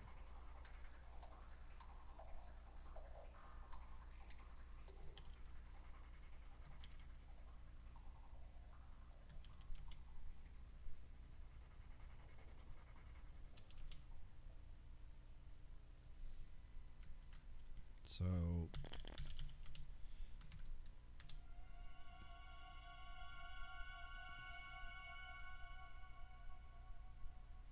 yeah, so okay.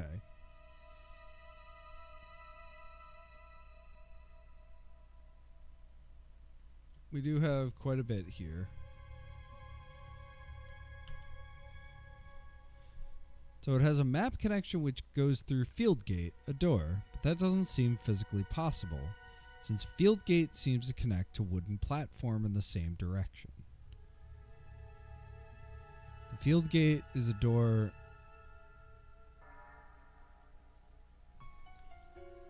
See, it says north of the small field and south of the wooden platform. Maybe I just messed up this syntax a little bit. Let's see.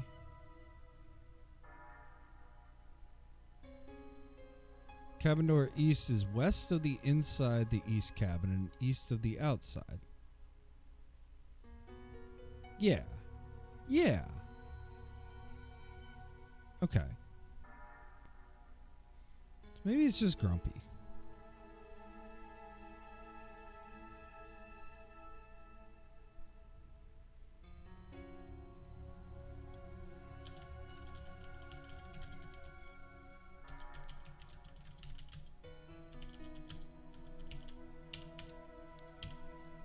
Let's make the code more complicated. That'll fix the problem. No. So, what do we got here?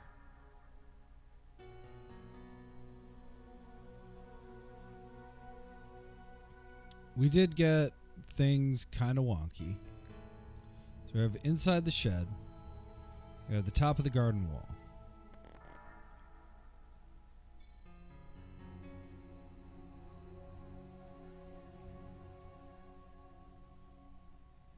And then we have the small field. It's a door.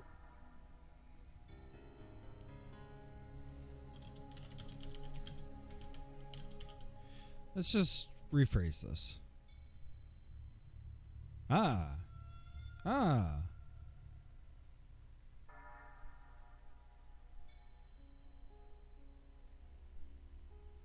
Now the player is in the small field.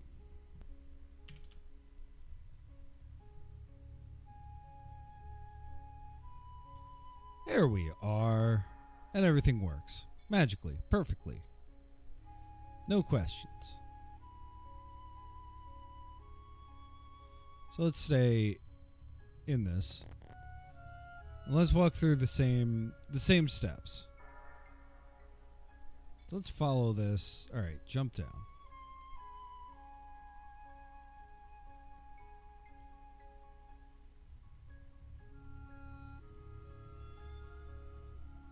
Okay, but if we jump down, we're in Wychwood Manor upstairs, Wychwood Manor downstairs.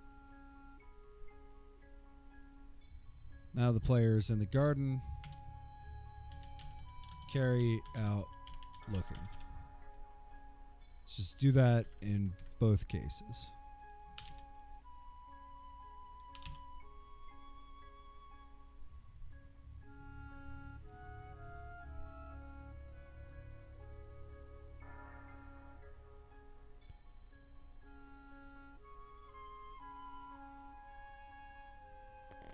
It's not carry out, it's try.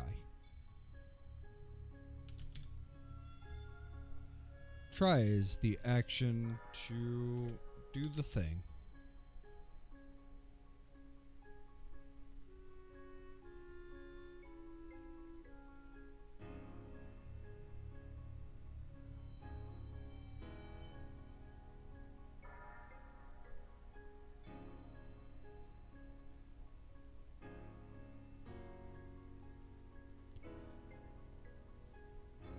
No, we don't need to... Okay. So we don't need to look when the player is in the garden. But we do when the player is in the small field. Why? Because we're jump downing and not going down.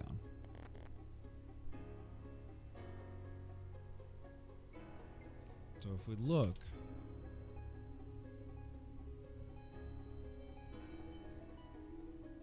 oh, I see. So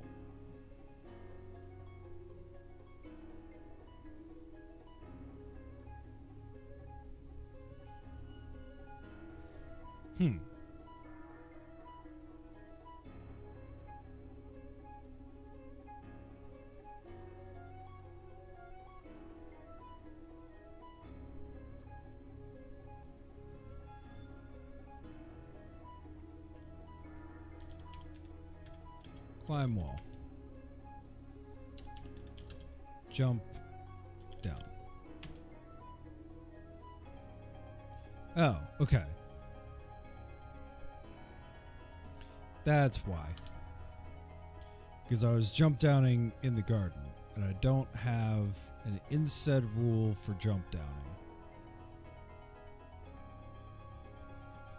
So, easy peasy.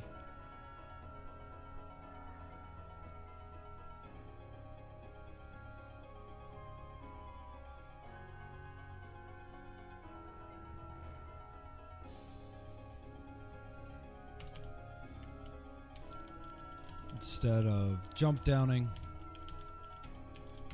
say, I can't do that. So it should now say, I can't do that earlier because we were jump downing in the garden.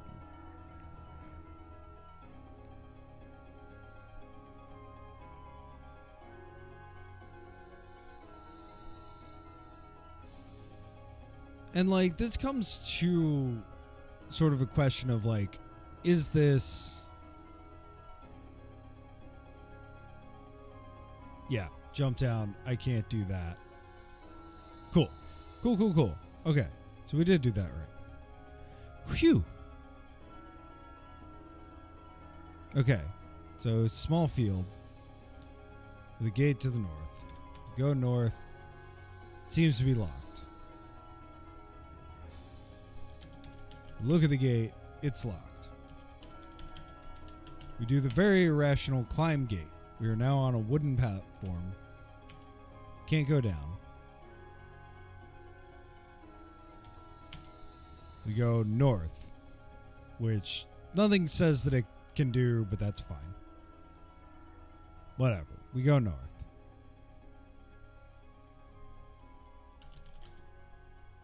We read the plaque.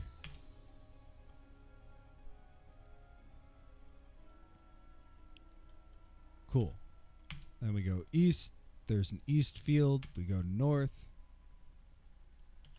We examine the scarecrow. We examine the tree. There's nothing special about the tree. Footpath leading north. We're on the bridle path. We go to outside the village church. We've not entered the church. North of the church. We go west. We examine the tractor. We get tea. Drop tea. Get flask. Awesome. Awesome. let's drop the T again and get the flask. Great. Okay. We did all that.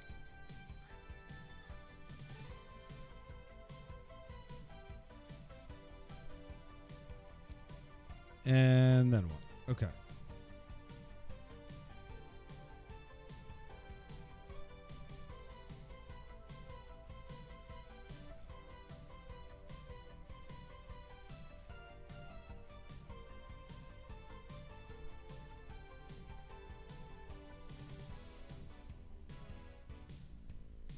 So we found the scarecrow.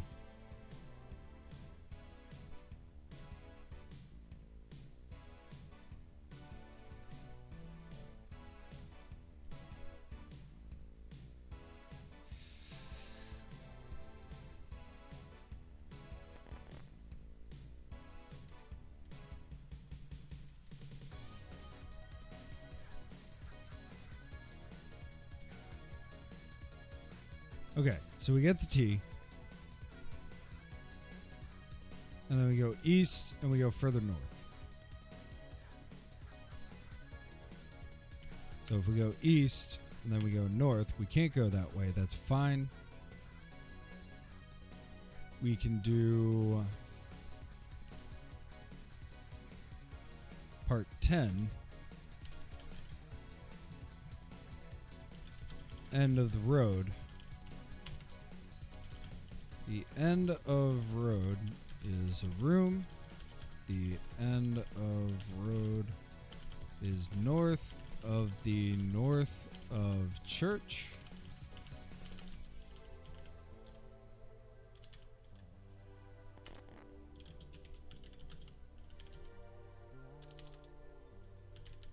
The road meanders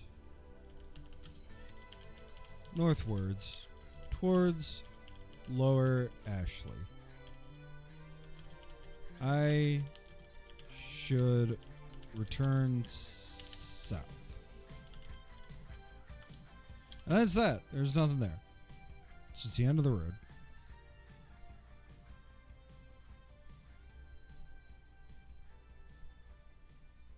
Okay. So we'll replay all of this.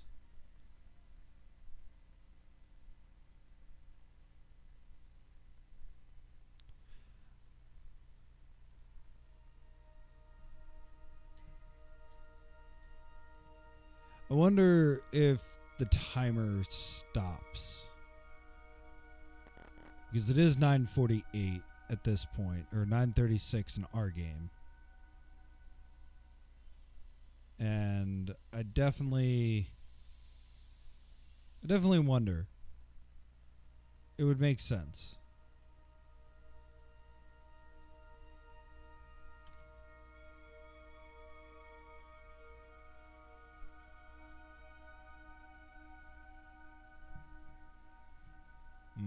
Okay.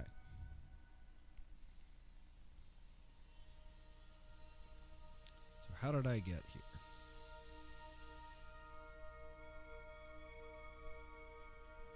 So the east-west bridle path.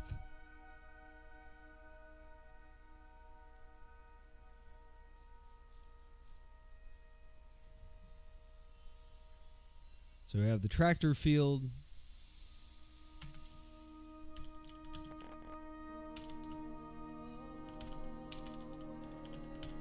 North of the river. The north of river is a room. North of river is west of the bridle path. To the north is a large field. And the sound of running water comes from the south.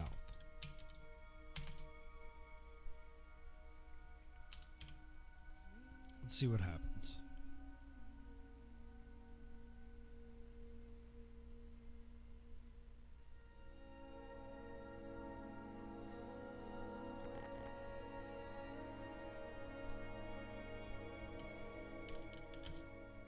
13.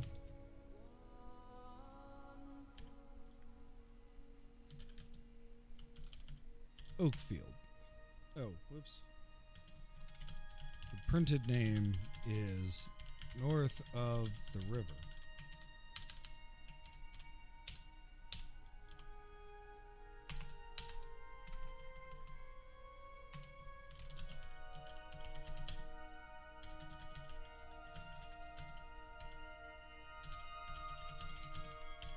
The Oakfield is a room. The Oakfield is north of the north of river. A tall oak tree stands proudly with its golden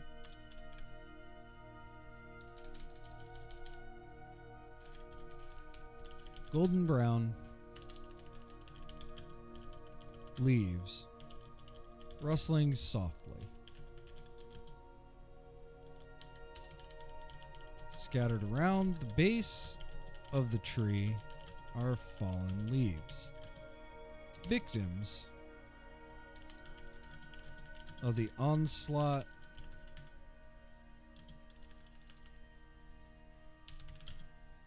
of autumn. I can also see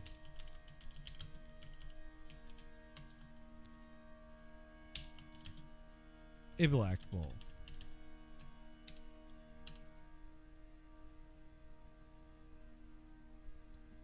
So what happens here?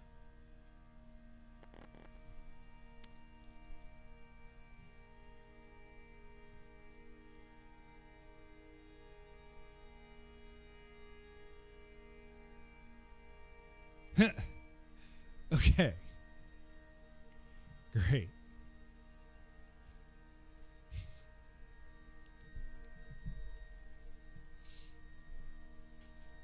So we go back to the beginning, because I am almost confident that wave is not a standard verb. Oh, it is. Okay.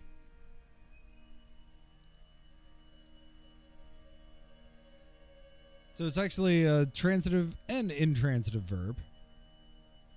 So we don't need any of that. Okay.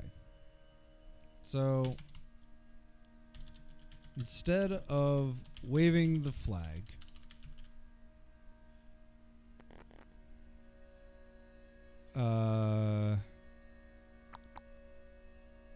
what is the name of that flag? It's in the secret room. Instead of waving the Russian flag,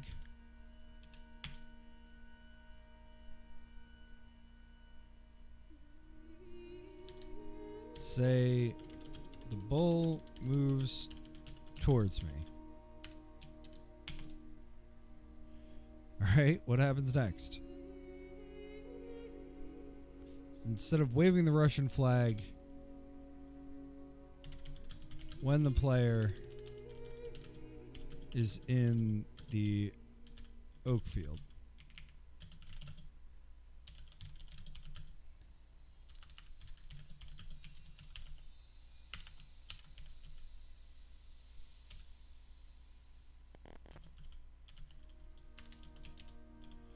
let's just call it an oak field.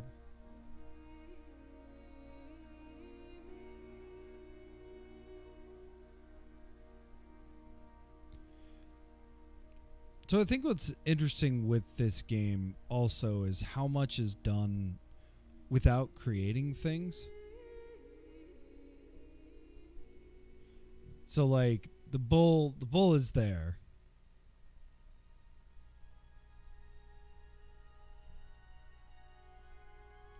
Well, okay.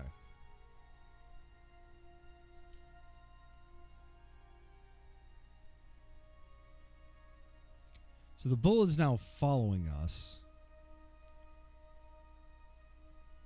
So I did just say, like, what's interesting is that the bull is not really there. That is not true. The bull is actually there. So we're gonna do this as much as, so we're gonna fix this inventory.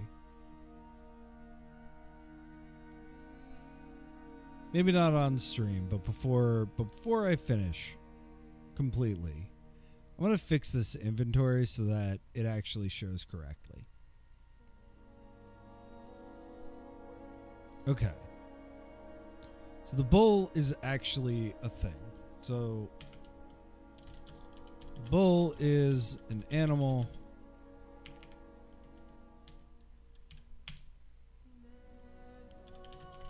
Now the black bull is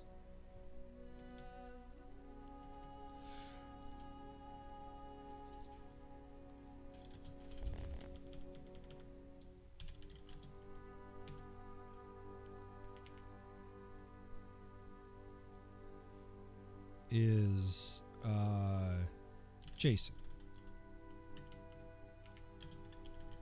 Black bull can be chasing or calm. Black bull is calm.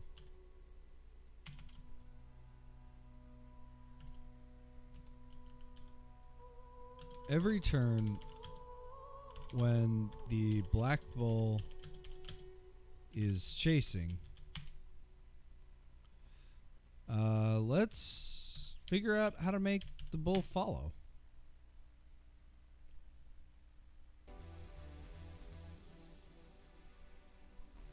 So this is kind of fun. This is very different. I've not done anything like this with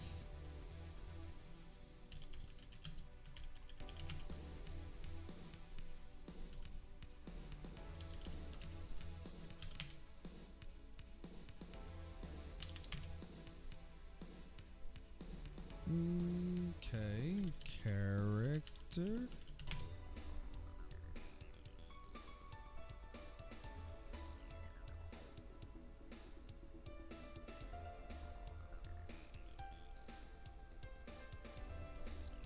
So what about animal? Here we go. Men, women, and animals. What a great subject.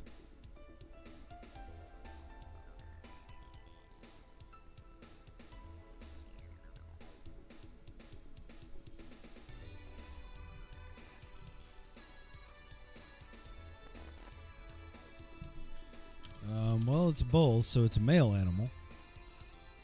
The standard rules don't make people behave differently according to their genders, and the main difference comes down to language. We, her, it, because the existence of neuter, we sometimes need to be cautious about the use of the adjective male, since in form, partly for historical reasons, used as an either-or property for masculinity. Neuter animals are also male.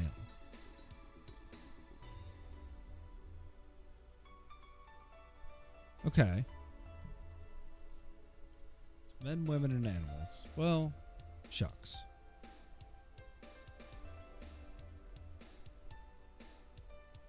Okay, what if we just kind of look in the documentation? Other characters. Saying simple things, saying complicated things. No. Reactive characters. Here we go. Police state, search and seizure.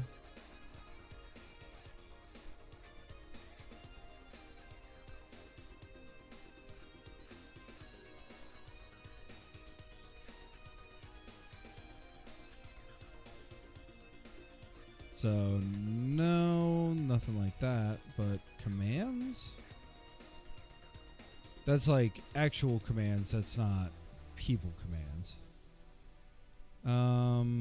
Barter and exchange, getting acquainted.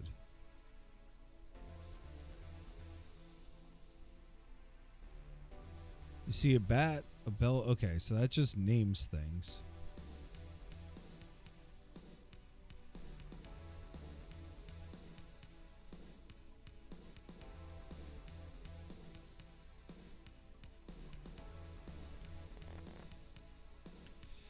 You know, it's funny.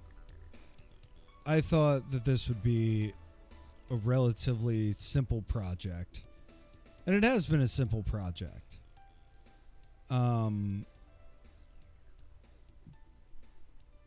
on the other hand, yeah, the Inform 7 handbook. Let me try that. I did not think it would take 5 weeks, much less 6 weeks. Hey!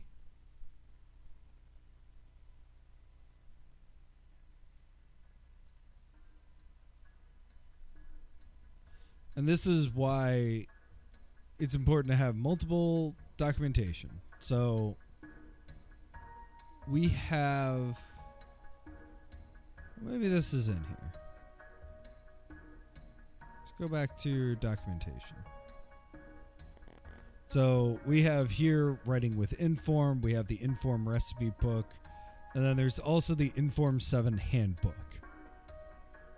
And I have liberally used all 3 of these throughout working on the 2 games that I'm working on, this game and another one.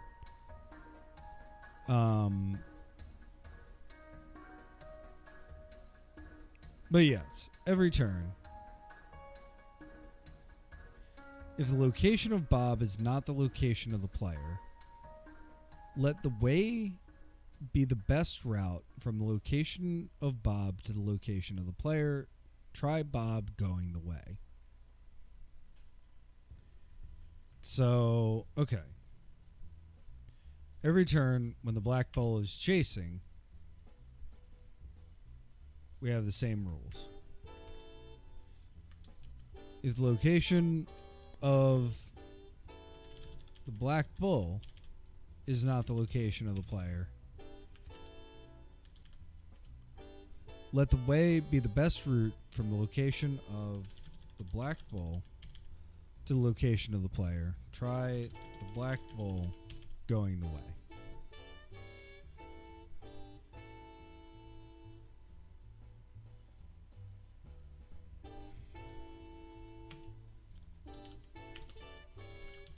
Say the bull moves towards me. So we have 1.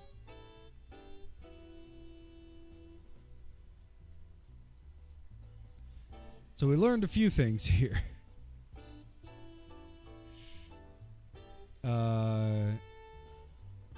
So it's north of the stream, not the river.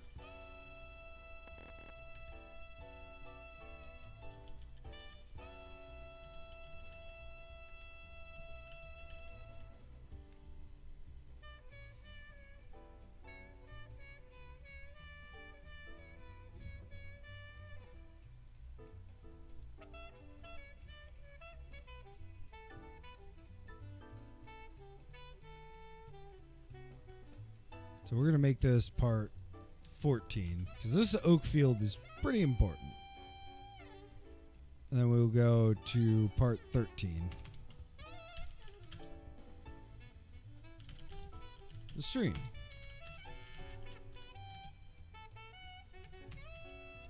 Stream is a room. The stream is south of the north of stream.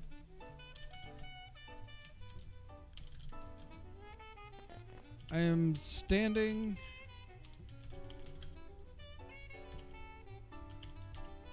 beside a clear stream. A man sits alone fishing. Beside him is an empty basket.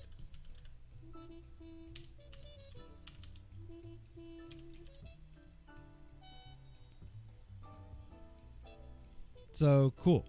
We have the stream. There's probably actually a man here.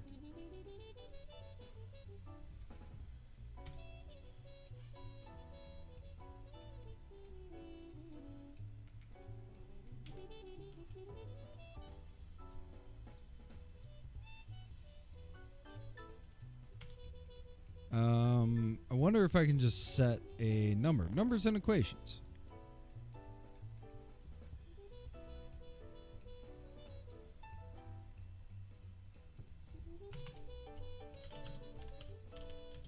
bull counter is a kind of value.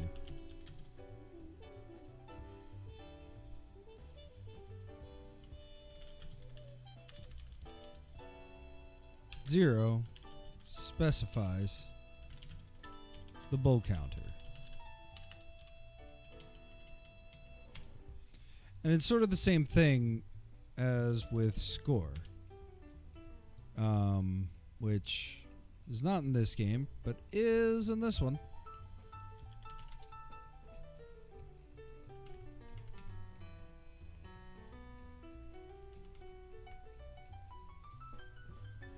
So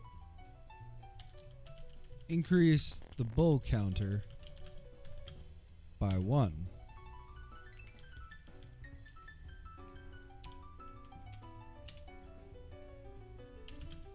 If the bull counter is 1, 2,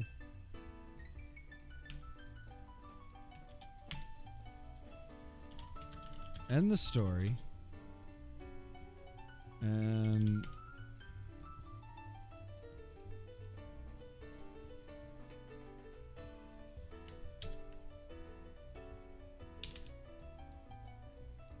we can go up to ending the game. We found another end of the game. I can't believe it.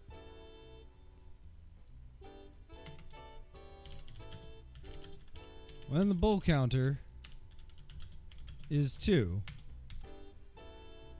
end the story.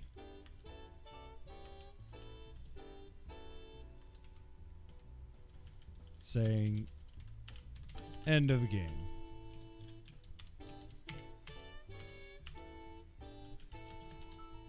Say the bull gets me.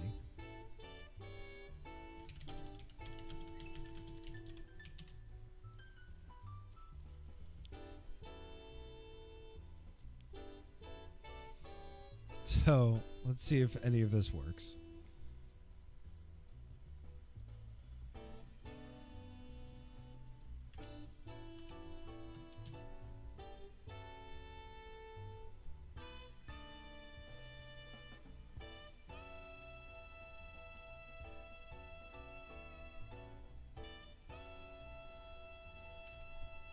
Okay, fine.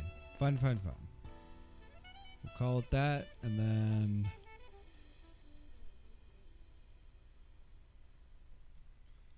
we'll just namespace it all.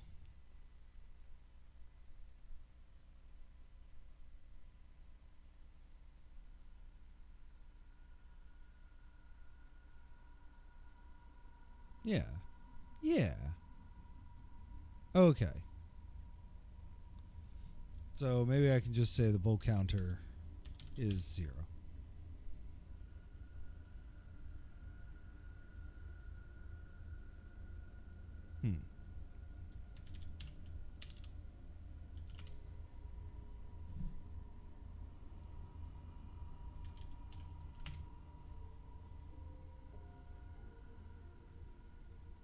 Kinds of value.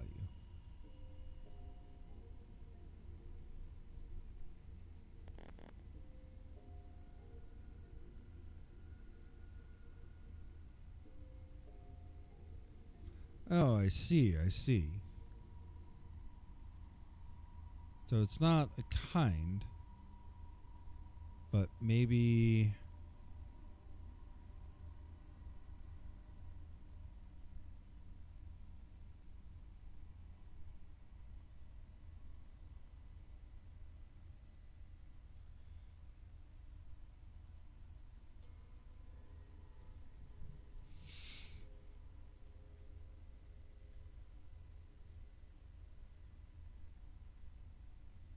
yeah, we have names made in assembly. That's not quite what I meant.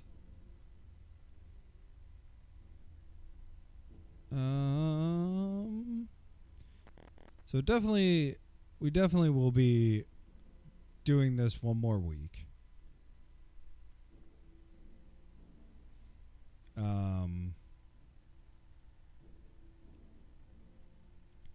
But we are so close. This definitely feels doable in a way that maybe it didn't feel 2 or 3 weeks ago. But we need to figure out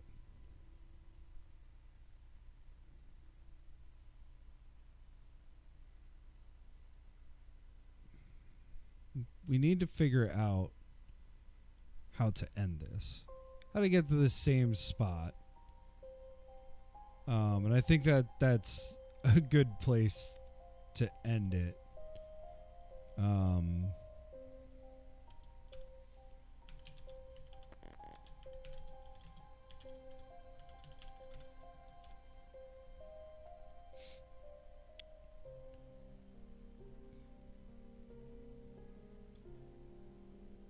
So maybe we don't need the bowl counter. Maybe we can just say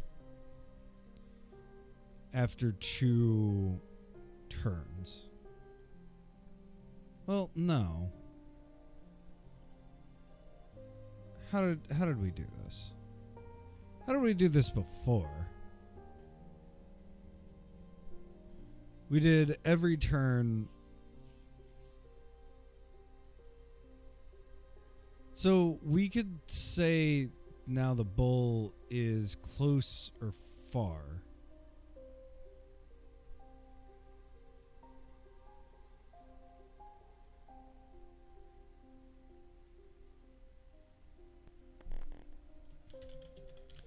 So we could say the black bull is close. Black bull can be close or far. Black bull is far.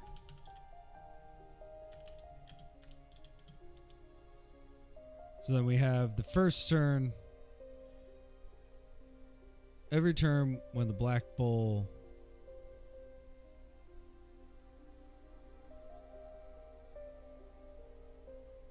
so we wave the flag.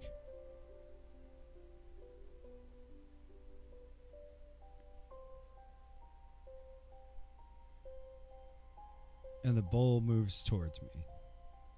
So black bull is chasing, the bull moves towards me.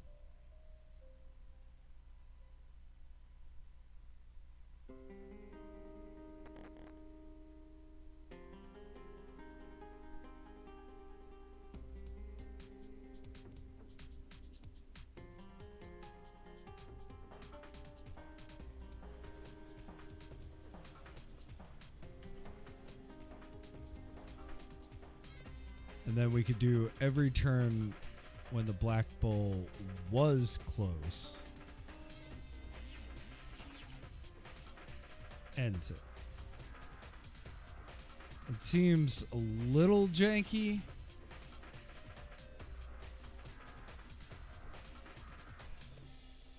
But seems like it might work.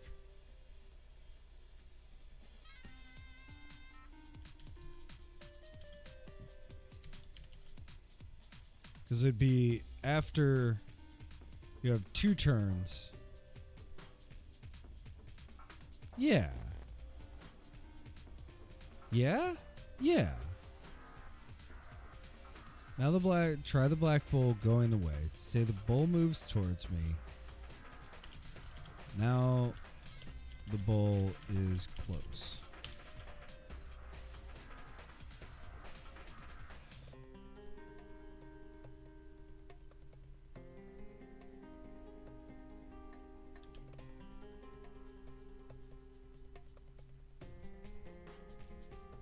So let's find this bull.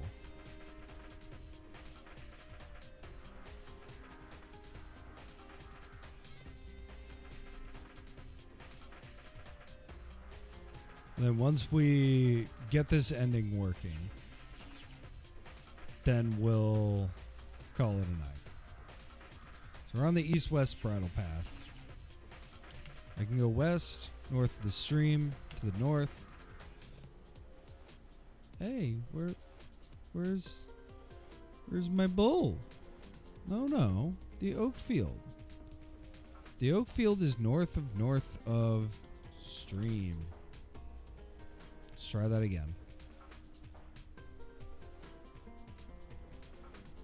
Helps when you don't rename your rooms. Maybe map them out beforehand.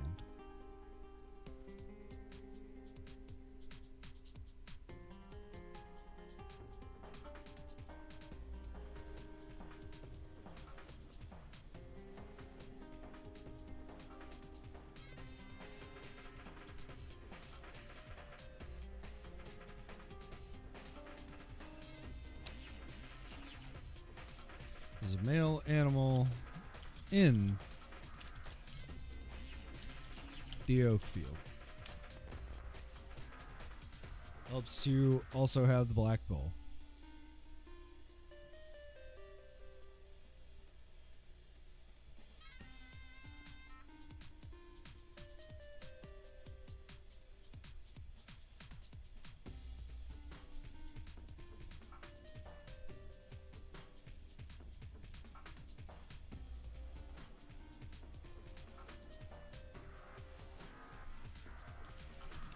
Wave flag. Bull moves towards me. Bull arrives from the north.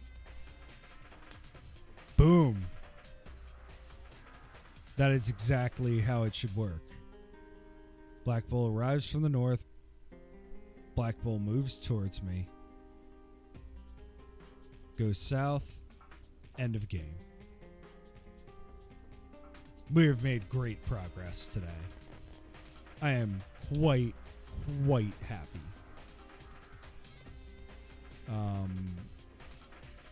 So thank you so much, as always, for walking through this process with me. This has definitely been a process. I definitely, I said this before. I did not expect this to take 5 weeks. I am tentative to say that I think we can finish this next week. We've gotten really far. Let's talk about what we got done today. So let's start with the contents.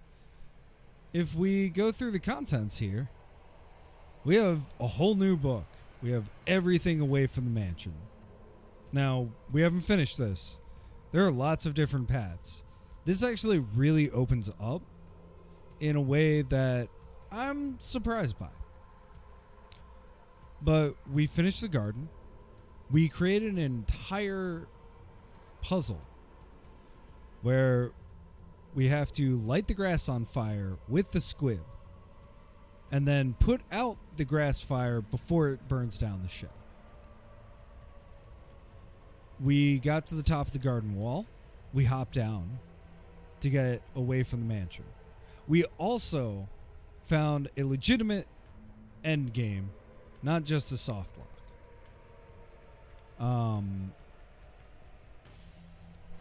And we created being killed by a bull. The bull gets me. And really, isn't that all that we truly want in life? The bull to get us.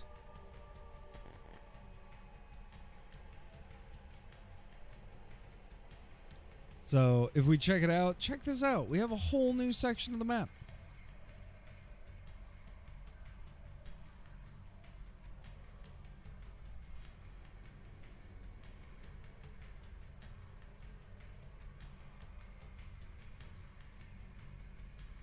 We end up going from the garden to the small field, to the wooden platform, to the large field, to the east field, to the northeast field, to the bridle path. We're outside the church. I am sure there's a church involved. We have north of the church. We have the end of the road. We have the tractor field. We have the oak field. I bet you that oak is what we need. But the big puzzle is, how do we get this bull that chases us for 2 turns? It's a fast bull. We also have inside the shed and top of the garden wall Both of those kind of just chilling. So this map has gotten a little complicated, but that's okay. The game works as the game should, which is impressive. So we have some things that we need to figure out. There's definitely paths here that we can go. The large field, you can go west. If I remember right, there's a few other places we can go.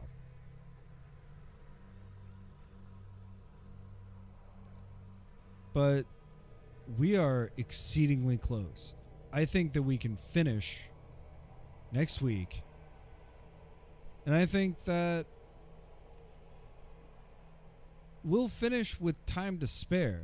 And in that time, we can do a little polishing. We can fix some of the things that have been bothering us since the beginning. So I'm really excited. Tomorrow we are finishing, speaking of finishing, we're finishing the second half of Eat Me by Chandler Groover. I'm super, super excited about that. That was an absolute delight to play through. And then Friday, we've got FMV Friday. If it's just me, we'll be doing something. If it's me and JRAM, we will be sort of fortunately, sort of unfortunately, restarting the X-Files, because I lost the video on demand version that we did a couple weeks ago, and that's fine. So yeah, this was really, really awesome. Thank you again to Roger for giving me a hand.